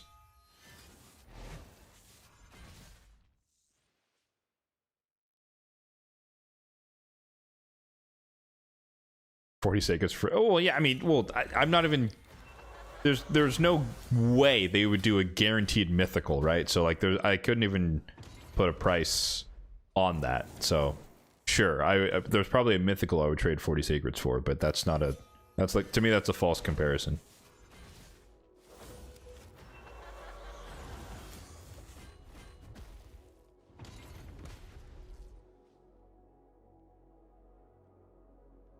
But even then, 40, like, let's just say it's a Hero's Path Summon Rush. Even if they offered me Queen of Hearts, I don't think I would do 40 Sacreds.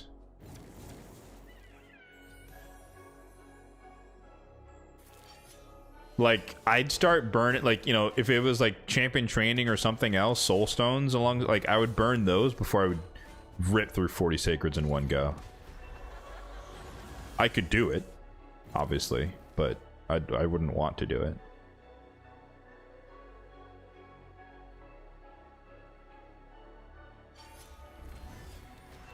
Like, for me, at the end of the day, my strategy is meant to be sustainable long-term, not just short-term benefit.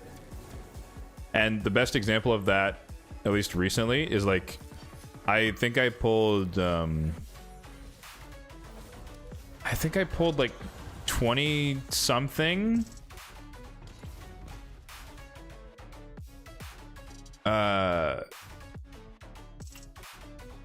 Yeah, 20 something sacreds for Leo, and I was like sitting above like close to 70 sacreds, and right now I think I'm at like 62. And it's been what, three-ish months or so. So like, even though I dumped 20 something sacreds in one go, in a few months I'm basically back to exactly where I was.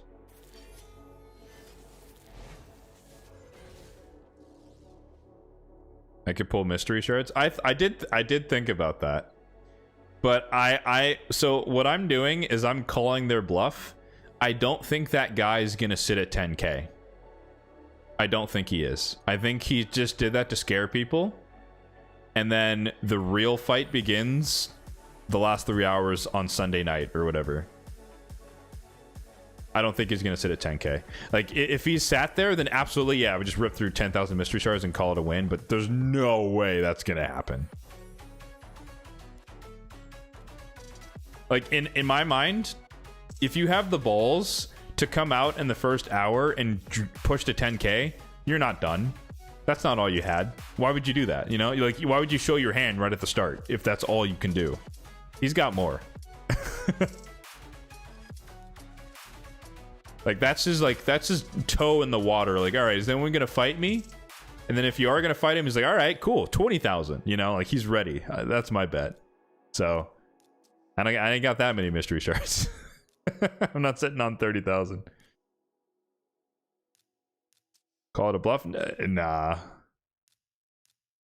I believe him.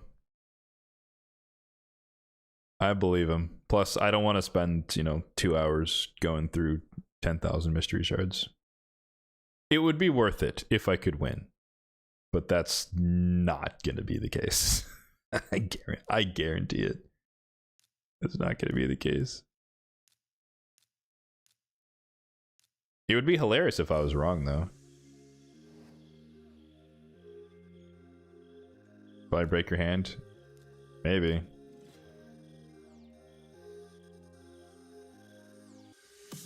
That would be hilarious, but that would never happen. I think I screenshotted a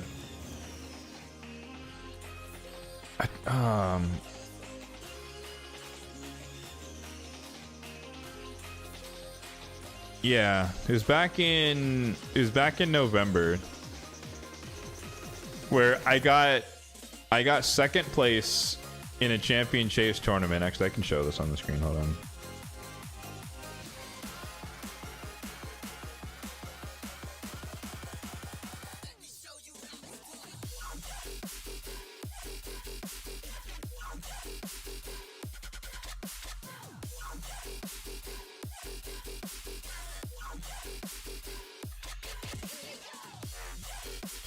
Yeah. I got second place with 4,000 points.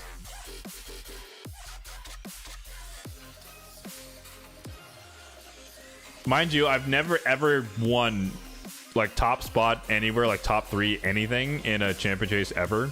And this was the first time I ever placed second. And like no one was pulling shards. And I just went to my normal like 4,200 legendary tome and I got second place. And I was like, wait, what? I won something?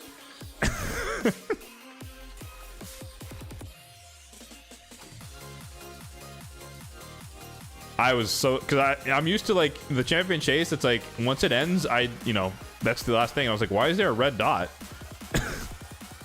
What's going on? I'm like, oh, maybe I got 10th or something. It's like, nope, you got second place, man. Ooh, gems.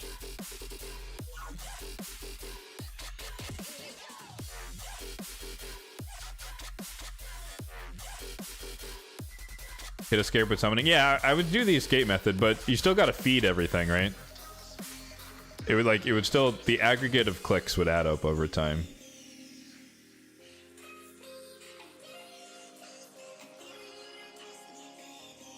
Oh, you did the champion training for Chris. Respect.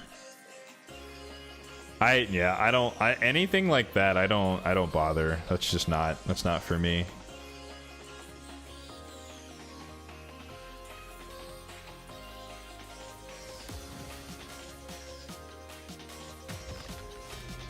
Put a bunch of gems and energy. Yeah, no, it can definitely work. Like, it's like, that's why people do it. Like, it's a scare tactic.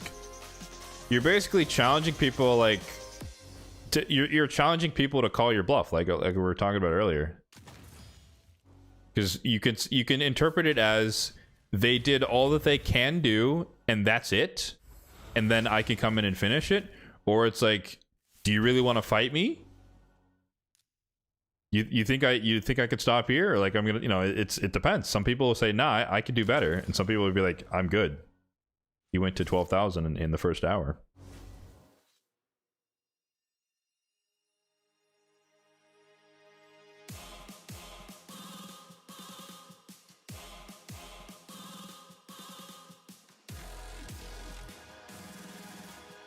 We're on the edge of plat. Do we do it? Do we fight someone? Holy dude, these teams look so gross.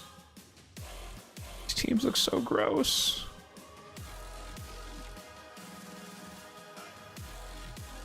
I don't think I could beat anyone here.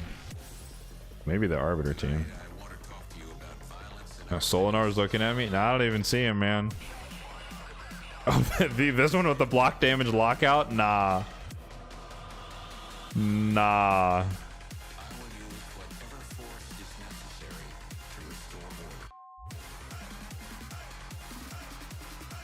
Oh, you have to click on him first. Honestly, for me, the passive is what's the most scary. Like, I know everyone like talks about like everyone talks about the reviving part and the A1 counterattack, which are scary. But for me, it's like, you kind of forget that you can't heal. You know, ignore the part where the partner is there and the heal does damage, but like when he's alone, you just don't heal. That's like that's a big deal. Like, he's slowly killing you and you can't negate it. You know? I'd be curious to know if you can HP balance, because that's not a heal. I think you could.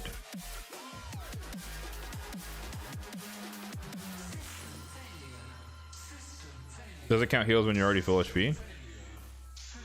Any healing, it reduces healing to 0. So if you're full HP, it's just not going to do anything, right? Or no, he's not a undead. What are we doing?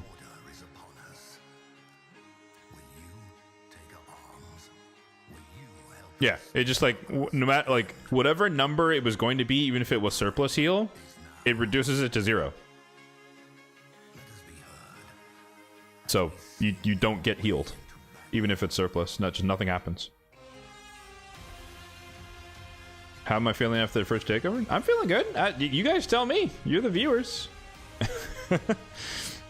It's all for you guys. So if I hope there's value in it. kind of going through the motions of building, trying to build, you know, trying to do, relatively speaking, end game content with a mid to late game account and the challenges therein. I think it puts it in perspective where, you know, something I try to say all the time, not everyone's end game. And then even my own biases, or I contribute to that kind of end game bias as well, where I kind of think like that myself, but I have to remind myself that not everyone's end game.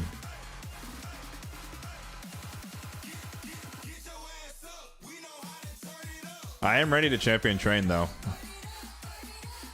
I don't have enough chickens, so I gotta make some more.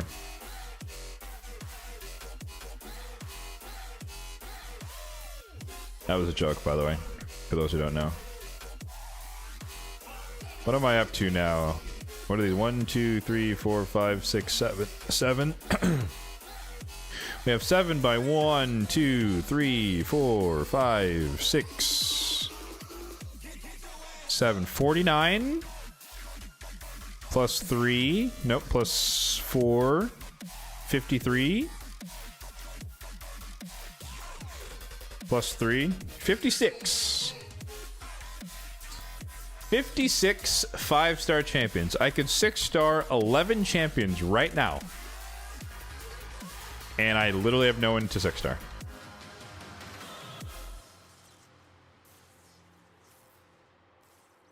Push to 10k. If another person pushed to 9, good luck. Good luck. I suspect that if they're willing to get to 9, they're willing to go further. But it's up to you to decide if it's worth it to fight it out. I could feed a village. Yeah.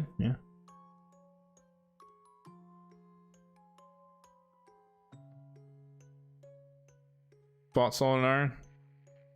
Arbiter, Yumiko, Fabian, Nishak. Had to kill him 5 times. 5 times? Why'd you have to kill him 5 times? What's with the double lockout there? I feel like the Fabian's enough. I mean, like, if I could have my choice, right? I would run, like, I would just go block revive.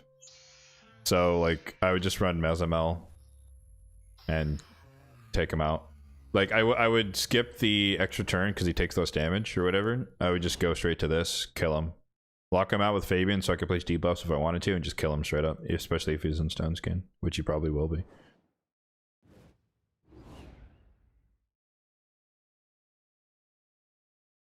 Mezzo over Empress? Yeah. Well, again, if you change forms, or if you use an extra turn, he takes less damage. You're not going to kill him with Empress. I don't care how powerful your Empress is. He literally does. I guess if you lock him out, he doesn't get this. Maybe. So maybe not. So maybe that could work. If you lock him out and then change forms and then Empress, maybe you could kill him.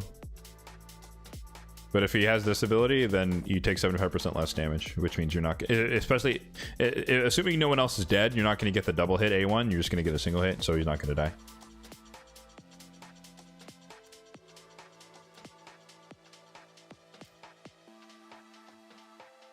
Champion training for a Soulstone. I hope that, well,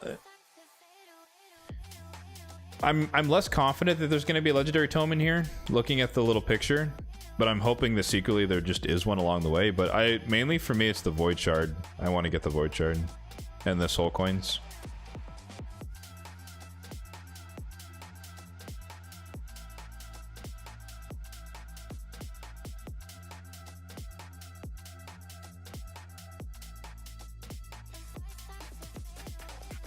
Leveling up the chickens to 20 or whatever. No, that's not worth that many points. Plus, I like getting those points when I actually make a 6-star champion. It puts a lot of value in actually making the 6-star. But yeah, I could level up the chickens. I don't mind, but I don't mind grinding campaign. It is what it is.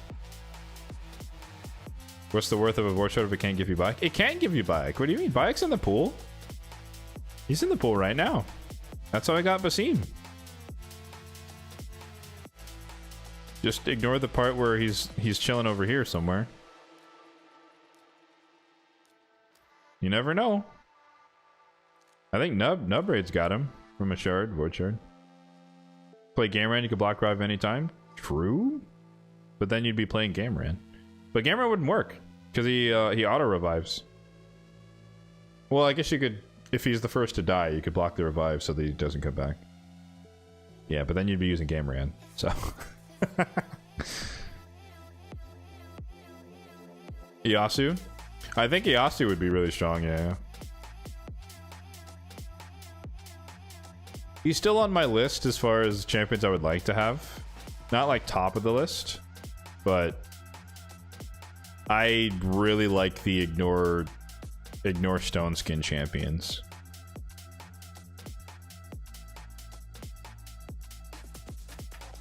You melts him, you got him at 5-star or something. Oh, okay. What do you run? Do you run are you one of those Phantom Touchers? Or do you run something else?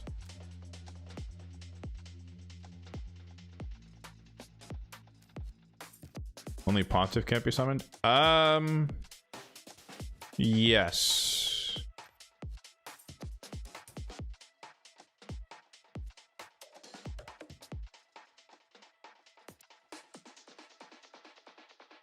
But that's only for a couple more days, I think.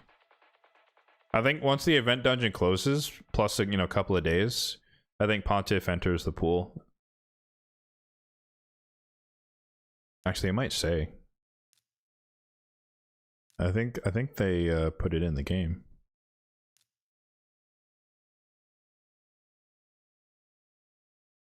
Oh no, it's just the event period. But eventually he will be added to the game, or added to the pool. Versus, we go to bike, it should say that he's in the pool. Yeah. So you're saying there's a chance.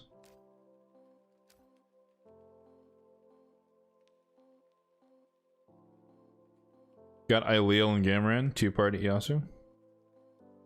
Wait, what is the Ileal portion?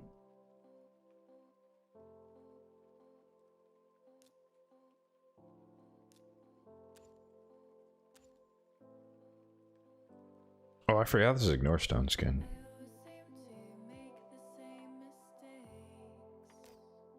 Crushing Rend. Oh, okay. I've seen a lot of people run Phantom Touch on Yasu, but I've also not seen Yasu a ton, so maybe that's just. Yeah. 6 Merciless, Double Cruel.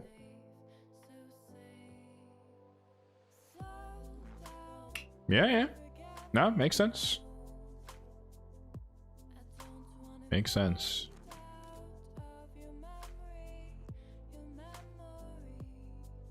A3's 95% with all that. Sheesh. I know for like for my Rotos, it's a similar deal where with the Merciless Cruel, like the 35 and the 5, then his A3, regardless of Helm Smasher, ignores 100% defense.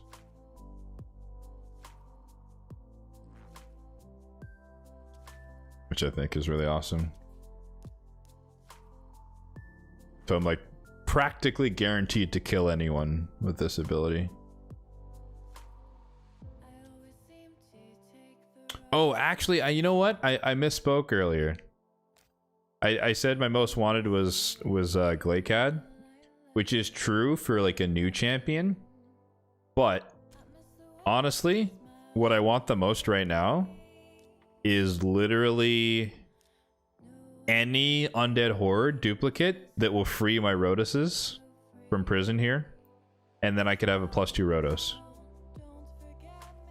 I think that's a ever so slightly higher priority than Glaikad, because Glaikad would be nice, just like a little damage boost in Hydra. it'd be, you know, utility, but like having a +2 Rotos, the first empowerment on my account ever, would be a massive thing with the 6-star blessing and everything, fully ascended gear, all that stuff. So undead horde dupe. So I guess specifically Morrigan was there, like a Bad L, Blood Gorged, UDK, Maria, Mashal, Nethril, Fabian.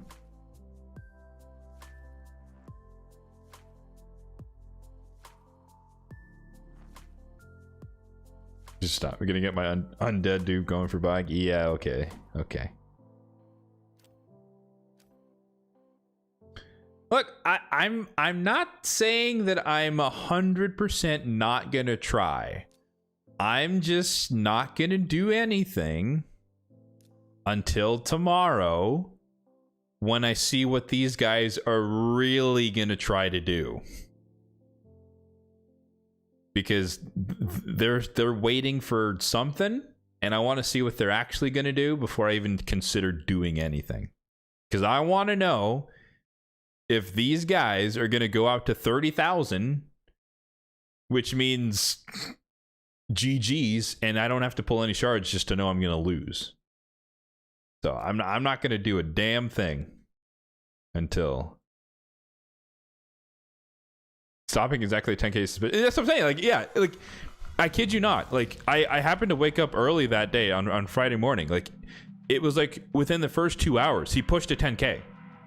Like right out of the gate, he's like, "Nope, I'm pulling to 10,000 exactly," and then he's just waiting. Within the first couple of hours, like he had a plan. So I'm like, I'm not taking the bait. Don't say they might be watching the stream. Nah, dude, they already have their plans.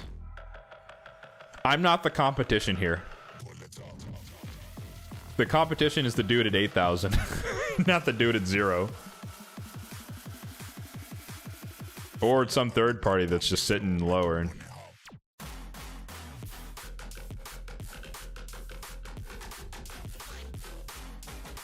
You're truly never safe. Agreed. You're truly never safe. Yeah. You got a lot of empowered champions. Hey, lucky you, man. I'm still working to 10 out of 10 faction guardians. I have it on high elves, undeads, and dark elves, which are really good factions in fairness, like Arbiter and Siphi for me. But I still got 2 out of 10 on Sylvans, you know. 2 out of 10 on Ogre Tribes, because this faction has literally no legendaries in it. Lots of 8s, a couple of 9s, but like I'm miles away from really starting to empower people outside of Redos, basically.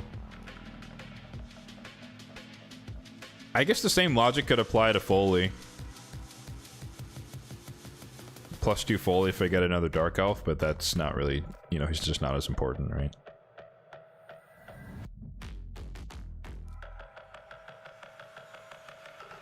I don't even know if I would really empower any of my high elves, to be honest with you.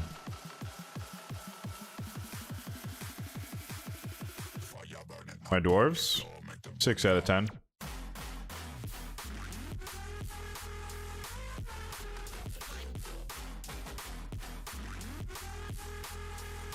Thorion? Nah, dude. It's not worth it. He's a Hydra DPS.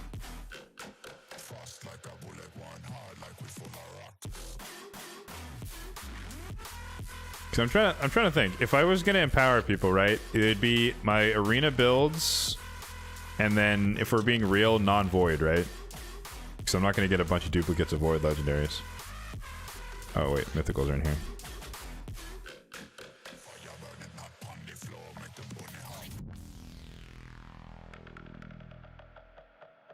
Like empowering Harima, I'd be down for that.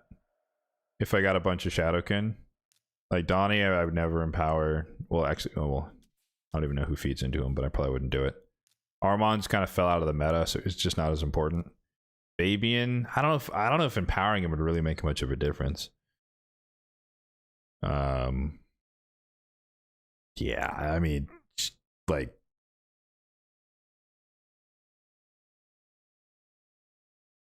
for my arena champions here, arena legendaries, it's like, it's not really worth it, like, except for the rotos. Would I empower mythicals? I don't believe in empowering mythicals. I think that's a lovely whale luxury that they can enjoy, and it's just not for me. The odds of getting duplicate mythicals on a free-to-play account is just so astronomically low. Obviously, I am in that situation, and I'm an anomaly, but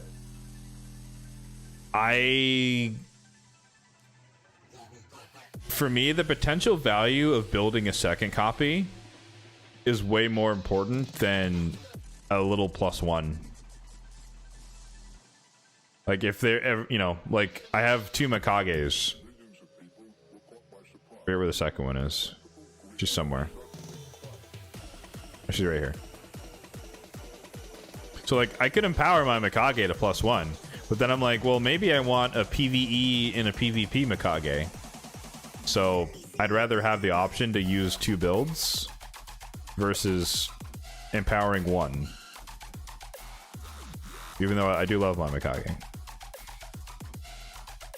Ninjas +3. Oh, you fed some nobles, huh? I respect that.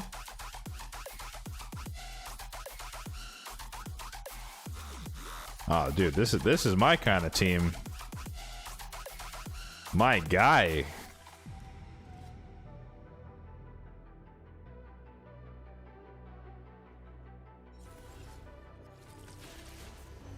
My guy.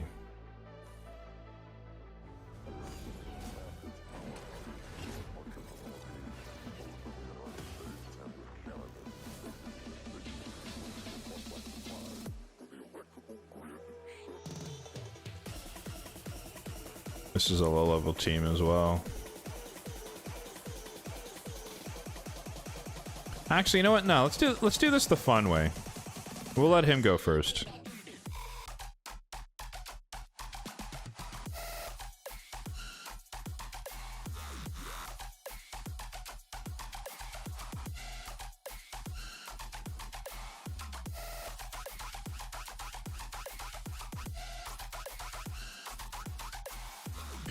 I recently got the 4-star soul for my Arnorn from the merchant, so I've just been using him whenever I get a chance to.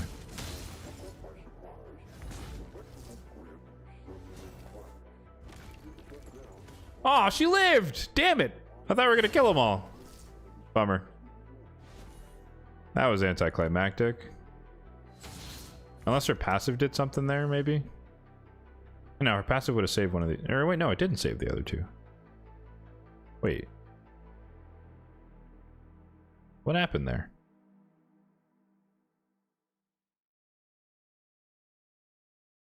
Or maybe her passive proc when I counterattacked. I don't know. I don't know what happened. Whatever.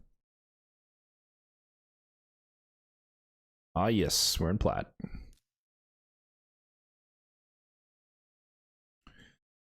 All right, folks. That's going to do it for the day. As our, oh, it's like the music just perfectly wound down there. Let's see if we can pay this lovely stream forward. Once again, shout out to the OG MTG Jedi. Appreciate the raid. And let's see who we can find on the Twitch. On the Twitch.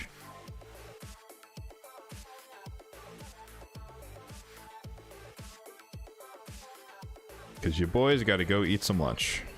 I am starving right now.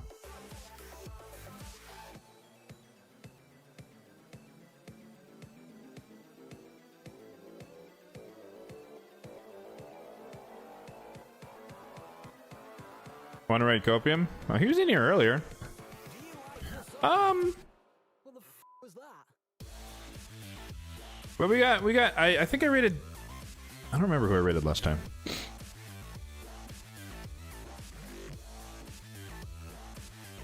But I think Pogo Pink just went live. So we'll do Pink Tie this time around.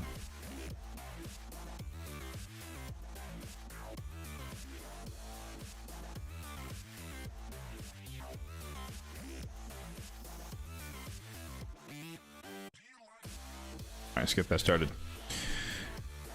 Take care. Thank you. Thank you. Yeah, same to you. Thanks for the stream. You are very, very welcome. Again, I hope everyone had a good time. Like I said, this was the inaugural Takeover stream, the first ever. So, it's a learning experience for me, and hopefully it was, helpful for you guys.